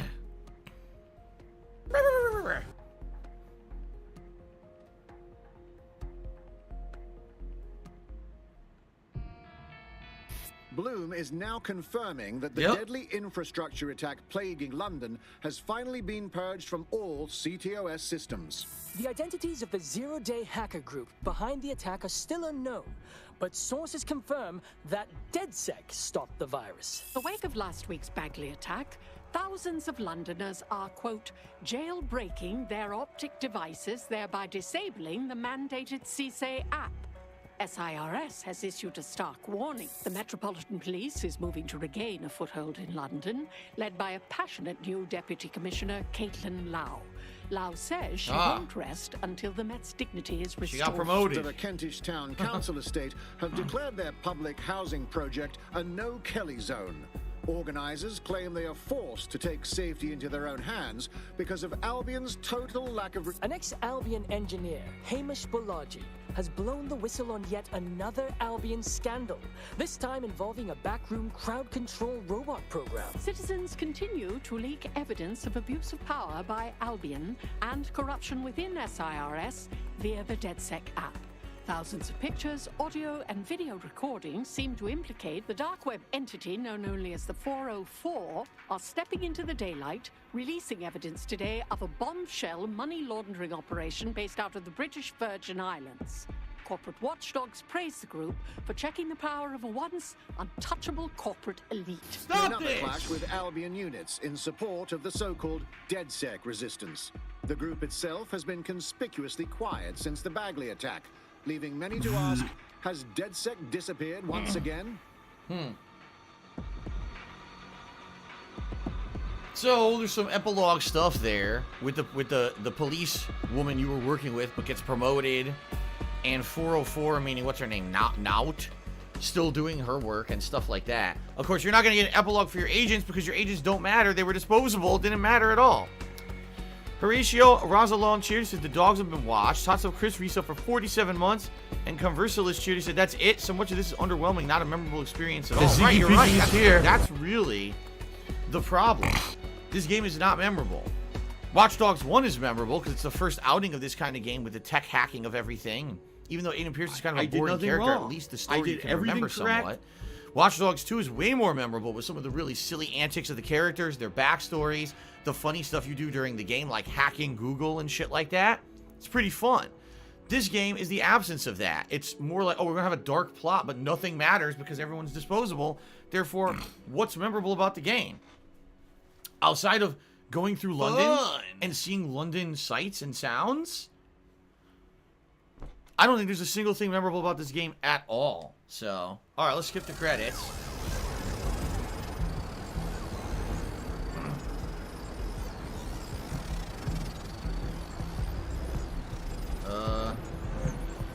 What is this?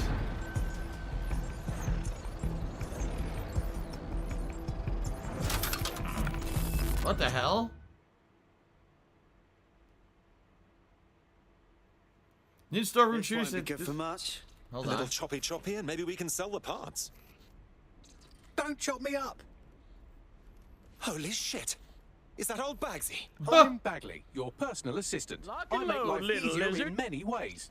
If it's fun you're after, there's a wine and cheese expo in Notting Hill tonight. There are several artisan ice cream parlours in the area, and oh my god, is that really what I sound like? Today's forecast calls for 34 Albion assaults, 59 deportation raids, 857 terabytes of personal data stolen, and one resistance group of sulking, whinging, frankly pathetic operatives. May I suggest you quit feeling sorry for yourselves and get back to unfucking London? Banks is back! Oh, shit, yeah! I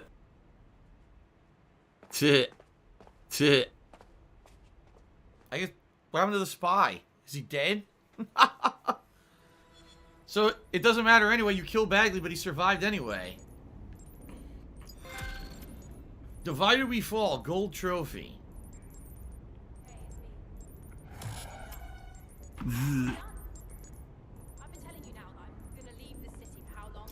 Oh my, I am rather good at this DedSec business, aren't I? You wouldn't have been recruited if DedSec thought you'd be killed that easily. You sure know how to sweet talk a gentleman. Bagley's got a special style. You'll grow to love it. The same thing they say every time. Finding Bagley? It's not over?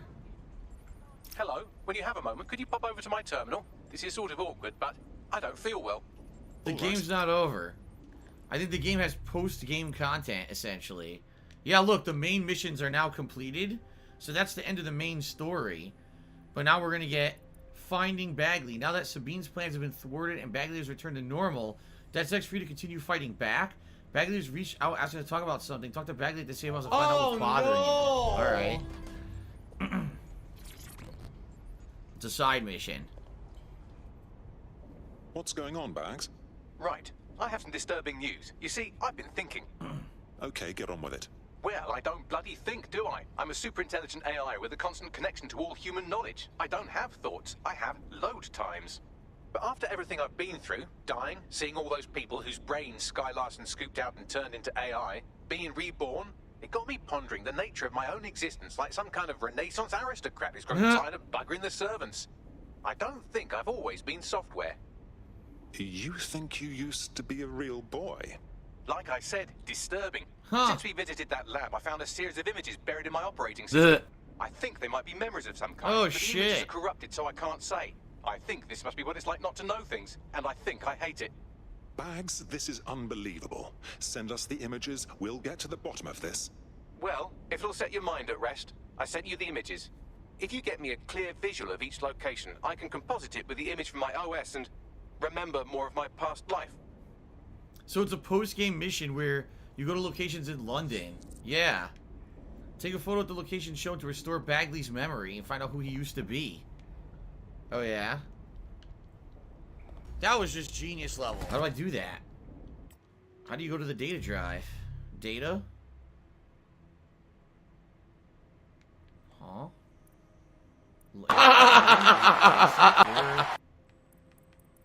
Oh, here you go. What do I do? Memories. That's the Ferris wheel from the ground. That is one of the major buildings. I have no fucking idea what that is. I guess what you're supposed to do is know London. And if you know London, you can go to these places and take these pictures because they're probably all landmarks in London. What do I do? I don't know London. There's 8 images, 8 places to go. And then you basically unlock a post-game thing with Bagley where you find out who he used to be. I mean, that's kind of an interesting twist because we learned about the whole Sky Larson plotline where they were taking people, real people, and turning them into AIs. And now Bagley thinks I used to be a real person, and I'm one of the people who was turned into an AI, right? So that's kind of neat. Very interesting. London Eye Museum, some stairs. Yeah, see, I think a lot of these are landmarks in London. Not that I would know what the fuck they are, right? I don't know.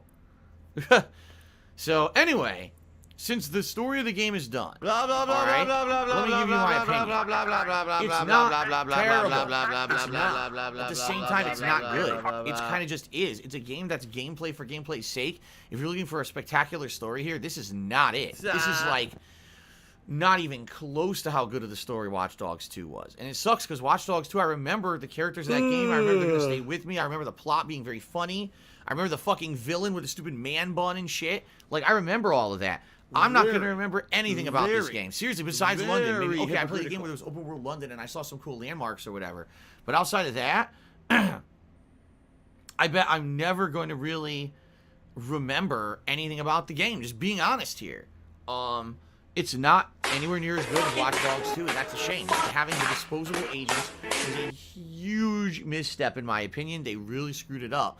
And hopefully, next time around, they go back to having a meaningful story with meaningful characters and not a disposable one. You know? If anything, it does have a ton of content, right? That's a good thing. How much content it has? The story took me, what, over 20 hours to beat? At the same time, it's got all this side quest content, and none of it has any meaning to it. Because even though all these side quests have their own individual stories, the rewards are a waste of time. There's no experience points in the game for you to gain. Shut up this dude. You don't get tech points to upgrade your abilities for doing these missions. The currency is worthless. I have 58,000 currency. I never spent a single piece of currency. It's completely superfluous to the game. You don't need it. And who cares about customizable items for your agents, these clothing, when your agents can die at any moment and then you just replace them. I don't even know what you're talking about, right? So, for me, it's a mixed bag. I didn't dislike my time with the game, and in fact, there were some interesting plots. Like the Sky Larson plot was actually really interesting to me. At the same time, I just felt like it was so subpar compared to Watch Dogs 2. I felt like they went 3 to 5 steps forward with Watch Dogs 2, and then they just jumped right back to kind of the level of Watch Dogs 1 with this game. And I don't know what they were thinking that they did that. Besides, you want to play the they fucking just wanted game? to kind of push out a game there to make more money on the behalf of the Watch Dogs franchise. But it's just not great, man. It's not, you know, it's kind of if you like gameplay of Watch Dogs, the hacking, using drones, stealth, this is good, right? But I need that usually money. I really you want do. more I than need just that raw money. gameplay. My And this bills. game is pretty much 95% raw gameplay and a really lackluster, bare bones, crappy story because there's no meaningful characters at all. So kind of sad in that regard. Like I said, I don't want to say don't play it if you like the gameplay of Watch Dogs, but certainly don't expect the level of awesome story development you got in Watch Dogs 2. So thank you guys. I know it was a tough time for people watching me play it this weekend because I had to play the shit out of this game in the last week. There's so many new releases coming right around the bend that I really had to cram to finish this game in time for those. And a lot of people were very, very upset that I played this so much this week, okay? I hear ya. But I had to get it done because there's so many new releases. Usually I wouldn't play a game like this much in a short period of time. I want to say thanks to those who did hang out with me over the course of this last week to watch me play the game. Thank you to those who toughed it out. Thank you to those who supported. If I could get down on my hands and knees and say thank you and still be on camera, I would do it. You know, thank you so much. Cameron says, Camaro says, what if the landmarks are marked? They're not. Like, I mean, I think what this is each one of these boroughs is a landmark, right? I think each one of these, see this? Like right there, the picture that it showed Tower Hamlets or whatever, I think that's the landmark. See, I think that's the landmark. That wheel is the landmark. So the little thumbnail pictures are the landmarks in each borough. That doesn't mean you're going to know where they are, right? Like the wheel, where's the wheel? I think the waterfront down here somewhere, right? I think somewhere in the waterfront where the wheel would be. But that's what I'm thinking. I'm thinking each one of these is one of those landmarks to get Bagley's memory. But again, what's the point? So anyway, thank you guys for watching. I appreciate it. For Watch Dogs Legion, this is the end of my effective playthrough. Will I do side content or not? I don't know. But I'll tell you right now, it just feels to me like it was just basically really disappointing. I was expecting it to be on the par with Watch Dogs 2. By the way, total false advertisement when they were showing things like the elderly people and everything that you could... It was completely bullshit, okay? Alright, well, since I'm not going to do it, Carlton Jr. has cheered and basically is about to give me a big plot spoiler. So for those of you who don't want a plot spoiler, stop watching now because this is going to be the end of my playthrough. But Carlton Jr. says, here's the spoiler if you actually took the time to do the Bagley mission, which I'm not going to do. He says, Bagley is actually Bradley Larson, Sky Larson's brother, who was an enemy earlier in the game. His memory was mapped to the cloud by Sky as an experiment. If you find it all, you can actually meet Bradley at a hospital. Bradley and Bagley talk, and he establishes himself as a separate person than Bradley. Bradley's a husk in a wheelchair that is essentially a vegetable. Okay.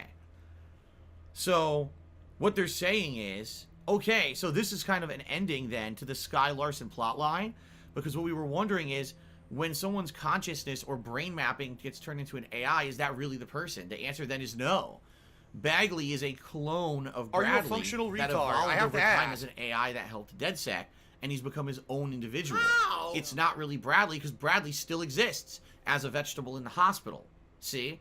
So, when you're cloning someone's brain pattern into an AI, at least for the plot of this game, you're creating a totally separate creature, a totally separate entity, living being, whatever you want to call it. Lock and load, little lizard. All right, thank you for that, Carlton Jr., because that was interesting, and there was no way I was gonna go through the whole game to figure that out. That's a cool twist for the end of it, I would say. All right. So, ladies and gentlemen, for my playthrough of Watch Dogs Legion, thank you very much. I appreciate it. And for those who toughed it out this weekend, who didn't like the game, I'm there with you. I didn't really love the game either. But at least I got to see what it was. We got it done, so we could work on all the rest of the new releases for the year. Thank you for watching. If you watched on YouTube, thanks for your viewership as well. Sadly, a lot of these videos I know for a fact got claimed on YouTube for music, but it is what it is. I still hope that you enjoyed the playthrough. All right? Thank you guys very much. Hopefully, if they make another Watch Dogs, which at this point I don't know if they will, it's better than this, and they go back to the formula from Watch Dogs 2, because this was very disappointing. All right. Thanks, guys. All right, everyone. Well, here's the deal. I'm done, and it seems like you guys really don't want me to play any more of this. So what I'm going to do, first of all, I got to take a break. I'm like 40 minutes late for a break. I'm going to take a break. I'm going to come back with about another hour to 45 minutes. What do you guys want to do? It's up to you. I mean, we could just talk. We could just sit here and do just kind of hanging out vlog where we just talk and have some fun. Where I could go like this. I could go, no, just like that. Okay, but yeah. What I'm thinking is, I guess we could just hang out because we don't have time really to do any more gameplay. I mean, what else are we gonna do, right? Not much. So I guess you're gonna be banned. Take a break. I'll come back from break. We'll just kind of hang out and talk a little bit and go from there. All right, guys. Thanks. Let's take a break, and when we come back, it'll just be a hangout session. All right. See you after the break.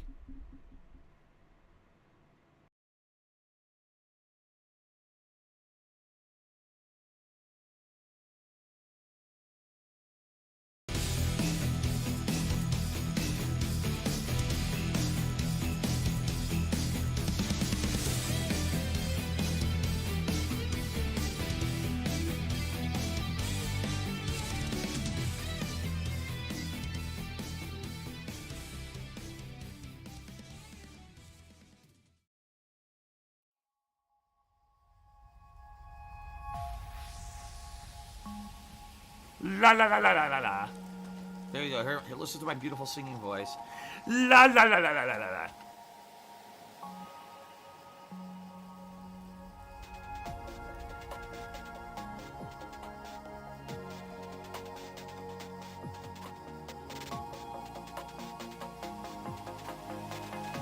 Do you want to play the fucking game? You're supposed to be following the game, following the fun gameplay, and chilling and relaxing with me.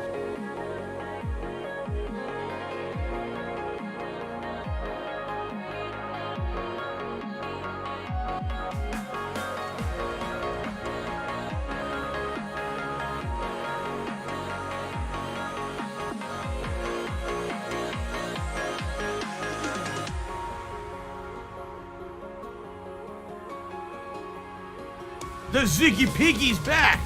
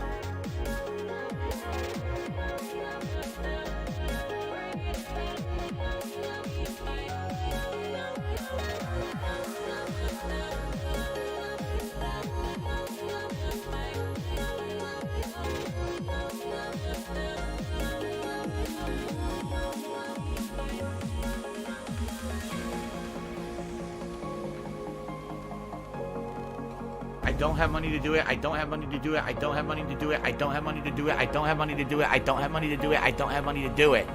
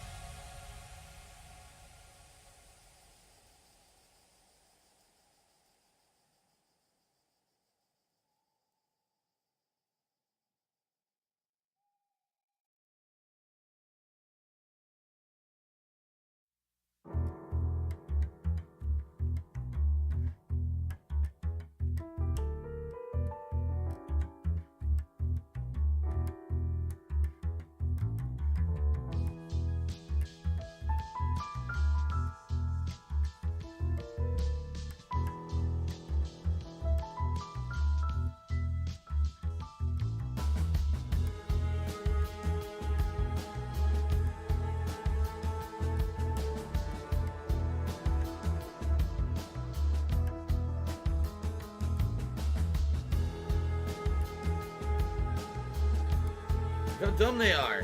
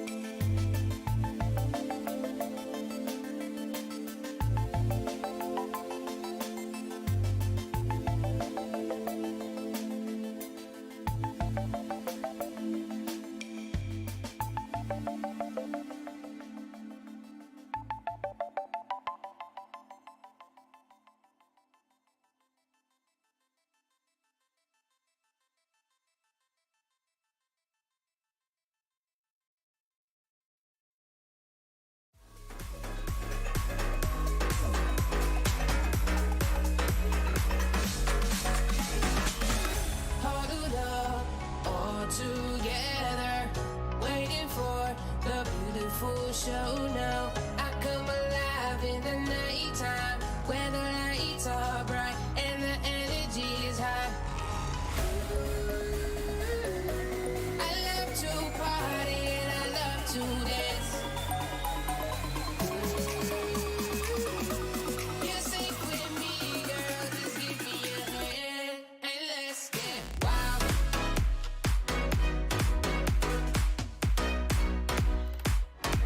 And let's get wild.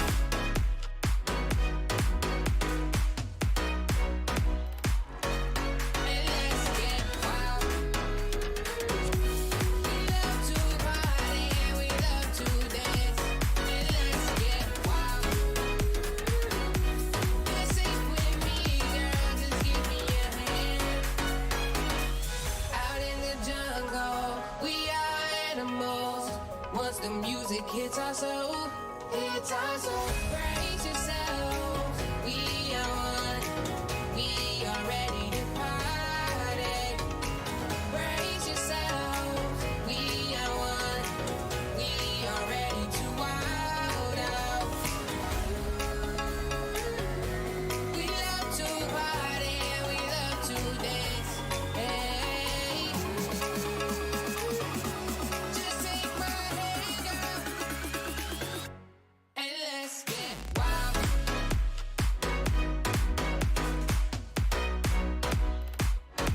And let's get wild.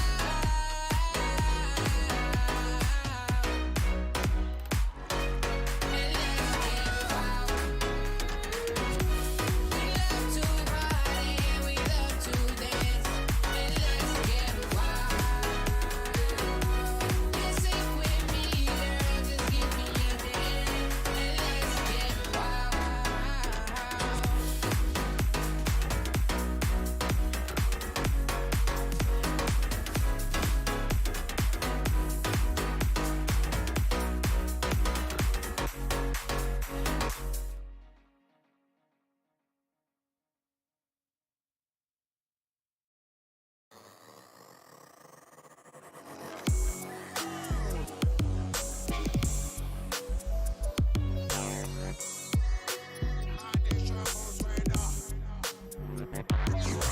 From me see your body, girl, it look like whoa.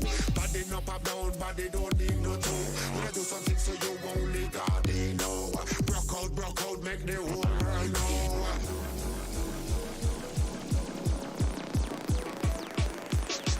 Do something so you only God they know. Broke out, make the whole world know.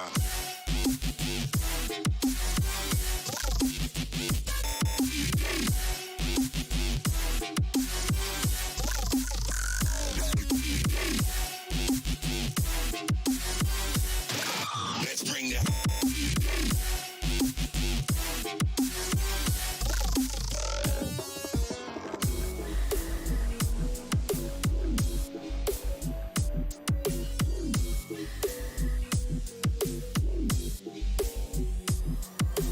When me see your body, girl, it look like whoa. Body up, up, down, body don't need no toe. When I do something so you only God they know. Broke out, make the whole world know.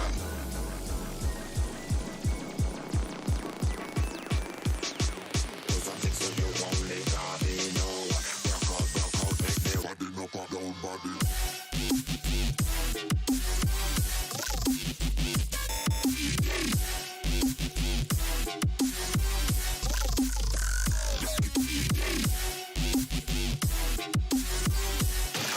Let's bring that.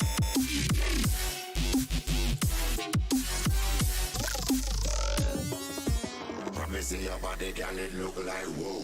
Body up, up, down, body don't need no toe. When I do something so you only God they know. Broke out, make the whole world.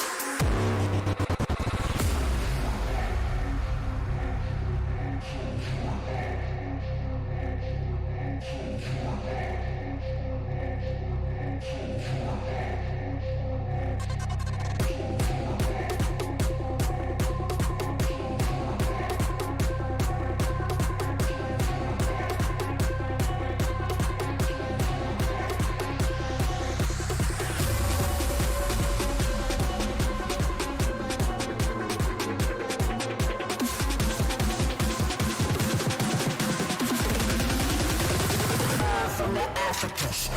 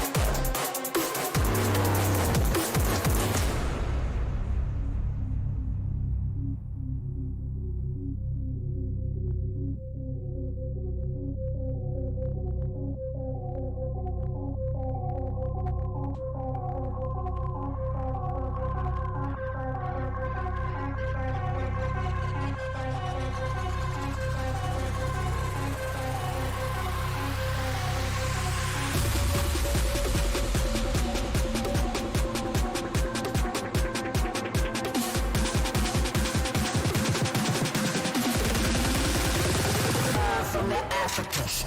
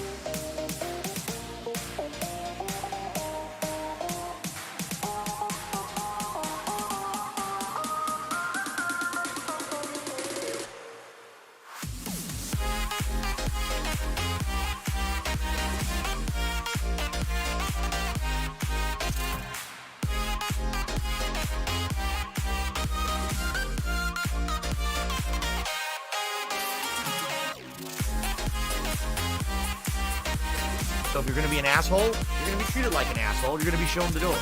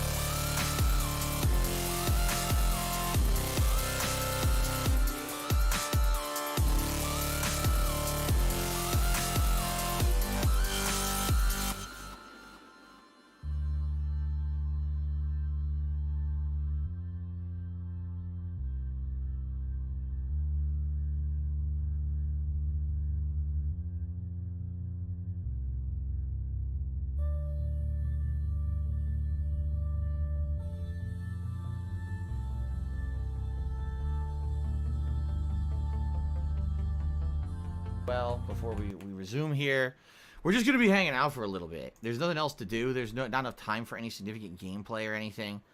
So we're basically just going to chill out, all right? We're just going to chill, hang. The Ziggy Piggy is here. Kill some time until 4 o'clock when it's dinner time for me. All right, so hold on. First of all, no. Okay, now I got to fix this because this is definitely the wrong size. Hold on. Shit, what did I just click? What is this? I don't even know what that is I just grabbed. I grabbed something completely unrelated to the webcam. So if I do this, but then I change it to 1080p. Let's see here. There we go. Now I just gotta center. Actually, it is centered now. Look at that. It's already centered automatically because I had it in the corner aligned properly. I think. Wait a minute.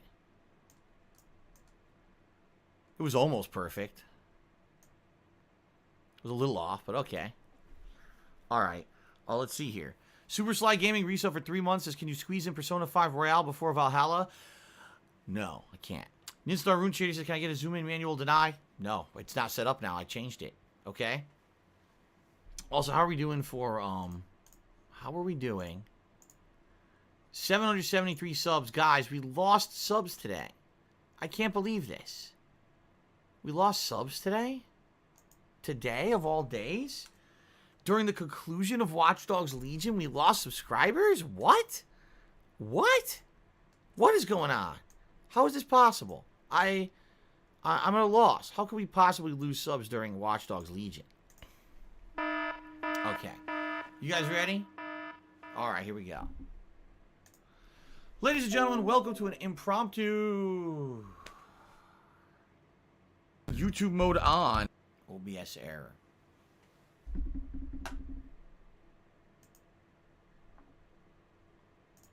Ladies and gentlemen, welcome to an impromptu hangout / Q&A session here on the stream. Why am I doing this? Because today we had to finish up Watch Dogs Legion in order to have it done before the new releases start coming out on Tuesday. I finished it. And rather than go back into the game and do meaningless side content, because literally every piece of side content in the game is completely meaningless, I said, let's just hang out for a little bit. Let's kill some time. Let's maybe do some Q&A, shoot the shit. Maybe talk. I'm sure people will have things to talk about the upcoming game releases this week. The PS5's release on Thursday. I get the feeling we have some things to chat about. So let's just talk, all right? I got nothing else to do until dinner time. So, Expand Dong says, Watch Dogs was a disappointment. Why do you play Ubisoft cut and paste template games? Might as well not even play Valhalla at this point. Well, here's the thing. Assassin's Creed Origins and Assassin's Creed Odyssey were great games. Even though, yes, you may argue they were very similar, they were still great. I want to watch some I liked the plot. I liked the some content. homo. Meaning, the different puzzle content, the exploration content, the combat. I liked that in those games. If anything, I say the one thing that is kind of getting annoying about the Assassin's Creed games is the stupid ship combat. Everyone's tired. Every fucking Assassin's Creed game, there's 100 ship missions, right? It gets tedious.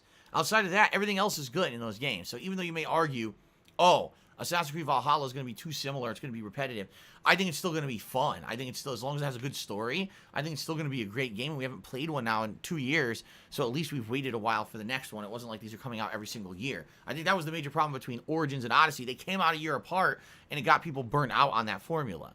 Watch Dogs Legion very much is just the gameplay of Watch Dogs 2 improved slightly with a terrible story. But I don't think that'll be the case with Valhalla. I think the story will be riveting enough that it's going to be a fun playthrough. All right? So there, it's a little different for sure. By the way, at least in Assassin's Creed Odyssey, when you did side content, it mattered. Oh, I do side content, I get extra items, I level up and this and that. Didn't do that in Watch Dogs Legion, so. I have seen zero Bugsnax gameplay. Absolutely zero. I don't know anything about it. Philly Buck, I don't know what you mean by do we make traditional pizza from scratch? No, what we do is we buy Pillsbury pizza dough, and you can get it in 2 different styles, regular or thin crust. Usually we like thin crust because it stretches out better for a big round pizza. And we have a pizza pan, and we put that pizza crust out on the pan, and then you bake it for 8 minutes. You take it out of the oven, and then you put actual pizza sauce on it, which we buy. We buy an Italian-style pizza sauce, spread it on. We take an Italian seasoning mix, which is things like parsley, basil, oregano, etc. We shake it all up onto the sauce. Then we add actual mozzarella cheese and Romano cheese grated. We put it on top as a layer of cheese, and then we add our topping. Usually it's either cheese or turkey pepperoni, because turkey pepperoni is way healthier than regular pepperoni, but still tastes good. We put that on top. You bake it for another like 10 minutes. Then it comes out of the oven. You chop it up into your slices. You're done. That's your homemade pizza. No, I don't make homemade pizza dough from scratch. That'd be nuts. Do you know? First of all, I don't have a pizza oven to make a real homemade Italian style pizza. And real pizza dough, you need to put yeast and shit in it. You need to toss it. Can't do that. Who do you think I am? All right. Junior Mint cheered. Do you think Chef Boyardee captures the Italian essence in his sauce? Absolutely yes. Okay. What is turkey pepperoni? It's pepperoni made from turkey instead of other meats. Funny Maverick says, how long will I be playing each PS5 game on Thursday and how many games? I can't answer that. For now, and you know, I'll check while we're live here. For now, the whole PlayStation 5 deal is an anomaly. We don't know what's going to happen. Because even though my Amazon account says arriving Thursday right there, we don't know when on Thursday the PlayStation 5 is arriving. If PlayStation 5 arrives in the morning and we have time for a full-on unboxing, hooking it up, getting it working with my capture setup, exploring things like the dashboard and stuff like that, going onto the store, seeing what's available at launch, etc. If all that is possible, and then we jump into games, you know, what games are available, what games can I buy, how long will it take for the games to download, we don't know, right? I would like to say, ideally, if the PlayStation 5 showed up in the morning, all day we could explore it. I would say the first stream would definitely be the unboxing, the hookup, exploring, downloading games and stuff like that, and maybe even booting a few up and seeing how they look. Then the second stream would probably be, let's maybe do a little bit of actual gameplay. We have 2 hours, right? So let's do, I don't know, an hour of one game, 30 minutes of 2 other games just to see how they are, right? But I don't know when the PS5 is showing up. That thing could show up at 8 p.m. on the dot, and now I don't have much time at all to do anything. So it's not fair for me to commit and say, I'm going to do this and this and this, when we have no clue what's going to happen. We don't even know if the PS5 is definitely coming on Thursday. Amazon says it is, but that's not a guarantee. They already sent out emails a month ago saying they're not guaranteeing it. So we'll see what happens, all right? I definitely want to cover as much as I can, but I can't tell you. Delana, oh, wait, hold on a second. Carlton Jr. cheers says, do you think Ubisoft's poor reputation will start to catch up with them? What will they need to do to turn it around beyond Good and Evil 2? They need to originate in their games. They need to do original stuff. The problem is they seem to adhere to these formulas, these cookie-cutter situations where, okay, I know Ubisoft game will probably have a big open world, a ton of repetitive side content that probably is meaningless, and 100 hours of gameplay, but out of that, maybe 15 hours is meaningful. You know, like, you can say that of almost every Ubisoft game. Far Cry, Assassin's Creed, Watch Dogs. What else is their major franchise? Seriously, every franchise is the fucking same with them. So they need to innovate. They seriously need to innovate. They seriously need to do something where they're going to change and do something different. Beyond Good and Evil 2 may be a game that's nothing like any other games that they have, and maybe that's what they need. They need innovation, I feel. Because when you do the same thing over and over, people get tired of it, right? Delana tipped me $1. She says, what's your overall thoughts of Ghost of Tsushima? Probably one of my favorite games of the last several years. Definitely my favorite game of this year so far. Beautiful graphics combined with a outstanding story, robust gameplay, right? We could play it completely gung-ho offensive. You could play it stealth-wise. You could use it with projectiles. So much meaningful side content. Almost every piece of side content in that game has meaning to it and is fun, right? That's a game that when you play it, you never get bored. It doesn't matter what you're doing. You could be completely immersed in it. The side content and the story, you could get distracted from the story and play 2 entire streams of side content, 8-10 hours, and then, oh shit, there's a story to this game, and get back to the story, you see? That's how good it is. That's the sign of a great game. Absolutely immersive. One of the best games I've played in recent memory, so I love Ghost of Tsushima. Junior Mint Cheese, how can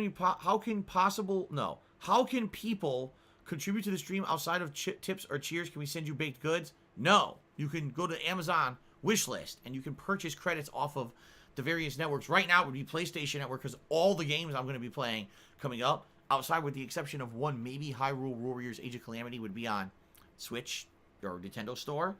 But outside of that, all the games I'm playing in the next few weeks to months, Assassin's Creed, Yakuza, Demon's Souls, Miles Morales, Bugsnax, Call of Duty. Tiger,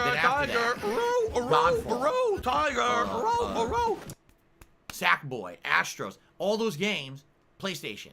So PlayStation Network. You type !wish list. It'll bring that up in the stream chat.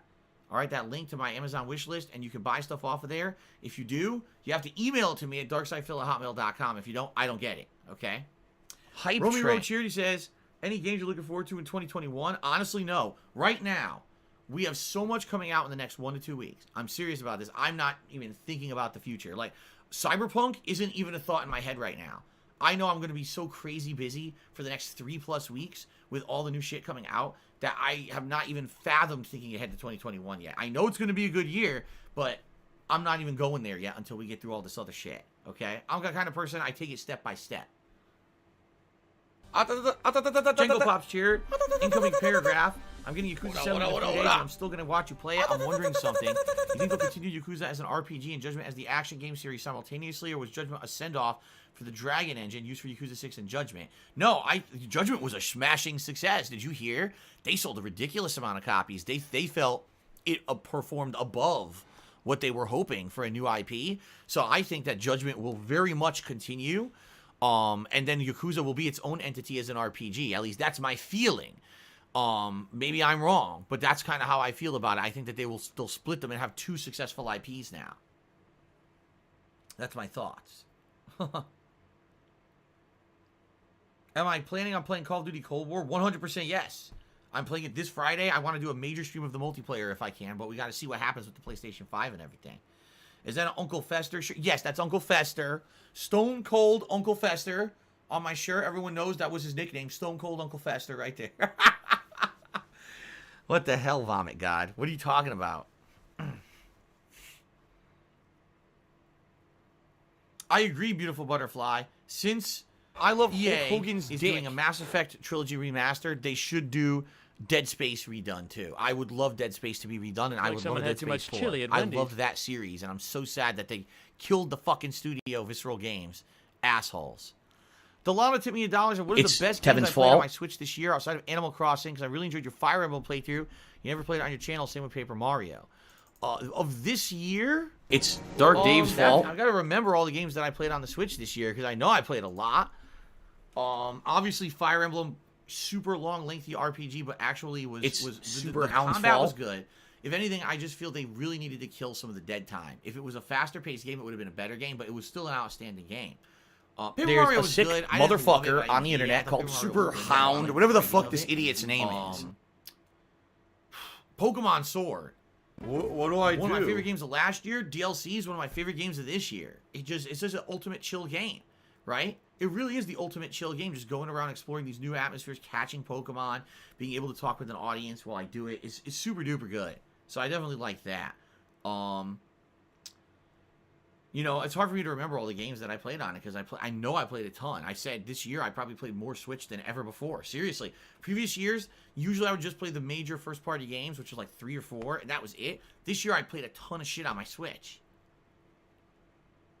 Even the other cool thing was the backwards compatibility allowing me to play those SNES games on Switch, which was also a nice added feature, right?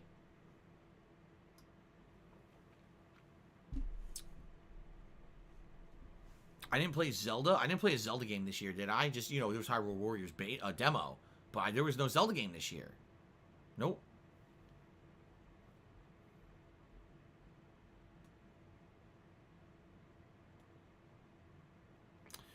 I would like to get the Xbox Series X. Obviously, I did not get in on the pre-orders. They were so chaotic because people wanted pre-orders for PS5 and couldn't get it. So the pre-orders for the Xbox Series X were even more chaotic than the PS5. I did not get in on it.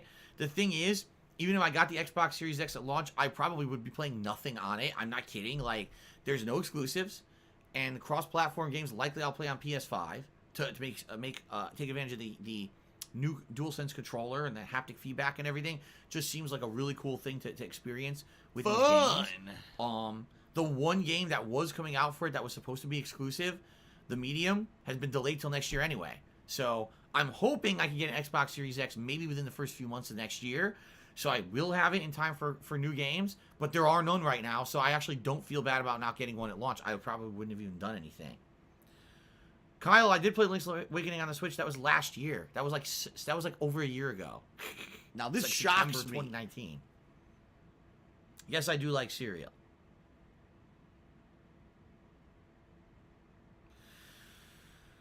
Do I value story over gameplay, judging on my criticism of Watch Dogs Legion, or is it just this one? No, for me, a good game could be just gameplay. A good game could be just a good story.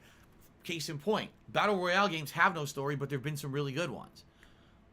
Some games that I played are pure story. Like, for example, I just finished Little Hope. That's almost 100% story. A few quick time events and choices here or there. For the most part, that game's based on the story. But for me, again, like Watch Dogs Legion, you want both. You want a great story and riveting gameplay. You just don't want all of one or all of the other. If you're going to play a game for 20 plus hours like I did, you want to feel like it's a robust experience. You're getting the best of everything, right? In fact, I'm curious, how long was my Watch Dogs Legion playthrough? Let's see here. Keep in mind, I did do some side content. I liberated some of the burrows, and then I stopped doing the side content when I realized there's no meaning to it. It doesn't actually do anything. So my playthrough as of now is 20 hours. Well, actually more than that, because some of those parts were like an hour and a half long. So I'd say maybe 24 hours. Then you got to add in the fact of today's gameplay, which is about another 2.5 hours. So about 25, 26 hours of gameplay. And out of that, most of the content of the game was just the hacking gameplay, and probably like 5 hours was story, you see? So there's got to be a balance. For me, the perfect game is a balance. Ghost of Tsushima had a ridiculous amount of gameplay, right? Ridiculous. But the gameplay had meaningful story attached to it, so you didn't feel like you were doing it just for the sake of gameplay. You felt like you were doing something meaningful in the game every time that you did one of these side missions. That's the key to a great game, in my opinion, okay? Others might disagree. Homemade Authentic Viewer cheered. Said, am I going to play Divinity 2 soon? I'm really excited to see you play it. As I've explained 40 zillion times, I guess it'll be 40 zillion and one as of now. No! Divinity Original Sin 2 will be played in 2021. It will be played once I finish Yakuza 7, and as long as there's no other conflicting RPGs, which there shouldn't be right now, there's like no scheduled RPGs of that type coming out at all. So once Yakuza 7 is completed, that's when I will plan to begin the Divinity Original Sin 2 playthrough. Okay? Darkside Elon, you're asking the wrong person. Why would you ask the content creator how many people might have seen me through detractor content and now watch my content regularly? I'm not the viewer. You got to ask the viewers that question, not me. I don't have something that tracks statistics of how people found me or anything like that.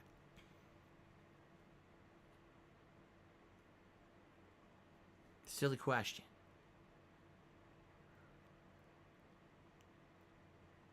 Did I play Xenoblade Chronicles 1? Did I? I played Xenoblade, was it Chronicles? The one on the original Wii, right? Yeah, I played it to some extent, and then I got bored of it, right? I got bored of it, and then I just moved on and did other stuff because people were bored of the playthrough, and I was bored of the playthrough, and I never went back to it, even though I believe it was remastered. I never even went back to it.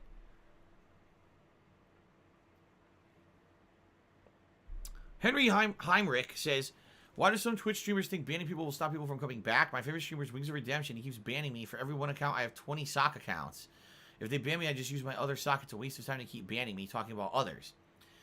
The thing is, there's nothing you can ultimately do to get rid of anyone on YouTube, on Twitch. For me, the real reason that I ban someone is because I feel that they're actually negatively affecting a stream. I'm not going to ban you just because I'm mad at you or something. That's stupid. It's petty. But if you're spamming my stream with filth, bullshit, you're blatantly breaking the rules, you're derailing things so other people now can't have a fun conversation, I'll ban you so that way other people can have a fun conversation and not have to put up with your stupid shit, right? Oh, and the thing is, a lot of people just get unbanned anyway. It's a temporary thing until people come to their senses and say, okay, I won't do that again. I won't spam a copy pasta. I won't derail the stream with this stupid shit. I won't insult you and your family anymore. And then they end up coming back anyway. For me, when I brand someone, I'm not looking to say goodbye permanently. I realize that most of these people will end up back in one capacity or another if they want to be back. I've even said publicly, if you're not getting enough of a quick enough response from me or my mods to get unbanned, just make a new fucking account. I'm not going to stop you, right? I couldn't tell you why Wings of Redemption does anything. I'm not Wings of Redemption. I'm not in the guy's head, and I don't care to be in the guy's fucking head, for God's sakes. Junior Mint, no, I'm not going to play Code Vein. The game sucks. Everyone says it does. Okay.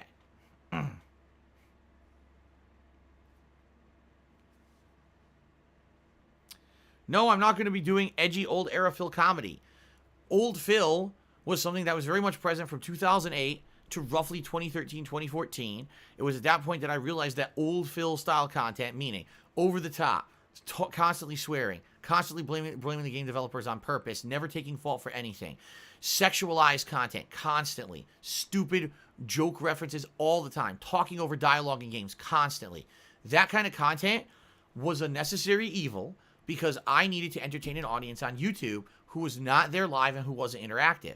I needed to fill dead air during a boring game. So that was the kind of stuff that I did because I felt that that would retain an audience. And it did, you know, for a while. And then after a while, people said, Phil, if you want to continue to be successful, what do I do? You don't want to be outdated and become basically, you know, extinct, you need to evolve. Everyone is doing direct capture. Everyone is doing live streaming. Everyone is doing a different style. You need to evolve. And it took a while. But, you know, like I said, around 2017, especially with the YouTube adpocalypse, I realized doing isolated style content like that wasn't going to fly anymore. And I actually realized that doing more interactive streams opened me up to a totally different kind of audience for people who wanted to just hang with me versus people who were there just for my commentary exclusively, okay?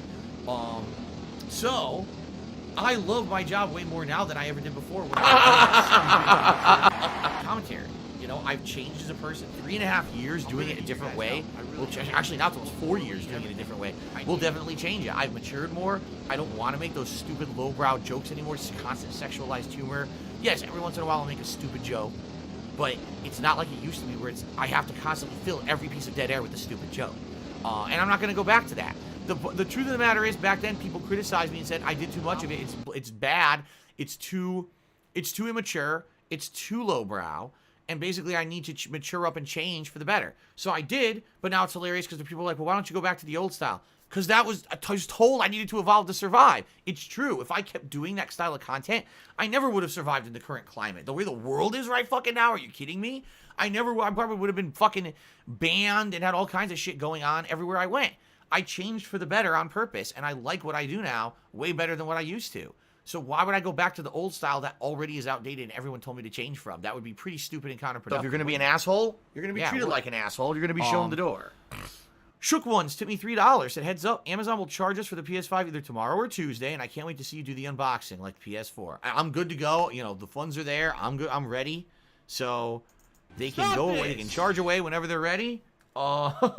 And I'm okay with that. You know, I would actually be very happy to see that. Shut up this dude who's that being it's going to happen. I'm going to get it. You know, so go right ahead, Amazon.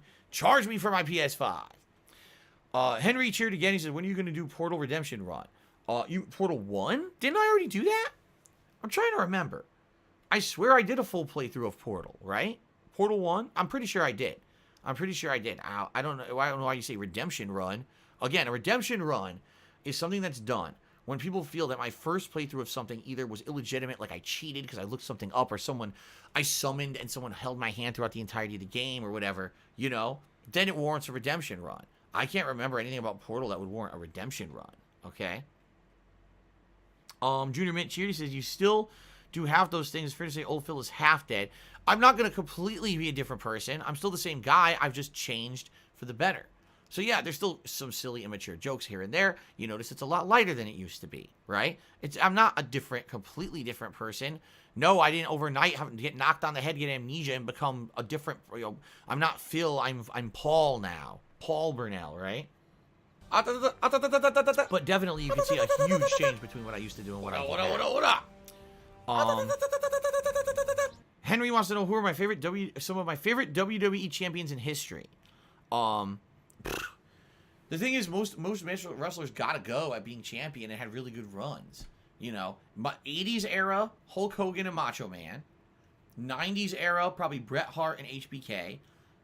I gotta cut out the Attitude Era because I never watched it live. But if you're watching what I watched live, probably Triple H. I love Hulk Hogan's dick. And Chris Jericho. And then, you know, more modern era, CM Punk, I really like. Now we're talking Attitude Era when I went back and rewatched it. Stone Cold Steve Austin, because I never saw it live, but I went back and watched it all, and I loved Stone Cold's character and how, you know, his ring work, everything. So there you go. Knight in the DSP Army cheer, he says, have you thought about hitting the gym 3 times a week? No. Dark Side Elon cheer said, when you and Kat go to the bar for a drink, what's your favorite? My money's on an olive martini or something like that. It really depends on where we go. Typically, we don't go to the bar. We go to a restaurant and have a drink at the restaurant if we do. So that way you're drinking with food. You know, you're not completely inebriating yourself while you're out and then you have to drive. Depends. Like, for example, if I go to a place that's like a seafood restaurant and they have tropical drinks that complement the seafood, that's what I would get. If I'm going to more like a pub-style place, maybe I get a beer, right? So it all depends. Tasty Swamp Butt chooses Demon Souls going to be a continuation of Dumas. Oh, wow. I didn't even think about that. Do you guys want to see the return of Dumas? Or are we done with Dumas? Are we so tired of Dumas being in every From Software game that we just move on and we do something different? I seriously didn't even give it a single thought about what the character will be that I'll create for Demon Souls. I'll have to think about that this week. Henry Cheery said, do you think Twitch should have an earlier pay date, like maybe an instant withdrawal option? I think that would be beneficial. The problem is they couldn't do that because then they were just open up themselves potentially for giant amounts of fraud. People trying to come in and in one day they drop a ginormous amount of gifted subs or maybe some cheers. And then what happens if there's a dispute, right? Like, I'll give you an example. Someone uses a credit card, stolen credit card, and buys 10,000 bits from Amazon. Immediately goes to someone's channel, cheers those bits, giving them effectively to that streamer. Then immediately, Amazon gets charged back because they say that was an invalid transaction with stolen credit card, right? Well, that's why I feel that's why Amazon, or excuse me, that's why Twitch has that waiting time between when you get any kind of a contribution via their methods, you know, subs or cheering on a stream, or when they actually would give any kind of a positive benefit to the streamer. They want to at least have a temporary hold situation to make sure they're not going to get screwed over. And I think that their feeling is that month or whatever it is enough time that it's going to cover the vast majority of issues that would come up. I'm sure there's still issues that come up, but I think they probably think, oh, that covers the majority of them, right? That's honestly what I think. I could be completely wrong. You'd have to actually go ask a Twitch employee or an Amazon employee. That would be business-wise what I would think it is. Okay? Let's see here. Darkside Elon, yes. In fact, he says basically, with all the gameplay I put out on the internet, the amount of trolling I've gotten, do I still enjoy playing games? Yes. In fact, I would even say today, all right, I probably enjoy games more today than ever before. The sad fact is, though, that most games aren't as good as they used to be, in my opinion. You know, you look back at my 12 years that I've been doing this, and there were some really crazy good years where it was just like 10, 12 amazing games. There were some years I had a hard time narrowing down a top 10 best games of the year. These days, I have a hard time coming up with 10 best games of the year because the games are so lackluster these days. But because I've done this now for 12 years, because I now have experience, I can play games that normally I wouldn't have been able to do in the past. I can play Demon Souls coming up this week, and I know I'll be able to beat it. I won't get stuck and frustrated and be like, man, I never get to finish it and see the end or anything like that. Why? Because I've played games for so long that now I have that experience under my belt and I know that I could tackle those kind of games. Versus previously, I didn't really play console games that much in my life. It was more about Street Fighter, and then when I actually sat down to a console game, a lot of times it would just defeat me and I would never go back to it, you know? So I'm happy about that now when I play a game, I know I usually will be able to play that game in its entirety to the end, which is a good thing. And again, I really feel that having an interactive experience with you guys when I play games adds a whole other level of enjoyment to it that I never had when I was just playing games by myself offline, you know? Romy Roach here. What will the schedule be for Thursday if your PS5 comes on time? We unbox it live, then stream again once the game's downloaded, do an unboxing and set up live. Well, I already answered that. I'll answer it again. Let's say it shows up early in the morning. Unboxing, live hookup, live trying to get it working with my setup, which I don't know how it's going to work because we got to try to get it to default to 1080p and everything. I don't know how the hell that's going to work. Trying to get audio set up. I think audio alone is going to be a challenge because you got to tell the PS5 to do audio to my headphones plus an audio feed to you guys. And with the PS4, you had to go through all these settings and shit and jump through hoops to do it. Who knows if they're even going to have that available on PS5? You know, we don't know what's going to happen with this thing.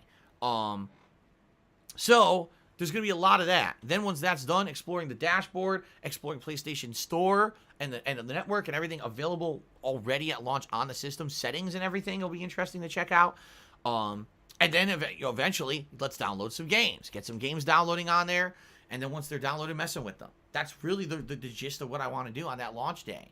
But it all depends on when it shows up. I guarantee you it's not showing up in the morning. I guarantee I don't get stuff from Amazon in the morning. For example, today I have something being delivered by Amazon. All right? Today. And according to Amazon, it's supposed to be delivered between 3:45 p.m. and 7:45 p.m. Now, this is something that was from, like, right here. This is something that was from a warehouse that was right here, and they're telling me it's not coming until late afternoon to evening. They don't usually come early here. Anything I order from Amazon almost never shows up early. So I would suspect I'm probably not going to get it until second stream regardless. That's my guess. Okay? Yes, on a Sunday, because I have Amazon Prime, they deliver on Sunday, and Amazon does Sunday deliveries with their couriers. Because it's Prime, a courier will come deliver on Sunday. If this weren't Amazon Prime, it would not be delivered on Sunday. Shook Ones did another $3 tip and said, it would be amazing to see you replay the first Mirror's Edge. I remember a particular bug where you were stuck upside down. The playthrough in Left 4 Dead was how I was introduced to you. If you weren't aware, that same exact bug was present in Mirror's Edge Catalyst, the prequel. It was present in that game too. I got the same fucking bug. And how many years later was that? And it was still in there. That was 2016, I remember. So you're talking like 2008 to 2016. 8 years later, and they fucking had the same game bug in there. But anyway, I remember the game bug, the infinite falling. And you can't ever land, so therefore, you can never keep playing. You're just infinitely falling. I wish they would remake Mirror's Edge as a real modern game, not that fucking piece of garbage, boring game, Catalyst. But I wish that they would actually remake Mirror's Edge for modern consoles with great graphics and stuff. That would be pretty amazing, because it looked really good on Xbox 360. Knight in the DSP Army cheers. Do you have favorite WWE female wrestlers? I don't really follow anymore. Like, I know right now at this point the company has the largest roster ever. I have not watched wrestling since WrestleMania. I couldn't tell you anyone's in-ring work because I don't watch it anymore. So no. The answer is no. Conversalist cheers says, what's interesting when you say games are not as good? What has happened when you say games are soulless? What I would say is far too many games are now being put out to make money. Not to say that games previously weren't being put out just to make money, but you can definitely tell the difference between a game that's trying to tell a story, be artistic, innovate, and that's the focus of the game devs versus put out a shovelware game to make money. Perfect example, Marvel's Avengers. Could have done something amazing. Could have been the modern day amazing superhero game. The cast of characters and the licensing alone from Marvel, they had the ability to do that. What did they do? An incredibly boring co-op looter game. Why? Because they just wanted to stamp money on a check with minimal effort. Didn't work. The game failed miserably. It only sold 3 million copies. They lost $48 million on the deal. But that's what I mean. These games today don't seem to be being made for the sake of putting out a good game. They're being put out for, I want to make a paycheck. Sorry, but when it comes to art, that never flies, right? If I'm going to put out a stream, which is, in my opinion, a creative work of art, I need to be able to entertain you guys. It's got to be about me enjoying what I'm doing, having a fun, interactive experience with you guys, and then the support will come. Not, my goal today is just to print money. Like, it's the worst mentality to have, and that's how a lot of these companies are operating. Gaming has now become a multi-billion-dollar industry to the point where now corporations treat it like anything else, right? Television, movies, water it down, pump out the least refined product, games coming out that are full of bugs and don't even feel like they're finished, games that blatantly rip and copy from each other to say that they're new releases when in reality it feels like the same game you played 10 times. It's just uninspired, you know? Like I said, there was this one year I remember, whatever that year BioShock Infinite came out. That year was like one of the best years I ever did content creation. I just remember big release after big release after big release, and they were all good. They were long, they were fun, unique stories, gameplay elements, things you never seen before. The graphics were outstanding. I was just remember that year blowing my mind. You're like, damn, that was like one of the best gaming years ever. This year, I'm serious about this. Outside of Ghost of Tsushima, okay, I can't tell you another game that I would say game of the year contender. I can't. Maybe, honestly, this is the God's honest truth, and I know a lot of people are going to disagree and say they're shocked that I'm saying this. Little Hope is one of my favorite games of 2020 so far because it did everything right how you would want a horror game. It felt like a purely interactive horror movie experience, just like Until Dawn did years ago. It gripped me. It was a riveting story, and the ending was great, and you could replay with alternate choices. It's actually one of my top 10 games of the year so far. Why? Any other year it might be tough. This is nothing coming out anymore that's good. Doom Eternal was incredibly disappointing this year. Seriously, like, I'm gonna end up looking back at all the games I played this year and be like, how do I get 10 good games? Now, here's the thing. This week could change significantly, all right? Because we got Assassin's Creed, Yakuza 7, Demon's Souls, Miles Morales, Bugsnax, Call of Duty, then other games coming out, like you know, other little smaller releases. Hyrule Warriors Age of Calamity, Cyberpunk. We still got so many games coming out this year. Definitely games could jump into the forefront for me for Game of the Year contender. But as of now, I can't think of 10 games that were good. I cannot think of 10 games I played this year that were good, that are Game of the Year. You know? I just can't do it. It's been that bad of a year. Technical 2070 is here. Tip me $1.50, says you rock, Phil. Thank you, Technical, for the tip. I appreciate that. I should say thank you guys for the support. Some people might be looking at the stream and wondering, why did I get so much support on today's stream? It's because as I was starting today, I got a $100 charge back. Now, thankfully, hopefully that's the last major charge back. The leftovers from that month and a half when that person was using stolen credit cards to give me fake tips, I think this is the last one. But it sucked. I was like, I'm trying to raise funds this week to buy all these new games. I start off at negative $100 today. So people rallied today and were very supportive, and that's why you see such a high tip amount for the stream. So, thank you so much, Technical, for the tip. A whale! Oh, that's cool.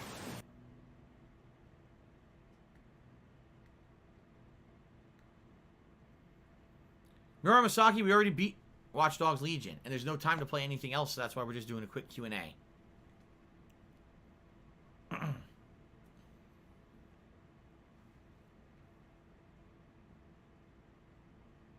Are you shocked? Django Pop says, did you hear about the news about PT? He needs Playable Teaser, which was the horror-themed teaser game made by Hideo Kojima for Konami. It was supposed to be the game he was going to make for them, the horror game. Okay? We didn't know. We eventually became Silent Hills, which we didn't know when we played PT, but it was going to be Silent Hills. Apparently, it worked perfectly on the PS5, and then Konami basically patched it so it won't run on it. Why? Why do you think? Konami owns the game. Konami hates Hideo Kojima. I mean that. Konami had a falling out with Hideo Kojima over Metal Gear Solid 5. They feel that he took too long to develop the game, went over budget. They didn't even allow him to finish his game. And then they banned him from going to any award ceremonies or anything for a year while he was still stuck under contract with them. Konami doesn't like Hideo Kojima. Why would Konami let people download his Playable Teaser game that everyone applauded as one of the best survival horror things that came out on this generation of console, right? Because they don't like him, they're going to fuck him over, and that's what they did. They fucked him again. No, you cannot play PT. This is not shocking, okay? Night in the DSP Army cheers. Have you ever thought about watching a movie with us? I've already explained to you guys why we can't do that. Right now, the only way you can watch movies together is via the Prime, what is it called? Amazon Prime, like, movie party watch-along nights. But that's only available for people in your same region who have Amazon Prime and can watch the movie under their Prime membership. So, for example, let's say I wanted to watch one of my favorite movies ever, Clue. And it was available in the U.S. for people who are Amazon Prime subscribers. I could do a movie night, and the only people allowed to watch would be people who are also Amazon Prime subscribers in the United States who log in with their Prime info when they watch my stream. Essentially, there'd be 2 people on the stream. You see? What's the point? There's no way to actually do a movie night that everyone can watch. So, I can't do it.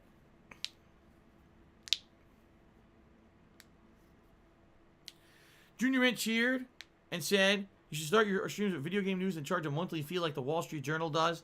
Absolutely not. My coverage of gaming news is free. Servant Aviv cheers. Do you miss Konami and their games? Absolutely not. They ruined Castlevania. They ruined Metal Gear Solid when they fucked over Kojima. And I don't think they're ever going to make another quality game again. The rumor is they're going to reboot Silent Hill. And apparently The announcement for that's supposed to be at the Game Awards this year. I have no confidence it'll be good. I don't. I feel like as a game development company, they're done. I do. So, which is a shame because I would really like to play another new Silent Hill. Tasty Swamp Butt, cheers. I see your old Demon Souls don't plays making the rounds on social media in anticipation of the PS5 versions. Do you mean this is how you don't play? I think that's what he means. You think it will surprise new viewers the difference in your content style from back in the day? No. Everyone knows that I'm different now. I'm an interactive streamer. Everyone knows that. And in fact, those Demon Souls playthroughs, I used webcam, face cam.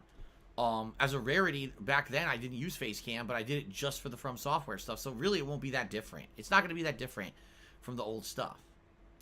Foxy Senko resubscribed for 8 months and said, where would you put Resident Evil 3 Remake? I felt like it could have been Game of the Year contender, but it was a victim of being a rushed product. Rushed? Too short. Right? Resident Evil 2, lengthy game, 2 campaigns of fun. You know, Resident Evil 3, only 1 campaign, and even shorter than either of the campaigns of Resident Evil 2. So, yeah, it was good, but it was just way too short to be a Game of the Year for me, Dan. It's just not, it wasn't good enough. Didn't cut the mustard. Didn't cut the mustard.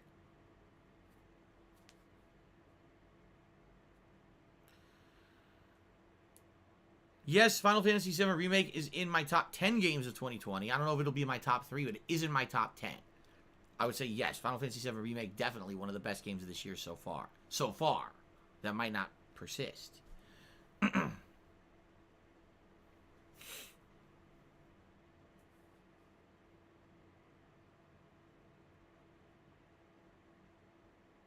Nemesis looked like a bitch? That's because Nemesis was completely nerfed in Resident Evil 3. In the original Resident Evil 3, Nemesis was this badass always stalking you. And you always had to be ready to be on the move or he could catch you, kill you. In Resident Evil 3, it was stupid. It was just, you could always dodge him. There's really no element of risk as long as you could do a quick time event. There was no risk at all. It was just like scripted events. It was pretty shitty. Kaz Kari says if I could play any game where views, etc. didn't matter, so essentially I didn't have to worry about money, what would it be? I would probably want to go back. Let's see. I would want to play either Lost Odyssey or the Suikoden series, because the Suikoden series I played back in the day on PS1, and even though it could be incredibly long, drawn out, and boring, I feel it has one of the best games and soundtracks of any RPG of that era. I said best stories and soundtracks, what I meant to say of that era. Lost Odyssey blew me away. I couldn't believe how good it was. Lost Odyssey was like the ultimate RPG for me. It was like robust characters, great with interesting stories, unique abilities. The combat was outstanding. The graphics at the time, keep in mind this is a long time ago, the graphics at the time was outstanding as well. Like, I really liked Lost Odyssey. And I always wanted to do a playthrough of it and never have had an opportunity to do it. But I know it's a long, drawn-out JRPG. If I do it, people will just complain it's boring and not tune in. You know, it kind of sucks. Yes, I'll be playing Demon Souls.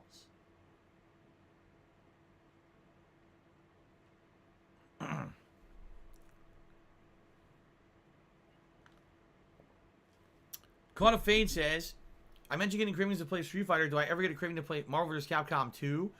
Honestly, now I don't. If, you know, at one point in my life, I was playing the shit out of the Versus series. That was my major focus. I'd say in the late 90s, I wasn't playing Street Fighter 2 anymore. I was playing Marvel vs. Capcom 2, Capcom vs. SNK 2, that kind of stuff. And I loved it, and I played the shit out of it. But I think what happened was two things. Number one, there was burnout, where there were so many years where there wasn't another Versus game that I kind of got tired of playing it. I played it to the point where the game had become so high-level shit that, like, I just didn't really enjoy playing it that much anymore because I'd seen everything, done everything, and didn't really care about it that much anymore. And then it died completely. Like, when Marvel 3 came out, no one really cared about Marvel 2 anymore. So I really haven't played... I have not played Marvel 2 since when I was in the CT condo. I remember I had a gathering where I invited over a combination of my newer gamer friends who were into modern Street Fighter 4, but my older gamer friends who I had played Marvel 2 with a lot back in the day. And we played both, and it was fun. And I haven't touched it since then. Honestly, if I never play Marvel 2 again, I think I'd be okay with it. The funny thing is, though, I played Marvel 2 so much, right now, I guarantee you, I could play it. I'd pick Magneto, Storm, or Magneto Sentinel Tronbon. And I would probably still be able to pull off insane combos and damage and just crazy shit. Because I have the muscle memory because I played it so much back in the day. Conversalist cheered and says, I know you talked about it, but what's the update on Minecraft? I looked at the last episode. You were positive you'd return to it. Any idea if you'll go back? I will tell you this. I'll definitely go back. When, I don't know. But it's going to be a different attitude. Because when we were doing it, it was more like every week we got to build. We got to have these crazy projects we're working on. I think if I were to go back to Minecraft, it would be more of like, let's just walk through the world and see what we can find. Let's just have fun seeing what's going on with our villagers. Let's have fun going on seeing what's going on in my original settlement. We could go to the Nether. Oh no! Oh No! Papa Vera! Investigate or climbs, whatever. Oh, fucking shit! See what those are. But I don't think I would be in any pressure to ever build anything crazy or do anything like that ever again. In reality, the Minecraft streams changed from the ultimate chill to the ultimate, oh my god, I've got to get shit done. And it became so hectic that it wasn't as enjoyable anymore for me. As evidenced by that we had all these unfinished projects that we never really figured out how to take advantage of or complete, and it was kind of disappointing in that regard. I definitely will go back, and I will go back and play Minecraft to at least a couple times, see what's going on in the universe with all the changes and things they've done to the game, but I don't know if I'll ever play as consistently as I used to or anything like that. Delana took me $1 and don't forget Daily Premonition 2 on Switch, because Hungan says it's Game of the Year. Well, if Hungan says something, you better pay attention to what Hungan has to say. The truth is, I miss Hungan. Hungan, you know, that 2 weeks we had with Hungan, some of the best weeks that I'll ever remember of 2020, seriously. The summer of Hungan. And it's a shame that's all in the past now. Maybe one day we'll go back to it, right?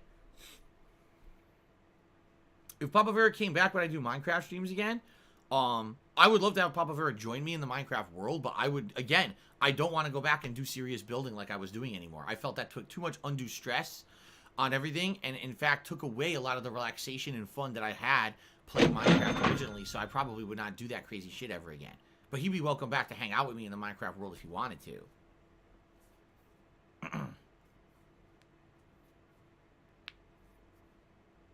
Alright guys, 5 more minutes. 5 more minutes of Q&A and then we're signing off. So any final questions, anyone want to do a final contribution, I would appreciate it. Whatever you guys want to do. Shout out to the top contributors of today. Yoshino Lover was the top cheerer, and Ripley Atomic with the insanely generous tip. Thank you. Thank you guys.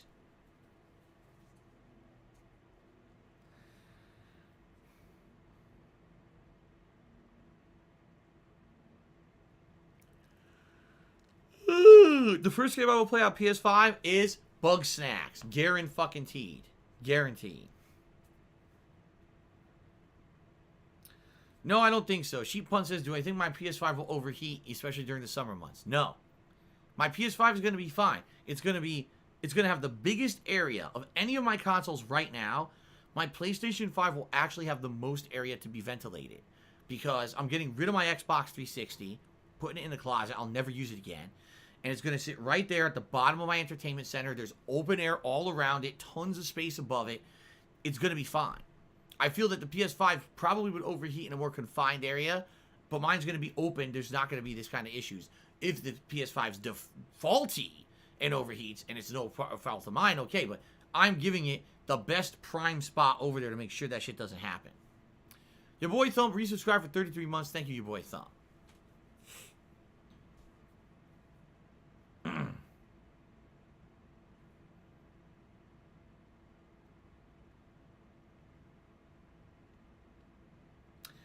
Did you make cheers? Said, well, I make an only friends account. I don't even know what the fuck that means. Only friends. Would I give my old 360 to a fan? Absolutely not, because it would cost way too much to ship. I'm not even kidding. To ship that to a fan would cost between $50 to $100 just in the United States. So there's no fucking way I'm doing that. Derek, much like I've said, the 3 releases I'm most excited for when it comes to PS5 are Bug Snacks, because I have no idea what the fuck the game is, Demon's Souls, and Spider-Man Miles Morales. Godfall, I really don't give 2 shits about. I will play it eventually, but I'm really zero hype or excitement for that game at all. Sackboy, I'm sure is going to be a good game. I like the Little Big Planet platforming campaigns that they have with those games, so I'm sure it'll be fun. but I'm in no rush to play it. I don't think anyone's going to be in a rush to see me do it. Same thing with Astro. The Astro game comes preloaded on the PS5. I'm sure it'll be good. It hurts around 5 hours long, but there's no rush to play that. People want the real major meaty games, and those are the ones I want to get to first, so.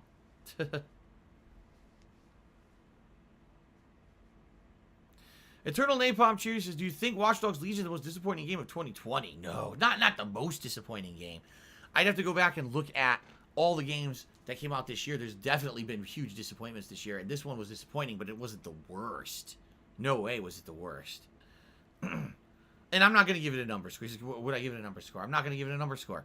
The thing is, what I've noticed is over the years, when I give number scores to games, number one, people tend to just listen to the number rather than what I have to say about the game, which is stupid as shit. And number two, at the end of the year when I do my Game of the Year awards, they already know what won because they just plate the number scores in order, and now they know my top 10 games, you see? When I don't have a number score, now you actually don't know in my head, am I thinking that this game's actually better than that game or whatever, you see? And that's what I like. When my year-end awards now come around, you have more of an air of mystery of what I'm going to say is the best or worst. So that's why I do it like that.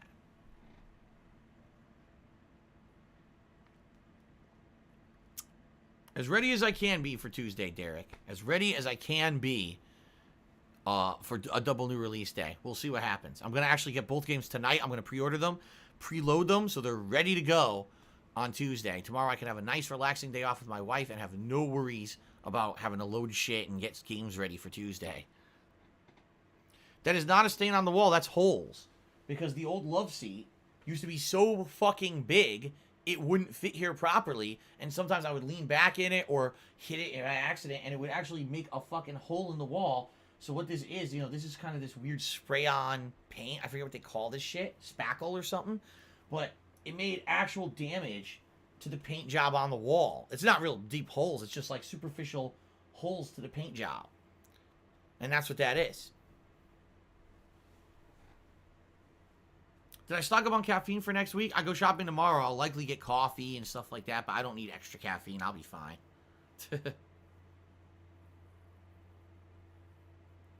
All right. All right, everybody. That is it. Thank you for a quick impromptu Q&A session. I hope you enjoyed it.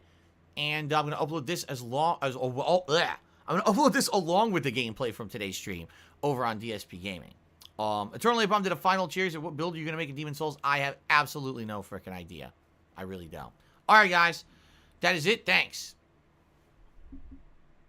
Alright, everybody. So, FYI, I'm going to upload the conclusion of Watch Dogs Legion as well as this special vlog right now over on DSP Gaming.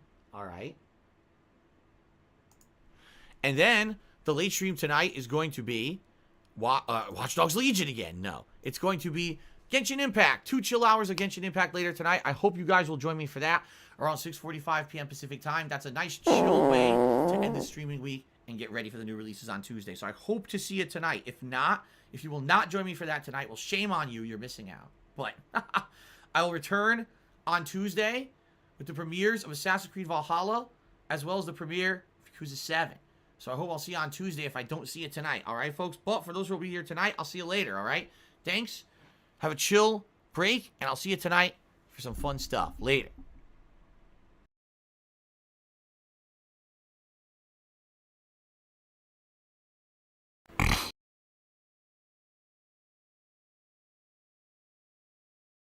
So if you're going to be an asshole, you're going to be treated like an asshole. You're going to be shown the door.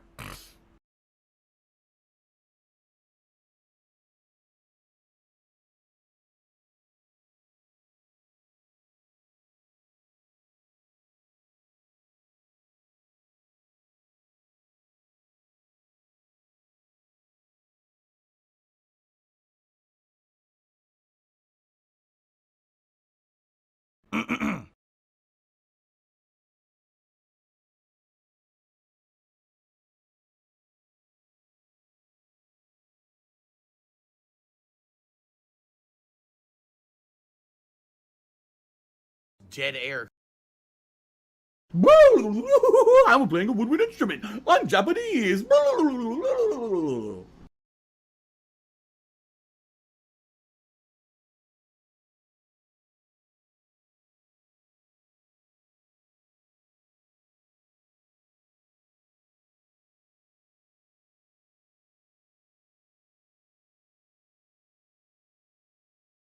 Say goodbye.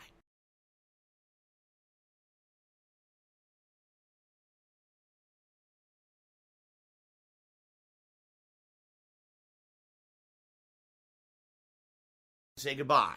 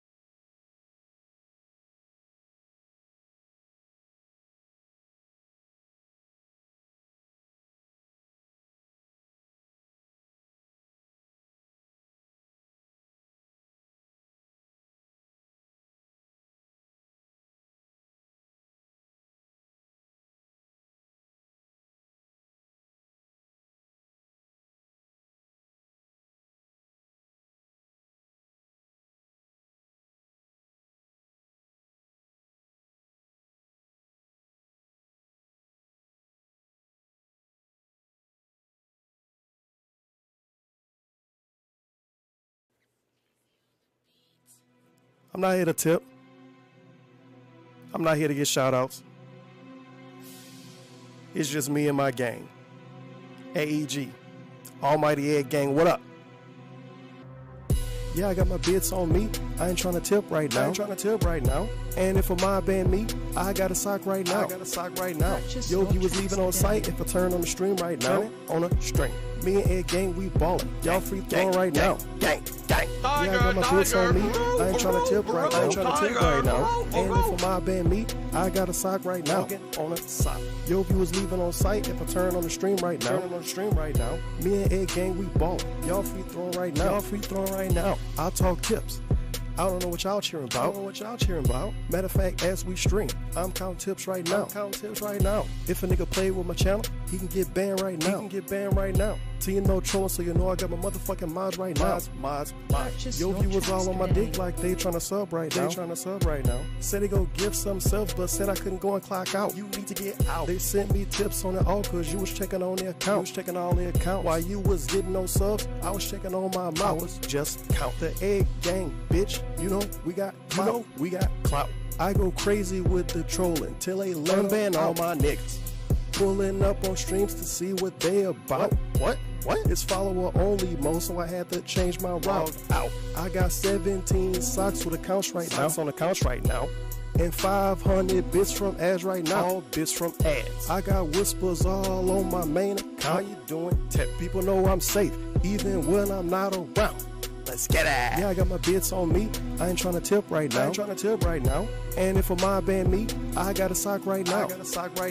Yo, if you was leaving on site, if I turn on the stream right now, on a string. Me and Ed Gang, we ballin'. Y'all free throwing right now. Gang. Yeah, I got my bits on me. I ain't trying to tip right now. And if a mob band me, I got a sock right now. Yo, if you was leaving on site, if I turn on the stream right now, me and